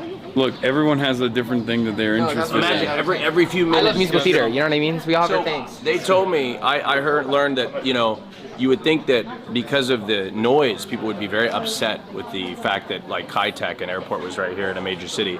But after the airport was shut down in 1997, residents reported that they actually couldn't sleep because of the lack of noise. They had got acclimated too to the used to it. noise. It was almost like white noise that actually helped them sleep, which I found very interesting. So will he miss the movie set? We will. Honestly, I think this would make a great musical. Is the audio desynced for people? Is that what's going on, or is that like a you thing? Because I can just fix the ingest if there is. It's desynced. Okay, there's gonna be a brief moment. There's gonna be a brief F here. Okay. Hold the line. Hold the line. I'm just gonna fix the desync real quick, and then I'm gonna fix the ingest real. Okay. It should be fine now. We're back. The city is hot. Oh, we can go now. It is hot, yeah. They cleared the room for you, yeah. They cleared the room for us. Wow. Why? They didn't have to do that. No, they were it's okay, they were because done. They They were. not shooting, better They not were. shooting others. Oh, they want to. They want people to see it. That's beautiful. Especially for you for a few minutes, yeah. Wow, that's so nice. The story of the... Wow. Operating hours 9 a.m. to 6 p.m. Anti-British riots in Canton. During the Japanese occupation of World War II, the walls of Kowloon Wall City were torn down and stones were used to extend the Kai-Tak airport. There you go. They're talking about your airport, Austin. Yeah. To extend the Kai-Tak air. Yeah. Wow. In 1948, the Hong Kong government's attempt to occupy the city with armed force had led to business premises in Guangzhou. The event is known as the Kowloon City Incident. Following this incident, the British opted a hands-off policy. Yeah, so it was like a place for. It's always been like a remnant, a place for lawlessness, pretty much. Planes. Dude, how long did it take to demolish? Drugs like heroin and processed in the city, exported throughout the world. Flourishing strip clubs, brothels, casinos, opium dens, and dog meat stalls transformed the Kowloon Wall City into a notorious city of darkness in the 1950s and in the 60s. Since the land price was low, various types of factories were established in the west side of the city. The opening of unlicensed dental clinics also boomed in the city to provide economic services to the public. 6.5 acres of land, that's 4 football fields, I think, right? However, there was controversy over the Chinese name of the city since the Republic of China people often call this place the Walled City or the City Stockade, but the use of the term, the latter term was rare in later times. The issue was finally resolved after a granite plaque was unearthed during the process of demolition, which proved that the original meaning of the city's name was City of Kowloon Fortress, instead of Fortress in Kowloon City. Criminal activities like vice, gamble, and drugs were rampant in the city, and the city was regarded as ungoverned. However, illegal activities were gradually vanished within the city after the Hong Kong government dedicated itself to fight against the crime in the 1970s. And then this is what it looked like at these last moments, basically, before they completely demolished it. Wow. Yeah. The population grew from 60s to 70s to cope with housing demand. Illegal constructions mushroomed throughout the city. In the 80s, the buildings have reached 16 stories, with some 500 illegal buildings occupying 2.7 hectares of land. The population had reached 40,000 by the time of its demolition. 40,000 people. Holy yes. smokes. Following the Singapore Joint Declaration, Britain and China embarked on discussions to solve the Kowloon Walled City issue. The Hong Kong government announced the demolition of the city in the 14th of January 1987. Only the Yamen building was to be conserved. The Yamen is like the original imperial offices, because this was initially an imperial military outpost. So they only preserved the only structure that they preserved was the Yamen. The imperial offices were like, you know, they would do paperwork and shit. On the same day, the Chinese government declared that they fully supported the British decision, taking into account the stability and development of Hong Kong, and the fate of Kowloon Walled City was thus sealed. The demolition began in November 1991 and was completed in 1993. The park was officially opened by 2 years. 1995. Yeah. Remnants of the Longjin Bridge were uncovered at the former Kai Tak Airport. Ah! Wow. Kai Tak mentioned. Yeah, this is like what it used to look like, the OG. Oh, now it's like... We can go inside. Now the girls can't see anything. So this is like a... Right, here's some, imitate, set up. Oh, this is like a recreation? Yeah. Oh, this is You can kind go of... inside. Oh my God. Yeah, you can go inside. This is what it I mean, but it wasn't this sunny, obviously. The thing is, there was no sunlight whatsoever. In only the outer walls of the walled city actually had sunlight. Inside of the walled city, there was no sunlight, and they literally didn't have electricity. Like, they were stealing electricity to power the entire thing, and it was just like this. Kitty. Super fucking slammed. Tiny storefronts everywhere. Air conditioned too. Well, no, not in the OG. Oh, okay. There was, I'm telling you, there was no sunlight at all. What a little cat. Kind of smells like cat in here too. It's authentic. Yeah. Authentico. Crack up that they recreated the bad electricity effect. Oh, they can see the. Would they like give birth here? And these not in this shop, but like. Yeah, there were doctors. Really? There were a shit ton of like. I think there was an issue with medical licensing, so a lot of dentists. I'm trying to keep up with this lighting chat. Yeah, there was an issue with medical licensing, so a lot of dentists actually escaped into. Sorry. A lot of dentists actually came here to do like, I guess, illegal dental work.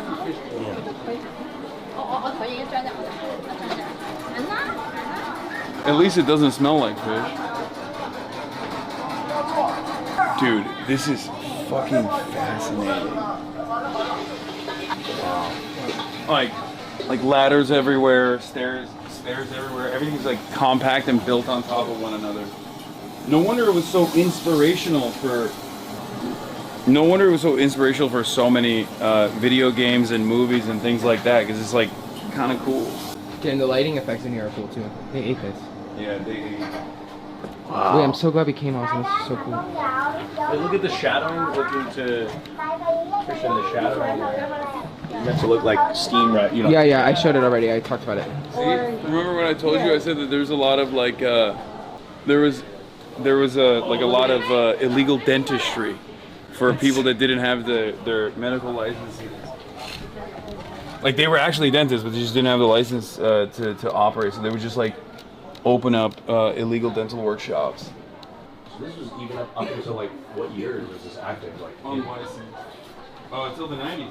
The 90s, damn. Yeah, I think, what is it, 1993 is when they, in 1987 they decided to destroy it, and then it was destroyed by 1993, and then the park that we're in right now was built and opened to public by 1995. Wow. Whoa. Come here. Restaurant? Here, no, look at this. Hassan, you're missing that hole. I'm gonna go there after. All right, I'll go there right now. Restaurant and a barber shop. Whoa. It was a completely like self-sustaining economy. Bro, they built factories on the side of it. Like, it's crazy. Whoa. They were doing metal work. Sit down, have a meeting. Yeah. Sit down then. Next to the property. So this is what the structure would look like, just like random. Like exposed the metal, like the new version exposed the awnings. I wonder if these were the official hairstyles that were popping back then. You know, like oh, for sure. Like barbers have the.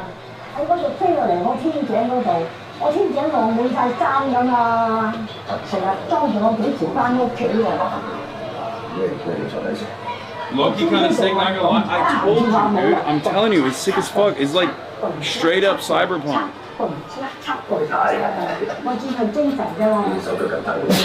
Bless you. Thank you.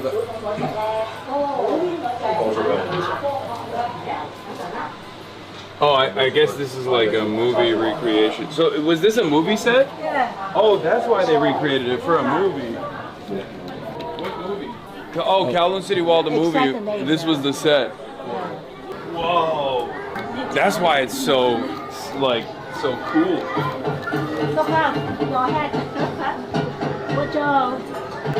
Yeah, I don't know how well I could have survived in here. I feel like They have their own rules and regulations. They try it because control by try it. yeah, And government. there's a gang. Yeah. Austin. It's a factory, you know. Factory and Yeah, they literally had fucking factories inside of the walled city. Like they were doing metal work and stuff like that. It's crazy. This factory is for plastic.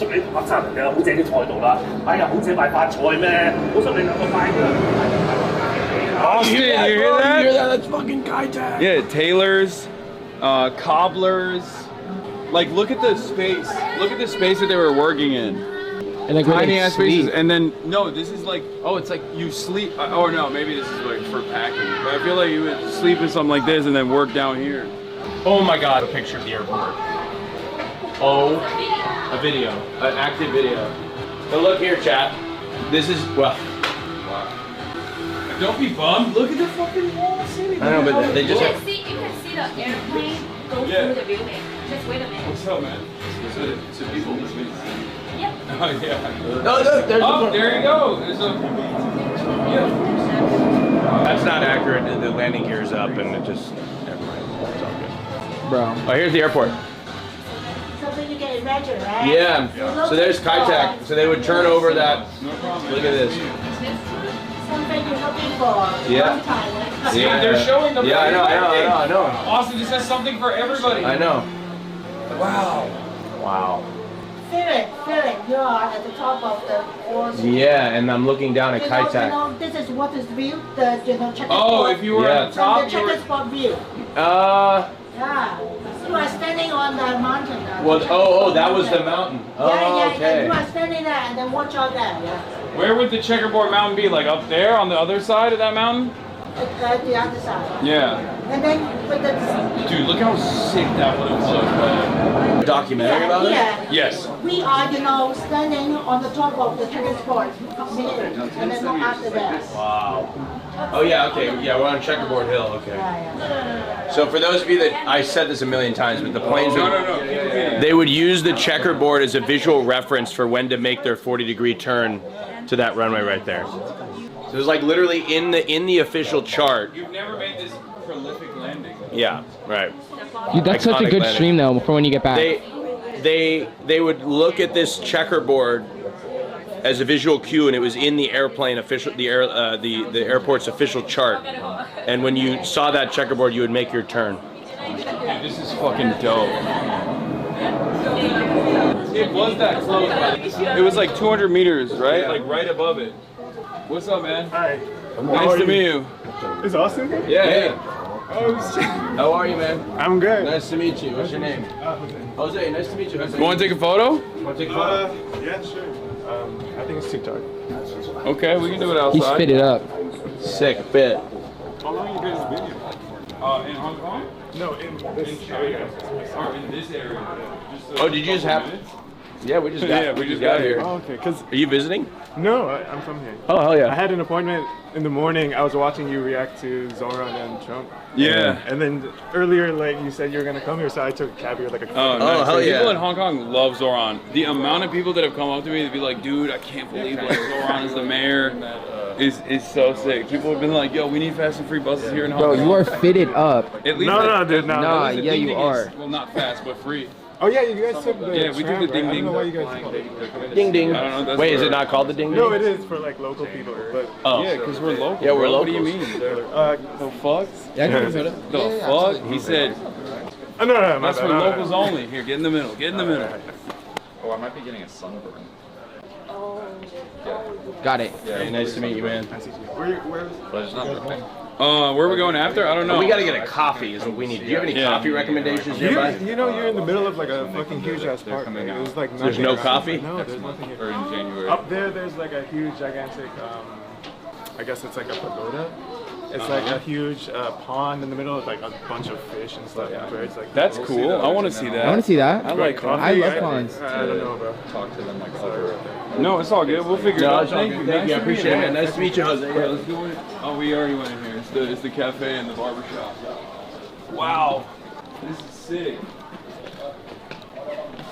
Damn, this lighting is playing games. I'm in a romantic relationship with this little dial.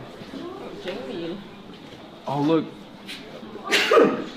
Bless you. Bro, they had a patrol team that started patrolling the city 3 times a day from November 1980. The Post Office, Home Affairs Department, and Urban Services Department also served the city. Damn. So they just like kind of were like, all right, we got to integrate this into like there's an aged people center. They had a well in it. Since there was no official water supply in the city, residents had to resort to private water suppliers. One example shown in the lower left. Do you wish this was still around? Yeah. I would love to just like stream it, experience it. Yeah, are you kidding me? Yes, but I understand why they had to demolish it.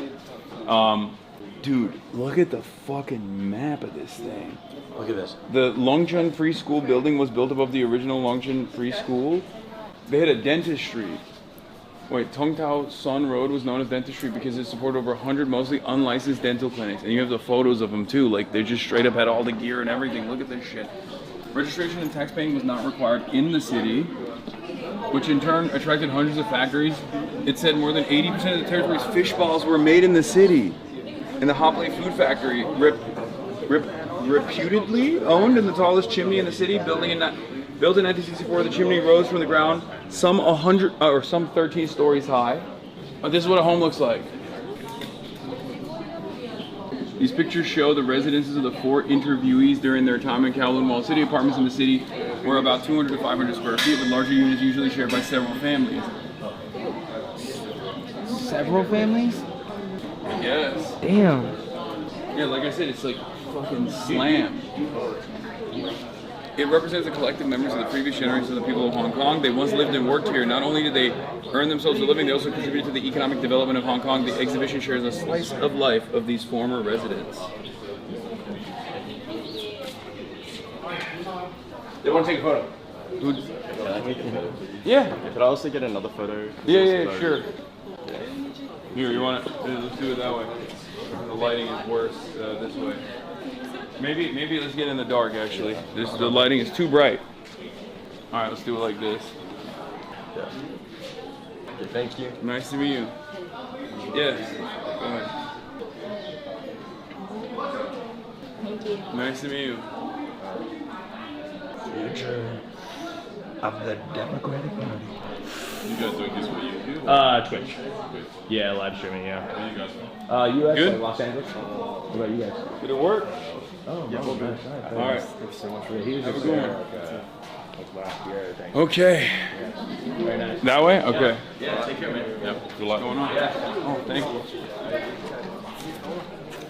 The word,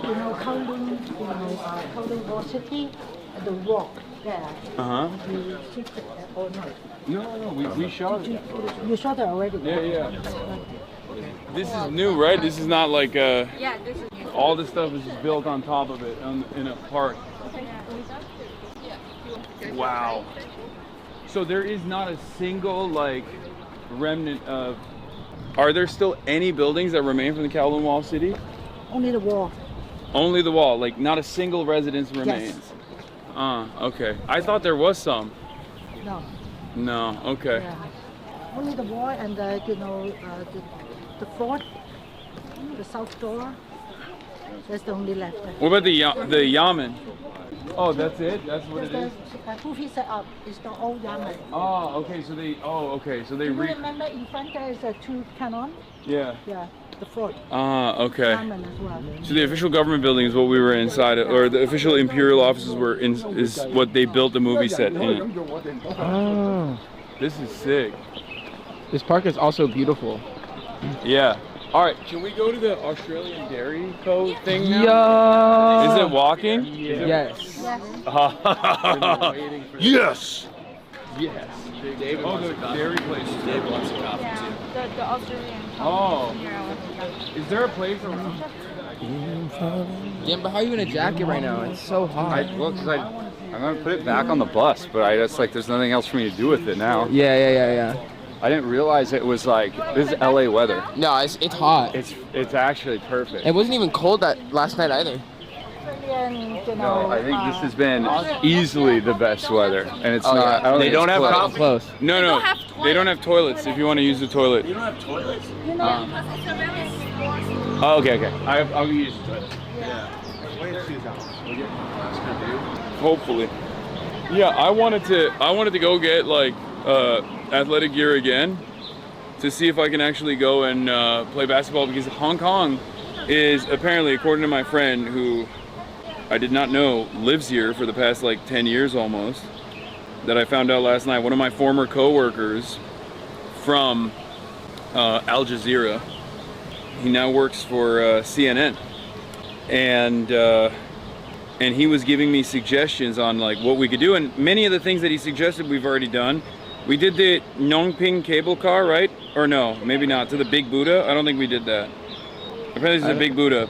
Check out the Monster Building, one of Hong Kong's most famous public housing estates. Yeah, after the Australian company, we go to the Monster Building. And then he said get dim sum at Ling Hung Tea House, but we already did dim sum. Yeah. He said pick up basketball at the Choi Hung Estate. Okay. And then he said Hong Kong has over 2,500 outdoor courts across the city. Wow. 2,500. They love basketball out here, bro. There's one next to our hotel. There's one like near our hotel that I was looking at. I was creeping on. And then he said Non Lian Garden. With that Diamond telescope. Hill. They put telescopes in our room. Which interesting. Yeah. I thought it was a little strange. Yeah. Telescope always feels pervy to me. I don't know why. I feel like telescopes when they're not faced towards the stars feels really interesting. Toilet God's safe point. Hassan, public housing is behind you, man. Is that public housing? Public housing, like yeah, government. Yes, we're already there. Wow. That looks pretty fresh. Yeah. Honestly, comparatively to like where I was last night, even some of that housing, I was like, holy smokes. Oh yeah, no, there's some real issues with housing in Hong Kong. It's like a major problem in Hong Kong. I wonder if a resident would let us take a look. Stark contrast from the stuff yesterday. I mean, they do look, from the outside it looks like luxury apartments. So I don't know how that works. Hold on. Is the BDB stream just tanked? Is it still cooked?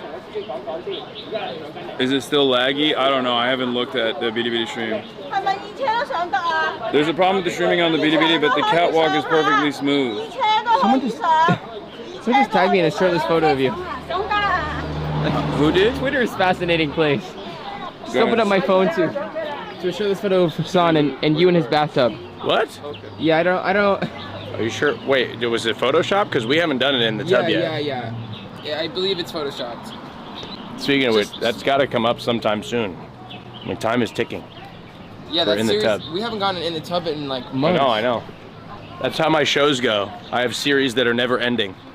They just come up when they're ready. In the tub, lover host. Name your price. Name your price. half of the population. Hong Kong is one of the top, expensive, residential and commercial in the world. Yeah. But actually, half of the population Hong Kong is live in a public housing estate like this one. Yeah, you apply from the government every 300 square feet, around. And then the rent from the government is like, 300 US per month. Oh, okay. Rent from the government. That's not that bad. Yeah. That's much more manageable. So you said half of Hong Kong lives in? Yes. Yeah. That's Okay. why, the Hong Kong Housing Authority is one of the biggest landlord in the world. Wow. So nearly 3 million plus people live in government-owned housing in Hong Kong. Yes. That's why the market divided into two, private and public housing. Yeah. But they have to check your income every 2 years.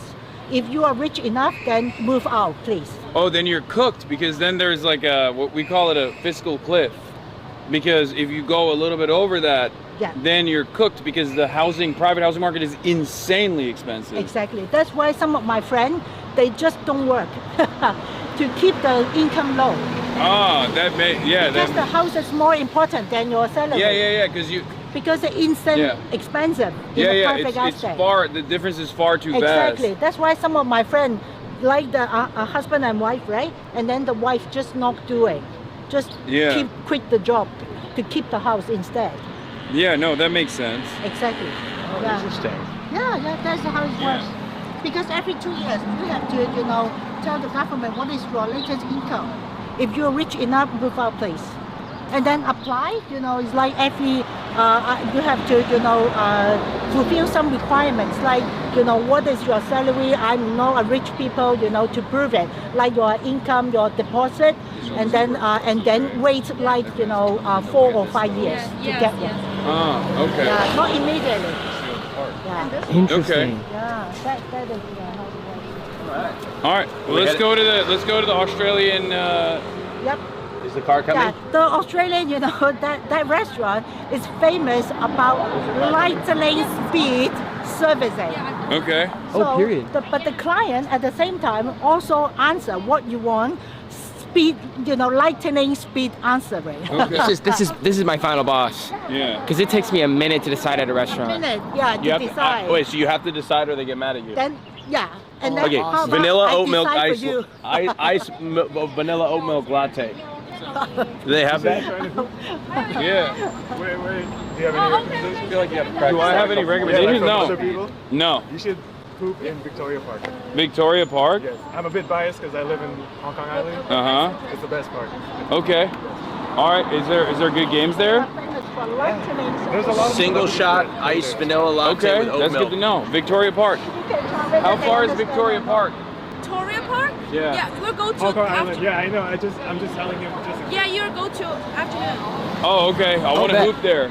Yeah. I want to get my stuff and go hoop there. No, Damn it, no, this it is one, so let's wait, bright. wait Oh, not this for car. black. Okay. Black one is more IRL, sad. Austin's shirt is Not this actually car? glowing. Yeah, we waited You for the black. you gotta step for one coming. It's a very God bright damn, city. It's fucking hot. Yeah. And we're getting that equatorial sun. Getting cooked out here. You wore a jacket today. I did. Loki. See, there's even hoops Loki over there. still is There's you. hoops everywhere in this city. Yeah, there are hoops. It's a very Hassan-friendly city. I love that. Okay, but this is fine too, yeah? Yeah, this is fine, but I think Well, this is better because The of other side. That one doesn't move. The other side, I think, right? Oh, it does. We have to use the big one because this is like, the signal is okay. better. Oh, yeah, yes, true. Okay. I'll get, David, you want to get back? You got this one. Okay, so we don't need anybody else? We can just both, okay. Yeah, you can both sit. We don't, I'll sit in the front. Yeah. He'll sit in the front. We don't need anybody in the back. Okay. Will you just open the door for me, Austin? Yeah. Thank you, mister. Ooh. I'll get another sunshine. Oh, it's dark. Hold on. Hold on, chat. Hold. Dude, the just vast difference in lighting and every serial is crazy. I don't know why the stream keeps lagging, chatters. Did you change your phone? No. I don't. The feedback is very slow to open. The Bilibili chat is cooked. I don't know why they're still running it. Alrighty. We are on our way to a Hong Kong institution. The Australia Coffee company. Yeah. We were told. Is that right? Yeah, we were told from a breakfast company. A food reviewer. Like dairy company. Like an actual food critic. Yeah, dairy company. Hasan PowerPoint file. PowerPoint. Australia Dairy Company, which allegedly serves coffee, and you have to order rapidly.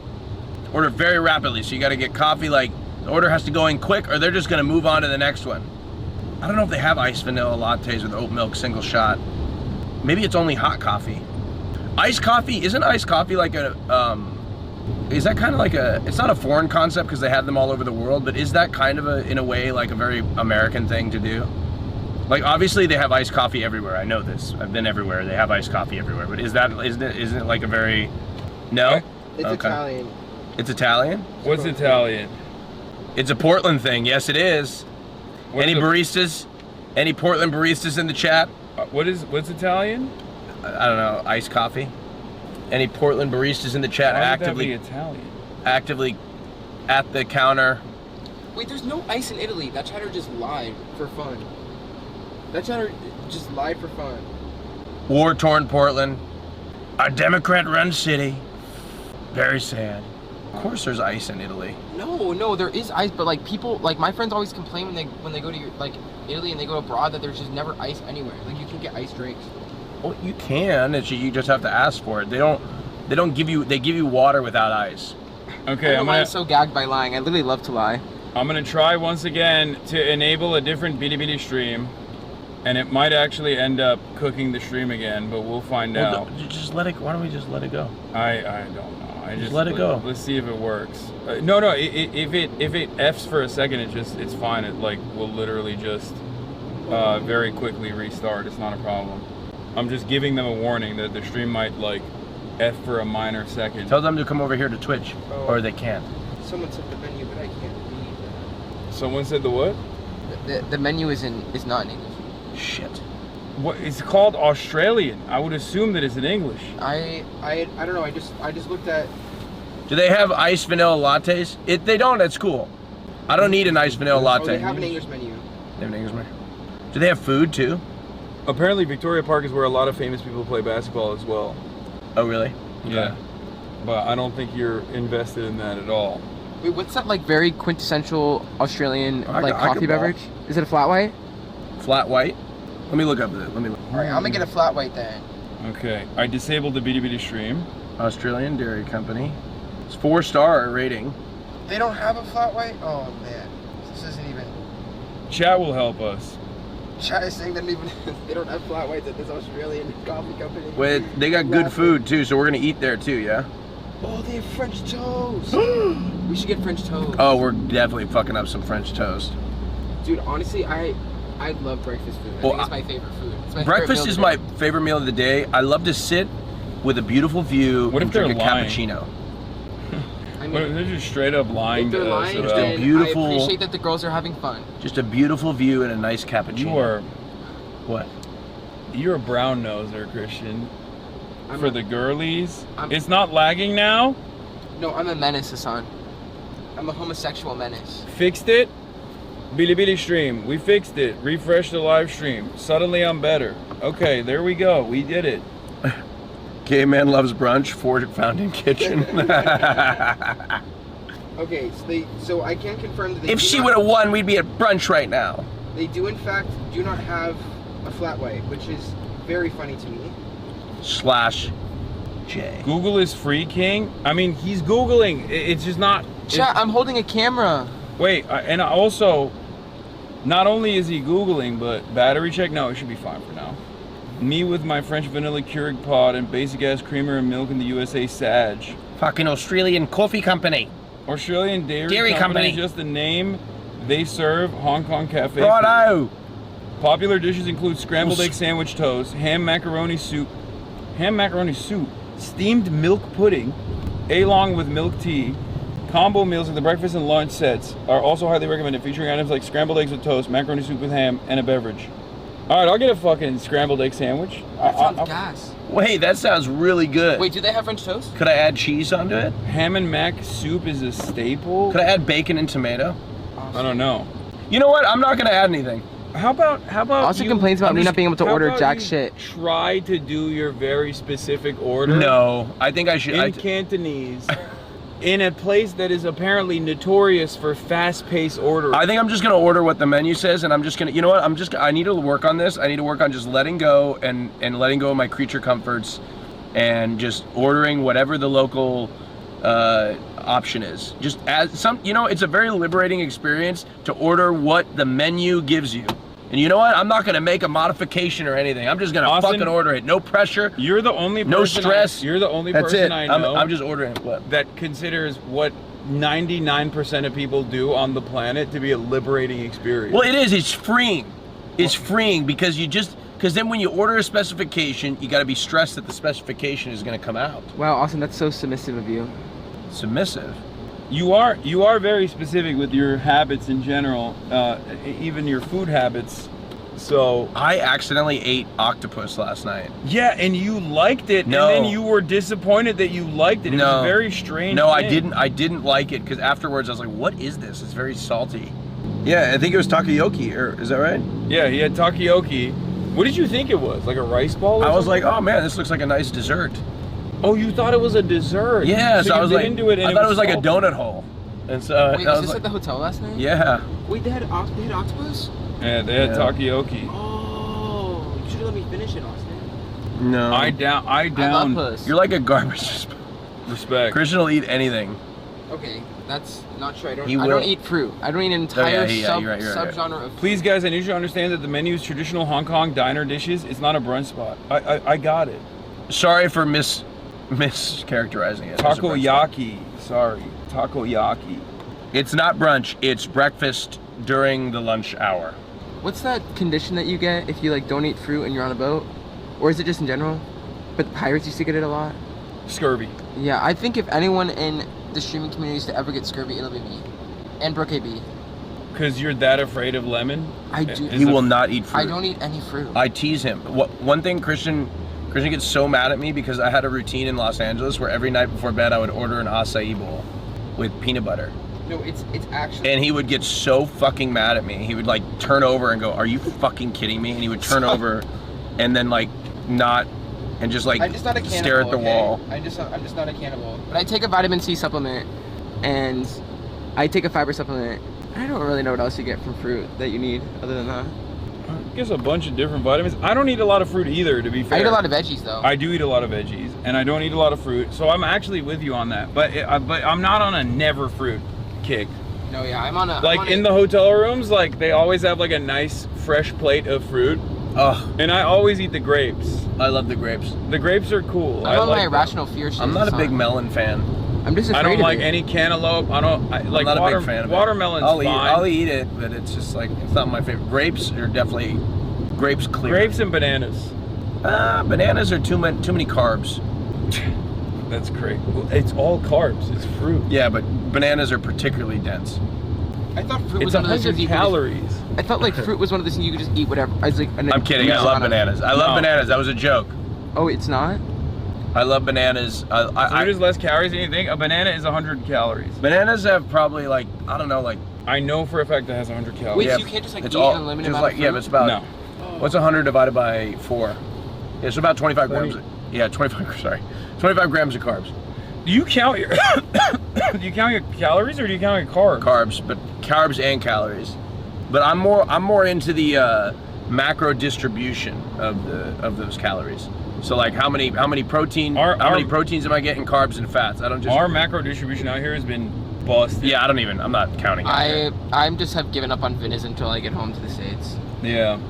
It's Thank God we've been walking so much. It's been our saving grace, I think. I guess. Austin's life sounds exhausting. Yeah, bitch. It is. It is exhausting. Being a homosexual is a full-time job. Why do you think I'm so busy?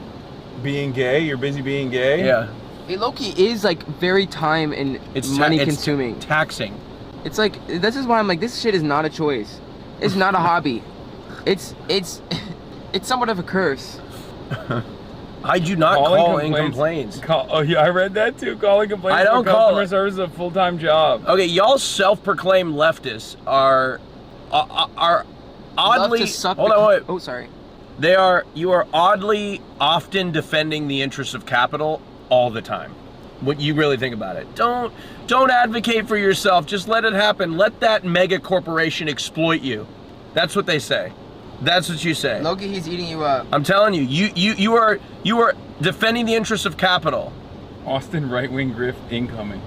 No, but you are though. Think about it. No, he's out-woking you guys. I'm out-woking you. He is the woker. When you don't advocate for yourself, and you can do so respectfully, there is a line, okay? I feel like we've been throwing around the woker title, okay? Yeah. There's only one person in this car with a gender studies degree. That's true. You are the woker. They sound like kids. My diet is only chicken nuggets for the rest of my life. I don't even, it's not like I'm eating chicken nuggets. I'm eating straight chicken, not nugs. Straight chicken, no nug. I have had a slur in your chat. What? Somebody just called you a slur? Well, it was probably another gay person. I'm gonna hope it was another gay person. It definitely was another. But they're gay not person. a subscriber to you. It definitely was another queer person. They're not a real. How are you getting F slurs from behind the camera? I'm not. I'm like, damn. You're not even on camera. His gay aura is reflected on the way he's holding the camera. They can sense it. My limp wrist that's keeping this camera afloat. Isn't it because fruits are expensive in Europe and America? I mean, I don't think it's a financial consideration for Christian. Wait, what is? Fruits? Fruits, yeah. Oh yeah, it's certainly not a financial consideration. Because he doesn't buy fruit. It's literally just utter, like, I'm not even kidding, it's just fear. Like, I just have an intense fear of fruit. Is it really? Does it make you sick to your stomach? It makes me sick to my stomach, it makes me afraid. It's so strange. It's so delicious. We all have our own fucking things, okay? It's so wild that I'm getting called strange by Austin fucking Show, who managed to makes anything about planes and being homosexual. He's cooking you. But damn, I'm like, wait, how are you gonna throw that around like that? He's cooking you. Literally Austin Show. Dude, we'll go to Shenzhen. I don't think I'm later, strange. I think I'm like today. everybody else. No, you are neurotic. The reason why we're a much smaller group today is because everybody went out last night, late into the night, and the only ones who were able to recover were the ones who left a little bit earlier. It was Austin and Christian. The rest of the group is sleeping in today, and Will is going to go to Shenzhen later in the day, and he is going to pick up the my Zhongshan suits. Oh yeah, mine too, right? We're wearing them on the podcast. Yeah, but we don't have anything.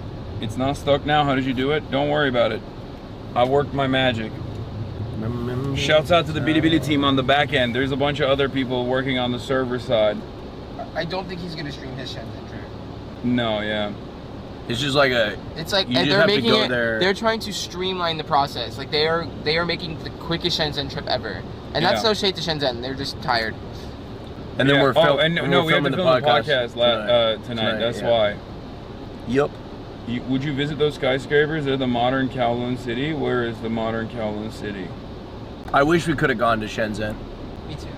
But also, you can't really say that to Hasan because there was advocacy not to go, and I think it hurt his feelings to say that and then rubbing his face, being like, "I was so excited to go to Shenzhen," is a bit disingenuous. I mean, it's fine. Under the conditions at which we would have had to go to Shenzhen, I didn't want to go because it would have been insane. It would have been an insane schedule, but for sure. If we didn't have those conditions, it would have been perfectly fine. It is a bit of a flex that I'm the only one who wanted to go to Shenzhen, and I'm the only one who can't go to Shenzhen. I'm going back to mainland China tomorrow, by the way. Yeah. I'm flying back to mainland China without Hasan. Christian and I are going back to Shanghai. And then we fly back to the U.S. Yep. Don't you eat lunch at noon? I mean, I usually eat one meal a day, and that's usually later in the day at around 5 p.m. But here I've just been eating throughout the day whenever we stop to eat, picking at food here and there. There's a YMCA here. Oh. Boots. It's fun to stay at the YMCA. And no one's gonna do the dance. That's crazy. Go on, show. Yeah, hey. Dun, dun, dun, dun, dun. We're doing the dance because Trump's a socialist now. Mm-hmm. Yeah, he's a socialist. Yeah, Trump and Zohran. Trump sucked off Zohran as hard as he sucked off Bubba.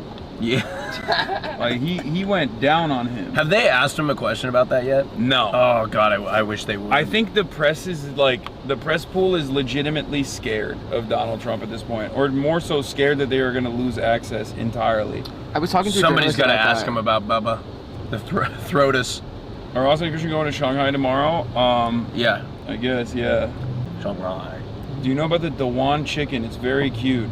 Oh, Monster Building is the modern Kowloon city. Yeah, we are on our way to, what is it, Australian Milk Corporation? Australian Dairy Company. Australian Dairy Company. The technology city is very modernized. I know. Why flying back from Shanghai? Cheaper. Much cheaper. How much cheaper? I saved $8,000. Hong Kong. I was paying for 2 tickets, so I saved $8 grand. I think Hong Kong because it. But that's has, because I had a lot of benefits with my airline. Okay. Hong Kong has visa-free travel from Europe and America, so a lot of people fly in from all around the world to Hong Kong. Whereas I feel like tickets are much cheaper out of mainland China. Tons of Brits. So the airline that I have that I have a lot of points with, or just I have a lot of loyalty to, Delta Airlines, doesn't really service China and Hong Kong. They don't really service it. They don't have many flights to it, so it's very, very expensive.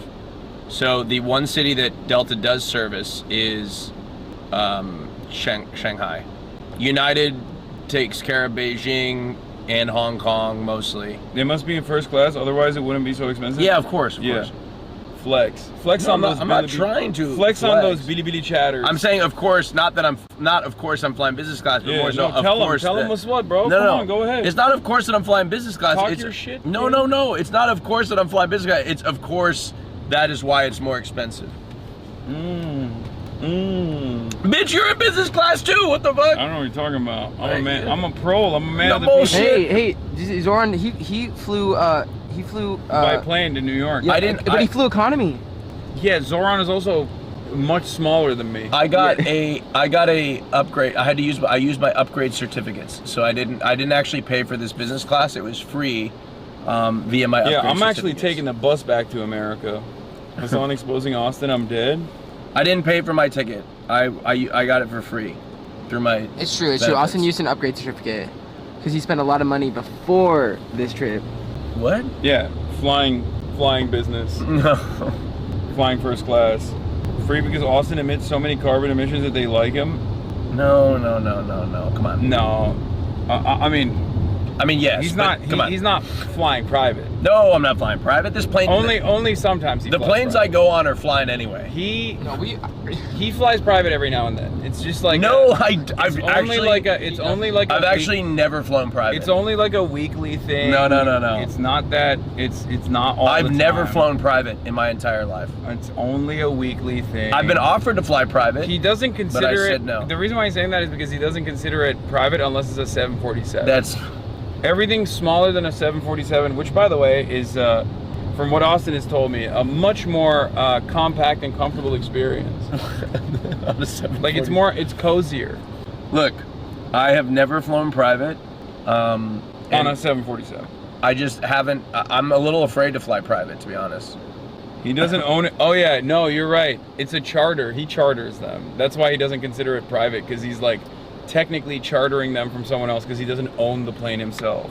That's how Taylor Swift justifies her carbon emissions, right? She's like, technically, I'm not flying on all of these private There are jet people flights. in here unironically thinking that I fly private, and you're so happy about that. Yeah, Will was explaining yesterday that they booked a 4-day holiday to fly from US to Tokyo with the savings they made from not flying US to Hong Kong, which is insane. Yeah, it's true. Yeah, kinda. Yeah. They're gonna go to Chongqing Mansion. No, we're not. If we're gonna play, I want to play basketball, but I want to. We're gonna go to Victoria Park in the afternoon. So the reason why that's the I'll go case buy 'em. is a lot of U.S. carriers don't really. There's not a lot of U.S. carriers that service Asia or China and Hong Kong, because I think a big part of that is the visa process is very, very challenging, and also $200,000 to charter from LAX to Hong Kong. 200,000? He knows that already. He's saying, "Oh, 200,000. That's cheap." That's why he's shocked. Come on. He normally spends like 300K for that. 200,000 has to be 200,000. There's not a lot of private jets can make that travel. Guys, I would never spend that right? amount of money. You can't. You have to have it. Be no, they can make that trip. Smaller private jets? A BBJ could. The smaller private jets can make the trip from No. LA to Hong Kong? I don't know. No shot. I think maybe. No, I've seen those TikToks where like there's this like one, a BBJ. you know what I'm talking about? Yeah. The guy private who jet sells private jets. Yeah. Those are some of the most insane TikToks. Like I always wonder like who's the target audience for this, and then I realized like, well, I'm watching it fascinated, so I guess everybody else. I'll be honest, like I don't really know a lot about private jets because I was more obsessed with like commercial aviation. There's the cutest little goose stuffed animal over there. Such a homosexual. See what I have to deal with. I like it. You like it? Yeah. All the flights from New York City to Vietnam I was looking at had layovers in Hong Kong and not that expensive. No.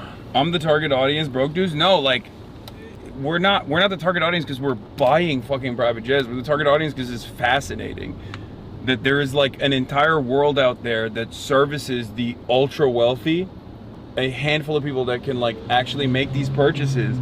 But that guy is so cool. If I could, and he has those like panels. Yeah. He has like the panels of screens on his wall, and he'll just point to it and be like, "This is what the plane interior is size-wise. This is what it looks like." And then people will be like, "I have $10 million." It's like you might as well fly commercial. My gum somewhere. Where is you have a tissue or something in your pocket? No. Why would I? I mean, I'm sure there's tissues at the restaurant. Look at this, Christian. Look at this. Look up.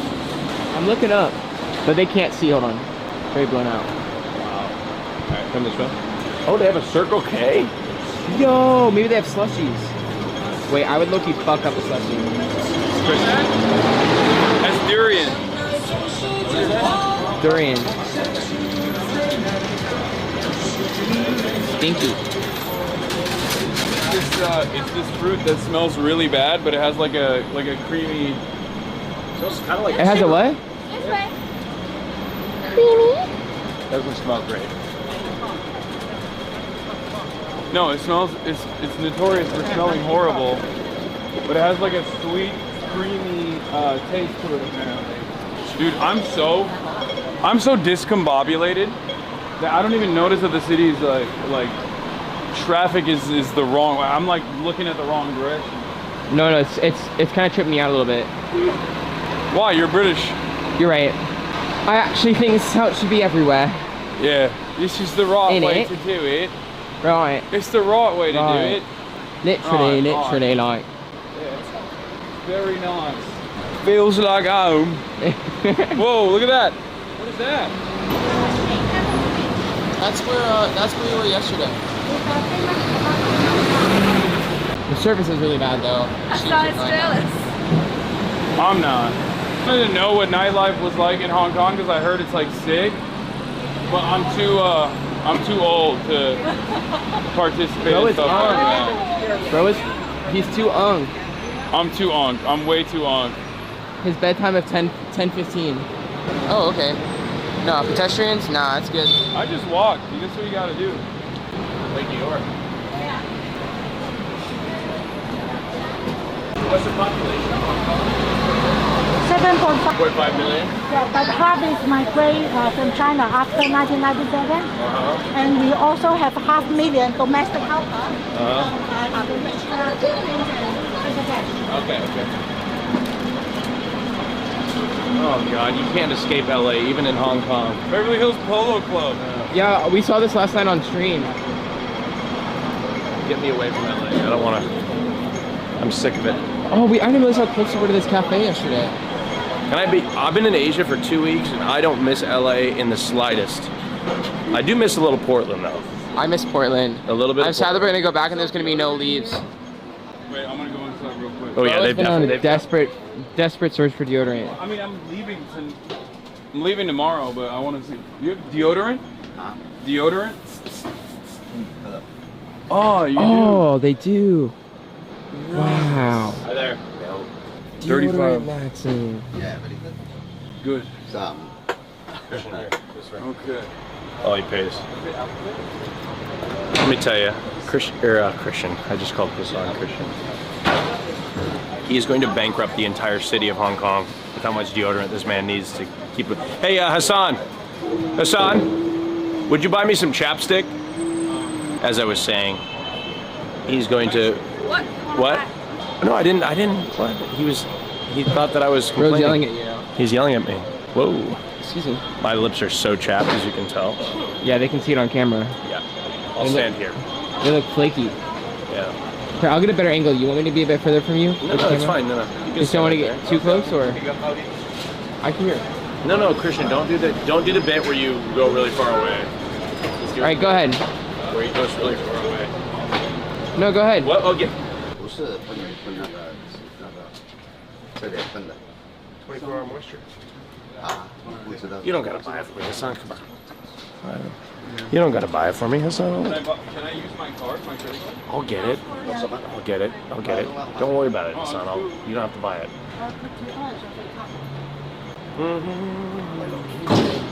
Don't worry, Hassan. You don't have to get it for me. Austin spent $200,000 on the flight here. So I did not spend $200,000 on the flight here. Sorry, I'll get a better shot. What were you saying, Austin? Said I look like a general, very strong, with much power. Oh my God, I can't believe I'm about to rip a deodorant. What a time to be alive. It feels refreshing. You want some? Are you saying I'm stinky? No, yeah, Christian needs a little. Yo, I'm not. I put on some right before we left. Oh my God, this line is crazy. I guess they rip it. Except cash only, no electronic. Cash. Hi, I've been here for 45 minutes. What's up?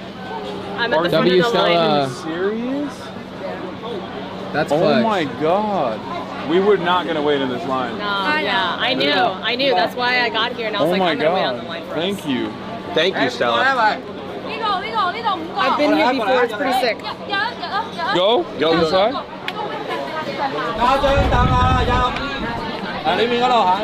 Where are we going? Well, he just pointed in that direction. This way. Come on. Are we going this way? Are we following him or are we not following him? Someone get inside.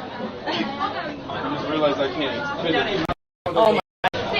Oh, what? Okay. All right.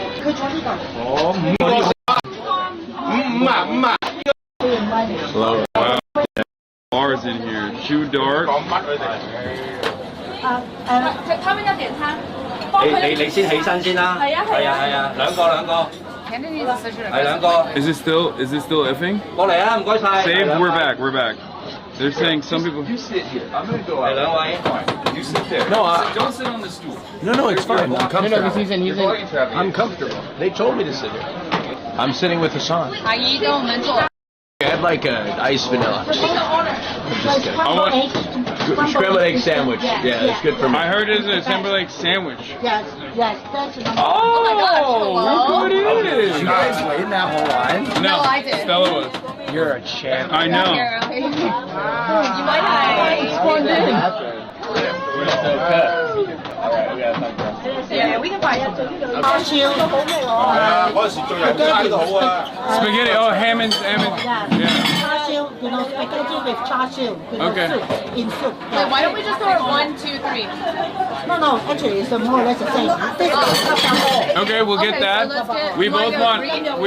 three? You want a sandwich? It's a set. Whatever, yeah. Okay, let's do 1, 2, 3, 4. It's fine, Christian. 4 egg sandwiches and 1. Or do you want to do like 4 egg sandwiches with a milk tea. 4 egg sandwiches, 4 milk tea, right? That's a specialty here as well, right?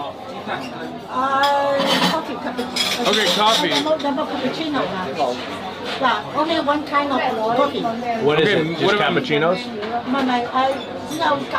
What about milk tea? Isn't there milk tea? Milk tea, yes. Yeah. Milk tea. 4 milk teas, 4 scrambled egg sandwiches, and then one of the ham, the macaroni thing. Is there French toast?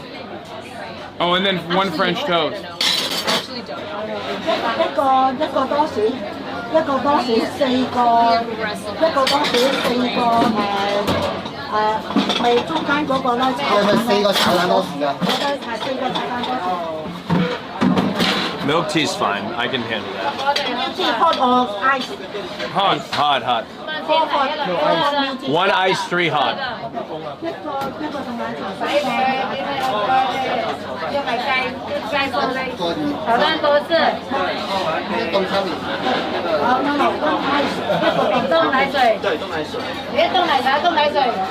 I'm trying to see what it looks like. Oh, okay, it looks fine.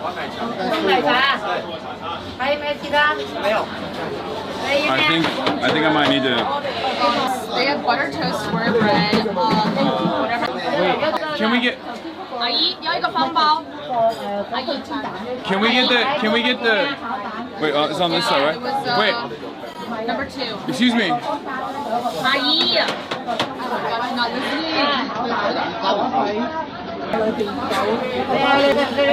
This person. Wait, yeah, this, excuse me, this. Yeah, this, all of this. The toast.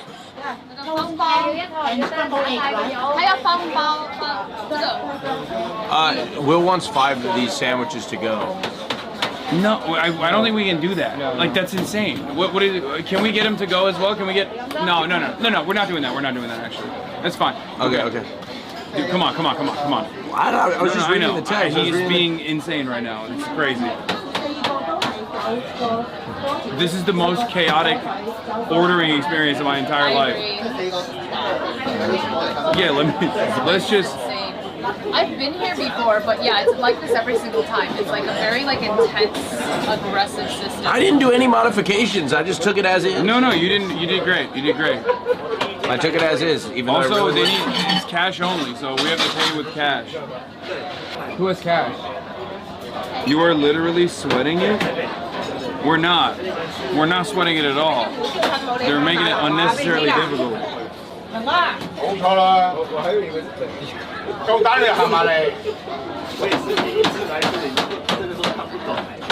Not a DoorDash. High Shred Restaurant, the bear style situation. To be honest, I'm actually relatively calm for how much chaos is happening around me. I'm proud of you. You are starting doing to great. learn. You know, I don't know what happened, but something happened recently where I just don't really. Maybe you know why? Because I'm in airports all the time, and those are some of the most chaotic environments ever. Yeah. So I think I really have learned to just absorb Especially when you chaos. fly with me. Yeah, for sure. Oh. Austin, I completely, understand. The ice That's Is it good? Hasan had my first. Oh, okay. No, it's fine. Everyone's gonna drink it before you. Yo, that is so fucking. That good. is bomb as fuck. That is so. That's the best milk tea I've ever had. Really? That is the best milk tea I've ever had. And the ice that is is awesome.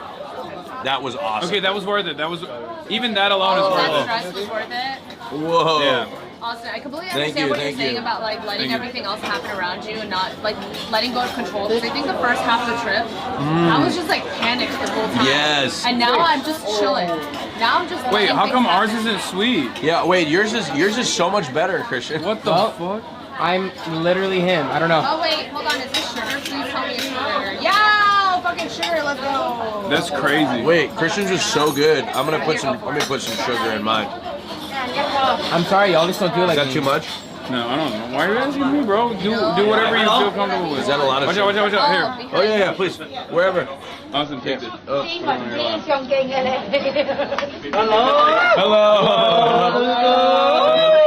I'm gonna switch. I'm gonna go. Oh, thank you. Quick service. Just grab and then. Okay, I'm very excited, but I'm stressed about making my sandwich, so you're gonna help me. You don't like tomatoes, do you? Yeah, you can take my tomatoes, but I need to. Wait, do you eat the butter toast or do you put the scrambled eggs in it? Put the scrambled eggs in the butter toast. Why do they just make it pre-made? I mean, they got quick service going on. Can you please take my tomatoes? I'm afraid. Christian, I'm a little busy right now. Let me hold on. Give me a second. I will help you. Let me assemble this sandwich here. I'm gonna assemble this sandwich. I'm fucking. I feel mini. I feel ginormous in this table right now. Yeah, think about how I feel. Yeah, I cannot imagine how you do it right now. Is this how you do it? Are we doing it correctly? The scrambled eggs is so fucking good. Dude, the food is bomb. Oh. Will tried to say that we could get this to go. by the way. Oh shit. Oh my god.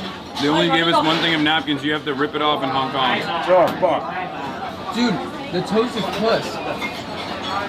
I'm not gonna lie. Unbelievable. This feels like something your mother would make you, and it's the best thing you've ever had when you were 5 years old. This is what it tastes like. Oh, Like when you're sick as fuck. Yeah. Oh my god, that's incredible. Are we experiencing like a food wars moment where we like ascend to heaven? Guys, this is unreal. Wow. Okay, facts is the best. This is the best scrambled eggs I've ever had in my life, I think. Oh my god. Here. Take a look at it. Here. Did you want any sugar in your... It's the best milk tea I've had the whole trip. I need this egg recipe. This is crazy.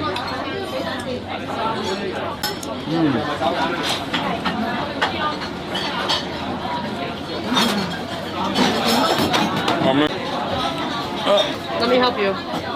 This might be a little ambitious. Here you go. Yeah, that was... Guys, this table is like not even 3 feet across. No, it's insane. It's like 2.5 feet.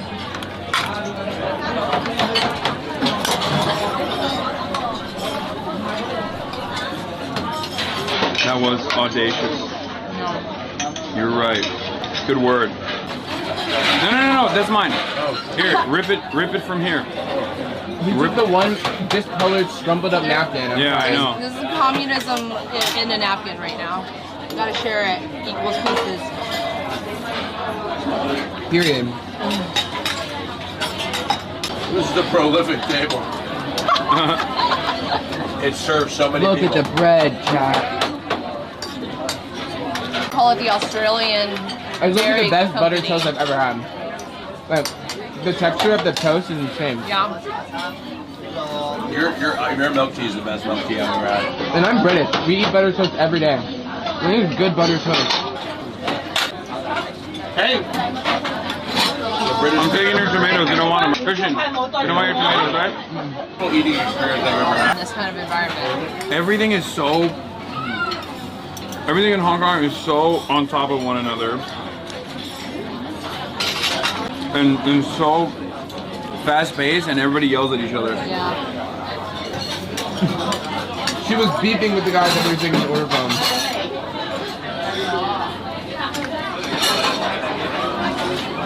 At first, I couldn't comprehend it. I thought it was just like uniquely beefing with everybody.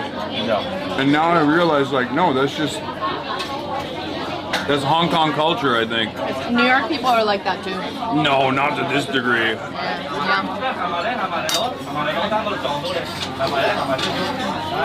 We never got the sweet stuff. Oh yeah, we had the toast too, right?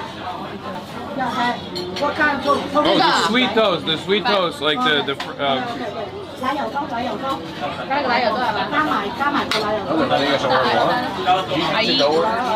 我问你一下，可不可以转 It's too much. 可以换冰 I just watched this on Slice Flash Can I change this to cold actually? No? No. She just said no. I can't chug this right now. It's too hot.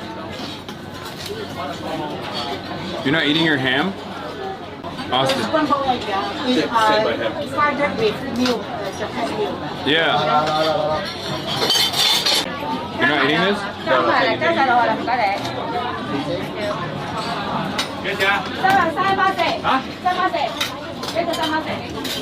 Hasan, do you want the rest of mine? I actually ate breakfast, so this is too much for me right now. Fuck yeah.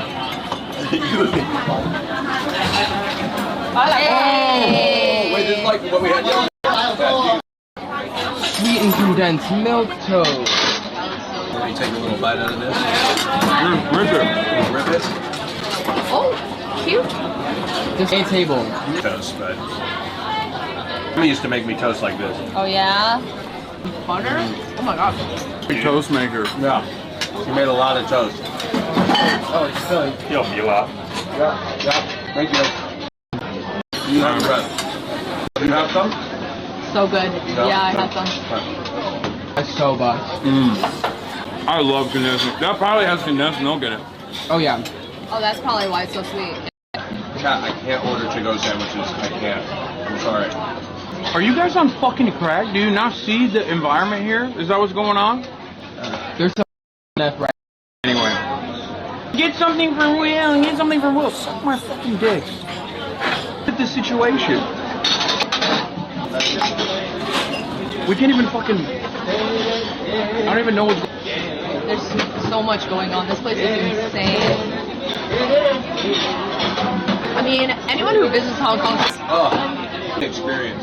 I don't think there's any like way to order to-go food here anyway. I haven't seen a single person This get is a place you come in and you eat and then you leave.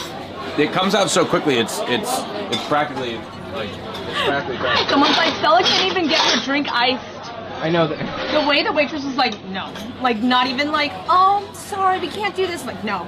Get out my face. Girl, they're I on was like, all right. They're on a time crunch, Henny. I actually appreciate the Wait, bluntness. there's a PowerPoint? It's bad? Is it? Yeah, we've gotta pay the money. I don't have any. Maybe your fucking mental deficiency is making it incapable for you to see the format in which they present the fucking sandwiches. But it's not. What do you want me to do? Hold the fucking scrambled eggs with my hands? Are you that stupid? Yeah, let me just grab a couple sliced tomatoes with my fucking hands. What is going on? Nebraska's finally getting it. Some of you are so fucking stupid and unbearable. I hope you know that. How about Billy Billy? How's Yes, Billy Billy Nebraska, right now? yes. Are they kind? Yeah, Billy Billy kinder? let me fucking grab it with my fucking hands. Okay. Yes. Alright, I waited in line and I got cash on me. That's crazy. You're the best. Wait, you got Hong Kong dollars? That's right. Damn, so you saved the whole fucking... You saved the day. That's goat status. Some people don't wear capes. They fucking... They make cocaine out of it, dude. Yeah, because that shit is... I looked it up. It's 220 whatever doses of caffeine. Regular coffee is 60. Let me tell you something. Let me tell you something about this tea. That's why I've been like actually absurd this whole trip. I've been Are we drinking, ready to like 3 rip? a day. Oh yeah. Are we ready to go? Let me finish this tea. Okay. This tea is so good. I realize it has sended me to a level where I'm not even anxious. I'm just floating. I'm overwhelmed with pure joy. I love hearing that. Tell me more. The amount of joy that I'm experiencing, I need to enjoy this last piece. I feel like we should do a hashtag ad. Definitely do not like it when I speak Mandarin. So that's probably part of it. Yeah. Or maybe. Let me ask her. You know what it is to speak more Taiwanese, okay? They'll respect me if I do that. Yeah. Guys, what is this? What does this say? This is our bill, by the way. I don't know what this means. What does that mean? What does this mean? What does that say? I'll help you out. Thank you. I think so. Do we pay up here? Do you have the check? Yeah. Let's just get across to the other side. Yeah, sounds good. Split up. Okay. Oh. What's up, Christian? Yo, how are you? Hope you guys are enjoying your time in China and Hong Kong. Of course. It's awesome. Well, this is the last leg, yeah? Yeah. No Shenzhen? We're leaving. Unfortunately, no Shenzhen. Oh, yeah? For a day. You guys like it that much? Well, no, we saved a bunch of money on airfare. But we still love Shanghai. So we're excited. Yeah. Yeah, hey. Yeah, take care, man. Nice to meet you. Oh no, that song is stuck in my head. Which one? I can't say it. Is it Quando Quando? No. The other one that's been taking over the internet. Is it? We carry the flame. I don't even know that one. I don't even know that one. You do. I just can't say the first. I'm just not going to say the first line. Okay. Chad, what have you done to me? Stella, do you have any wet wipes? Nice to meet you. Nice to meet you. Big fan of your work. Hope you're enjoying Hong Kong. That's about it. It's been great. It's the best I can do. What's up? If anyone can bring us wet wipes, that would actually be amazing. Yeah. Oh, here you go. Red Star? What, you got a gift for me? Yeah, it's the Imagine Dragons song. What is that? The time is now for socialism. That's what it is. It's socialism o'clock. Yo. Oh, if you drop it, it's over. It's over. Is this a vintage or is it antique or something? Or is no, it's a normal? Oh, okay. Well, thank you so much. You want to take a photo? Just for Will and what? The rest of us here and crew in the photo. They're eating right now. But Austin's here. But Austin is here. We can do it with Austin, and then you can get one with Will when he comes out. Yeah, yeah. Oh yeah, I'll be off camera. Oh my God, look. He's looking up at us. I don't know if he knows it.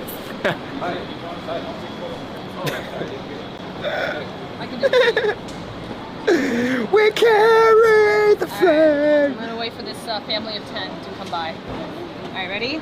3, 2, 1. Damn, Christian has a great chin. That's why they call me Chin.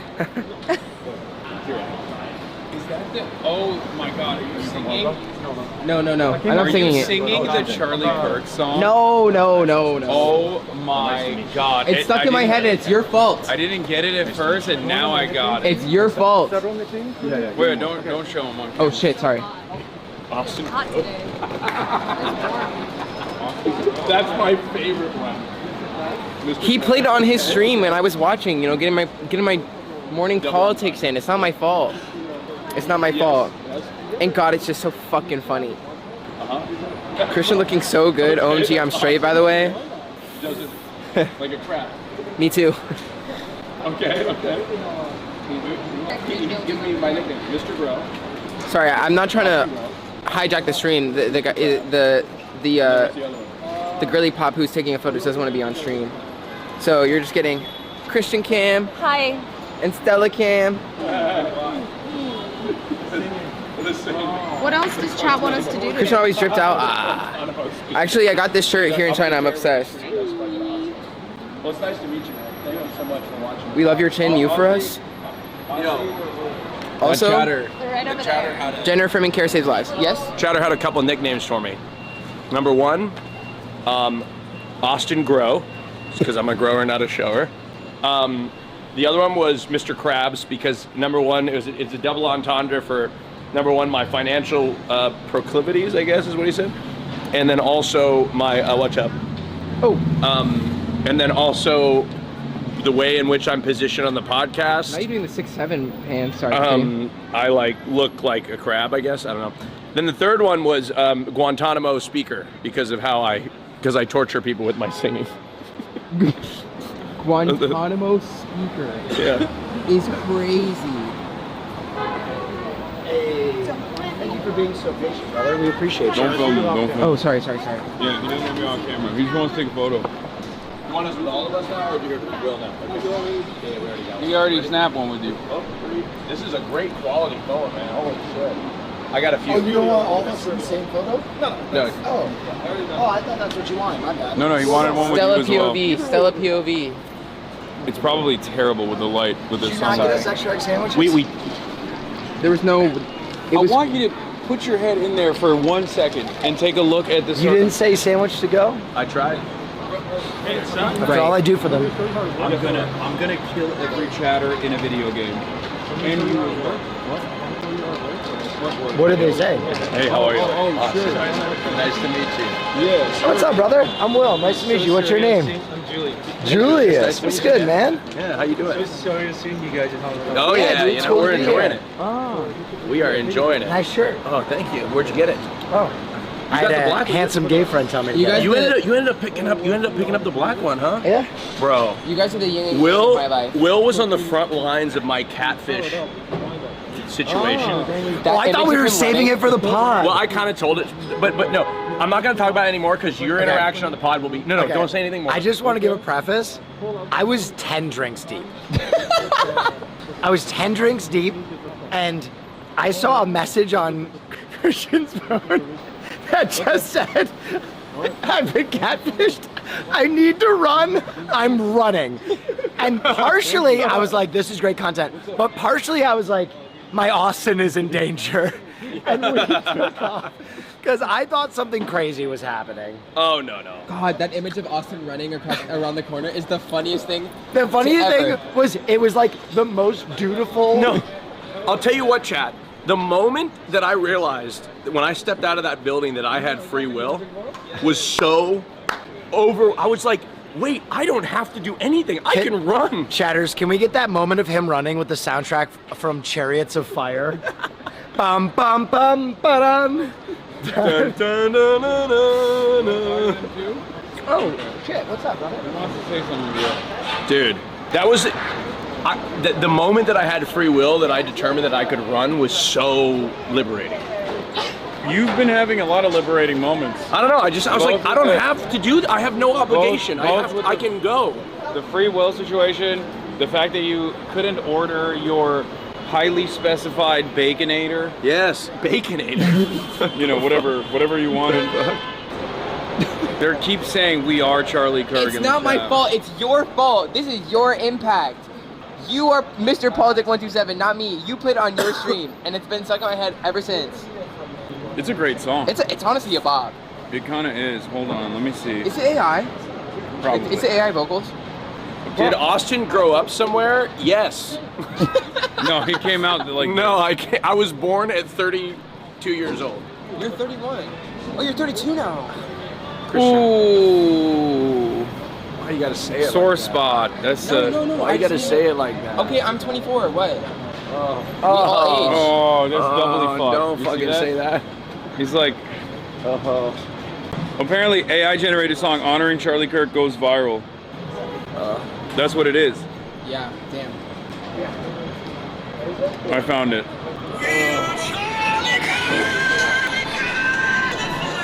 Hey.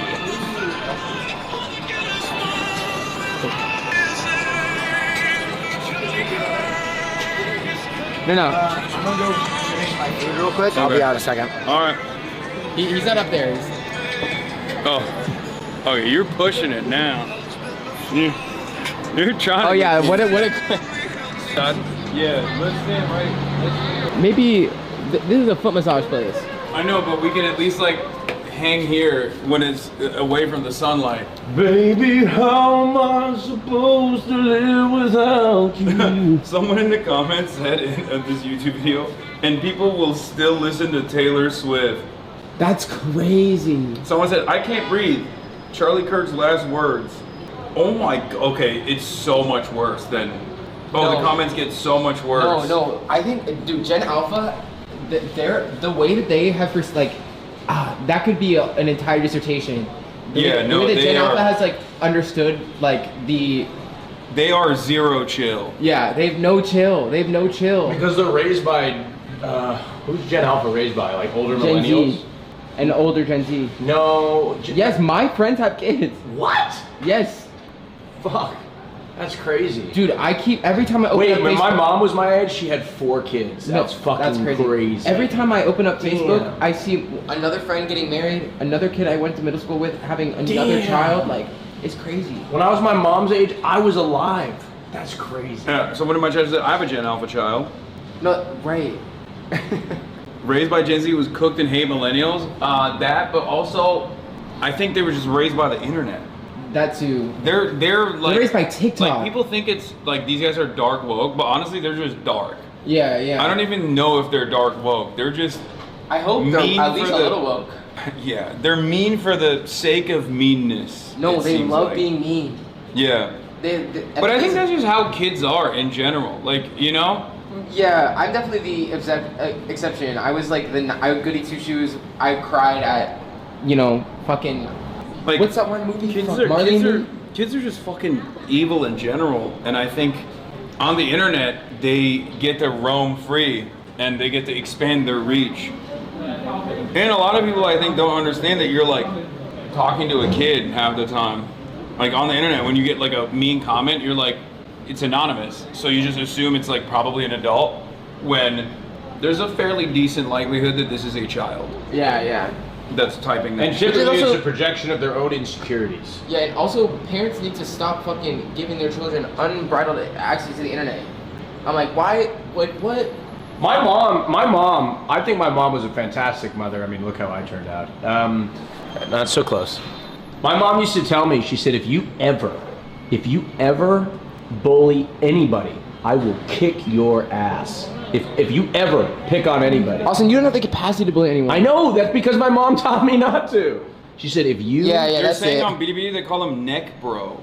I don't know if that's real. That's crazy. That's crazy. The whiplash from like the... Oh, shit! Austin, people are concerned. The entire block just turned and looked at you. What, I'm not allowed to sneeze? It's my favorite video on the internet. When they're looking at the deer. It's Anyone? I have not seen it. Sorry. Someone in chat will. I can't tell. What are you doing on the staircase? It's really hot in the sun. So we just ran in here to shelter ourselves from the sunlight because I feel like if we go into that other restaurant, they're gonna give us grief. The Guantanamo speaker. Tell me quando. Wow, the acoustics in here are great. We can share a love divine. Like, there is a business. No, I mean, we can just be here. Oh my God. Wait again. Oh my God, we're at a massage place. When will you say yes to me? Oh man, look at all these different massage Tell me quando. Yeah, here you go, chatters. You all wanted foot. Oh, I got a new song for you guys. Ready? Not this close. Not this close. Dankeschön, darling, Dankeschön. Oh, God. Can you help me with this? Because I feel like I'm tangled up. I think it's... I'm on the wrong side. Here. Turn around. I think it's close. Wait, wait, hold on. Oh, it's stuck in your butt. Oh. Yeah, it has that capacity. Damn, it was stuck in your ass cheeks. You were just holding it the whole time.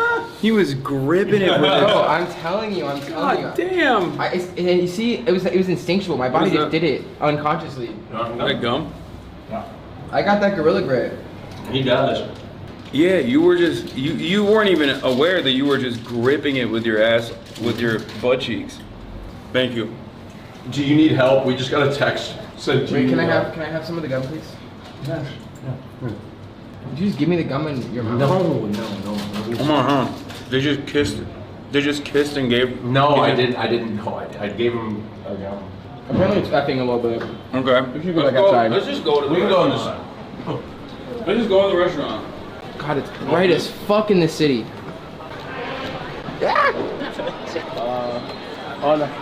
Are they in? Are Are they in here? Right there. Yeah. Thank you. Oh, there's seats right there. Yo, this food looks buzzed. It's always been a luxury food, but lobster. I am. Do you want some noodles? I do want some noodles. I tried. Are you getting shit from chat? Yes. Chat. Don't give them shit. I am kidding. I am a cunt always. No. You did bring us egg sandos. Lady Guan. No, chat was spamming like, can you please? Why won't you get something for Will? Why won't you get something for Will? Tone indicator. I am kidding. I am kidding. I was like, do you notice something about the restaurant we're in right now? They don't even. Stressful. No, that and also nobody speaks English. And also they don't even serve the breakfast sandwiches in breakfast sandwich form. It's deconstructed. Oh. You have to make it yourself. I was like, what do you want me to do? Grab the fucking tomatoes and bring it outside? Everything was made of milk, and if we gave it to her, I would die. Oh God. Give me 3 minutes. I want to sit for 2 seconds and then pee and we go. Yeah. I think. Oh, it's 1:34. Austin, when do you want to flip over to your stream? Whenever. What are you guys doing? I have no idea. Yeah, I don't know what I want to do. There's nothing. I mean, I'll just shop. We go shopping. In the app, we can go shopping. I can go get. You want to get close? Yeah, sure. May I make some suggestions? May I make some suggestions? Yeah, I want to go to Monster. There, Is what? What is it? I don't think it's a thing here. okay, making a mahjong set. I hear something you can do, which is really cool. Make a memory. Get on a boat. Ooh! I'm gonna get on a boat. Let's get on a boat. Get on a boat. I would really like I said that last night. Let's go shopping and then get on a boat. We have to film the podcast tonight, by the way. I'm good. Can you give me your review? Yeah. I woke up. I had a protein shake delivered to the gym. I had 2 espressos, coffee right now. Uber Eats? No, the gym makes them. Oh wow. They make Bro, protein shakes up there? I've been trying to tell you about this rooftop gym, and none of you joined me except for Marsh. Can I join you tomorrow? No. Yeah, I've been streaming. Will, please. Okay. It's leg day. I don't thought we need to had be something. distracted by some point. No, you can join me.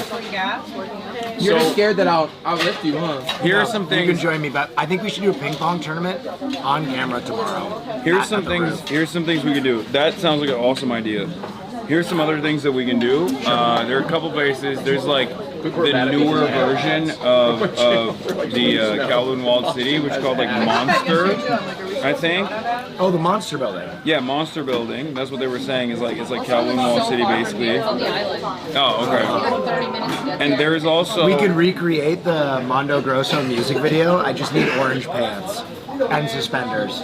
And an orange striped shirt. And I need a bob. Sam Rockwell? All right, there's so many fans here in Hong Kong. Can somebody just bring these to you? Because it'll be so much easier than us trying to find. We're gonna get like. Yeah, let's not do that. I always feel like you make that request and then it comes true and then. And then you have a lot of orange pants. Yeah. Yeah. Hassan, do you want to flip over now? Yeah, I can do that. Yeah, I can do that. So I need to change my title. Okay, you do all of that. You get ready, and I'll flip it over. So the other thing we could do. Hear me out. Sear and Wake did a full-scale RP stream in Miami with Rage. What if we just did a Wong Kai Wei film and we all stayed method and played roles? Yeah. Wong Kai. Yeah. Wong Kai. War. Word. Noodles were delicious. Thank you. I'm doubting myself now. Wasn't it one job or something like that? But what about the idea? Okay. Yeah, circling back to the idea. That's what I'm saying. Full RP commitment. We just encounter each other as characters in the night. Camera follows a protagonist silently. Yeah, never address the camera. I kill myself. Why would you do that? Kill myself because you're not fucking listening. No, we do you want to do a RP stream, Wong Kai War style, where the camera follows the protagonist. Yeah. Yeah, no, I understood that. Yeah. Well, we're gonna all have our traditional outfits. Yeah. Okay. Do you want your traditional outfit on and we follow you through the streets? Well, I'm gonna flip over to I'm gonna do Bitty Bitty while I'm Austin. talking about late night. Yeah, late night. Whatever you guys want to do, I'm down. Yeah, I want to go to a cool mall. What? What's going on, man? Not a huge fan, but really admire your work. Oh, okay. All right, nice to meet you, man. Yeah, like, and the Polish left will have some divided takes, some no takes. Oh yeah, I know. The entire Polish subreddit hates me. They think I hate Poland. How far is that? I'm gonna use the restroom. No, I don't. Divided takes, Okay. but you know. Yeah. Really admire your work on the China food. Seems like all China food is in Hong Kong, but Yeah, well, it's I guess it's like easier to fly out of here back to. definitely. That's why. Yeah. Anyways. But nice to meet you. See ya. Okay. They have good stores. Okay, so Victoria Harbor. Okay. Hassan, do you want to still go see those old buildings Irene was showing me? Which? We can do the Monster Building. I'm just throwing out ideas. There's a Chongqing manor or mansion, which is like a shopping area, right? That is not a shopping area, but it's very old shopping area. Oh, very old shopping area. More stuff to look at. Okay. Okay, chat. By the way, I'm getting feedback that the ads were a little crazy last time. Even I texted you. I'm sorry about that. I'll make sure that those aren't run as frequently. How many did you have run? I don't know. I think there was like 50 minutes of ads per hour last time. Some people were telling me they couldn't even get on the stream. There were so many advertisements being run. Okay. Are you ready to go? I'm ready. Go ahead. All right. I don't know. Everybody, I'm going to. No. Ready to. We're gonna turn on a stream. Everybody, I'm gonna stay on BDBD, but also I'm gonna turn off my stream, and then I'm going to turn on Austin's stream instead, and then I'm gonna raid Austin, and then end my stream, my Twitch stream at least. Okay. I ripped all the rest of them off. When I have the. I will be running less ads, but you can avoid the ads. Two of them fell off, so then I was just on the way, and I took the rest every day. You were maxing out on the ads? I don't know. Animal? I've streamed one time in China, or in Asia. Well, they're used to an experience where there's zero ads because I don't run any ads. All right, I will run less ads. Okay, I will run less ads. It's not loading. God damn it.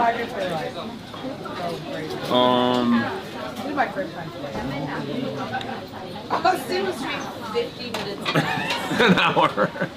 So like 10 minutes, no ads. 10 minutes of content. But boy, were they sweet. Alright. We're waiting for Yeah. Marsh to eat.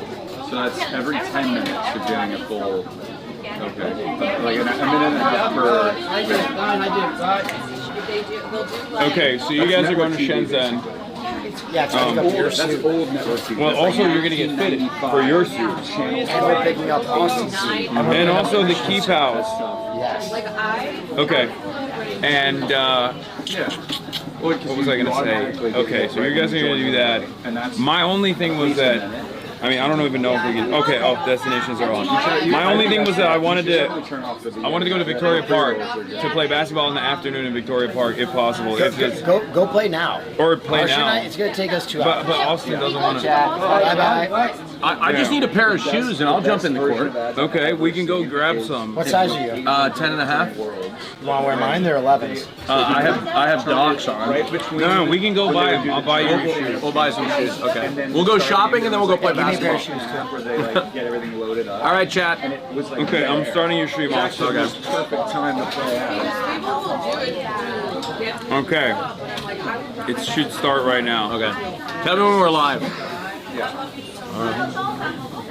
No, you have to see it when you're live. Yeah, I know. That's what I'm saying. But tell me, chat. Tell me when we're live. No, there's no. Especially if you're doing like Austin plays ball? No. It typically moves slow. Usually when. Oh. Okay. It says I'm live. Okay. And now I'm going to raid Austin. One second. Is the car here already? Hello, ladies and gentlemen. Okay, hold on. okay. Just 1 second. 2 seconds. Okay, I'm raiding Austin's show right now. Chat. And we're going to... I'm sorry. Your title is just IRL from China with Bill Christian. No. I changed my title to IRL in Hong Kong. Oh. Okay, well, IRL in Hong Kong, shopping and voting. Rating There's now. still no Anne Caroline Kwan though, and that's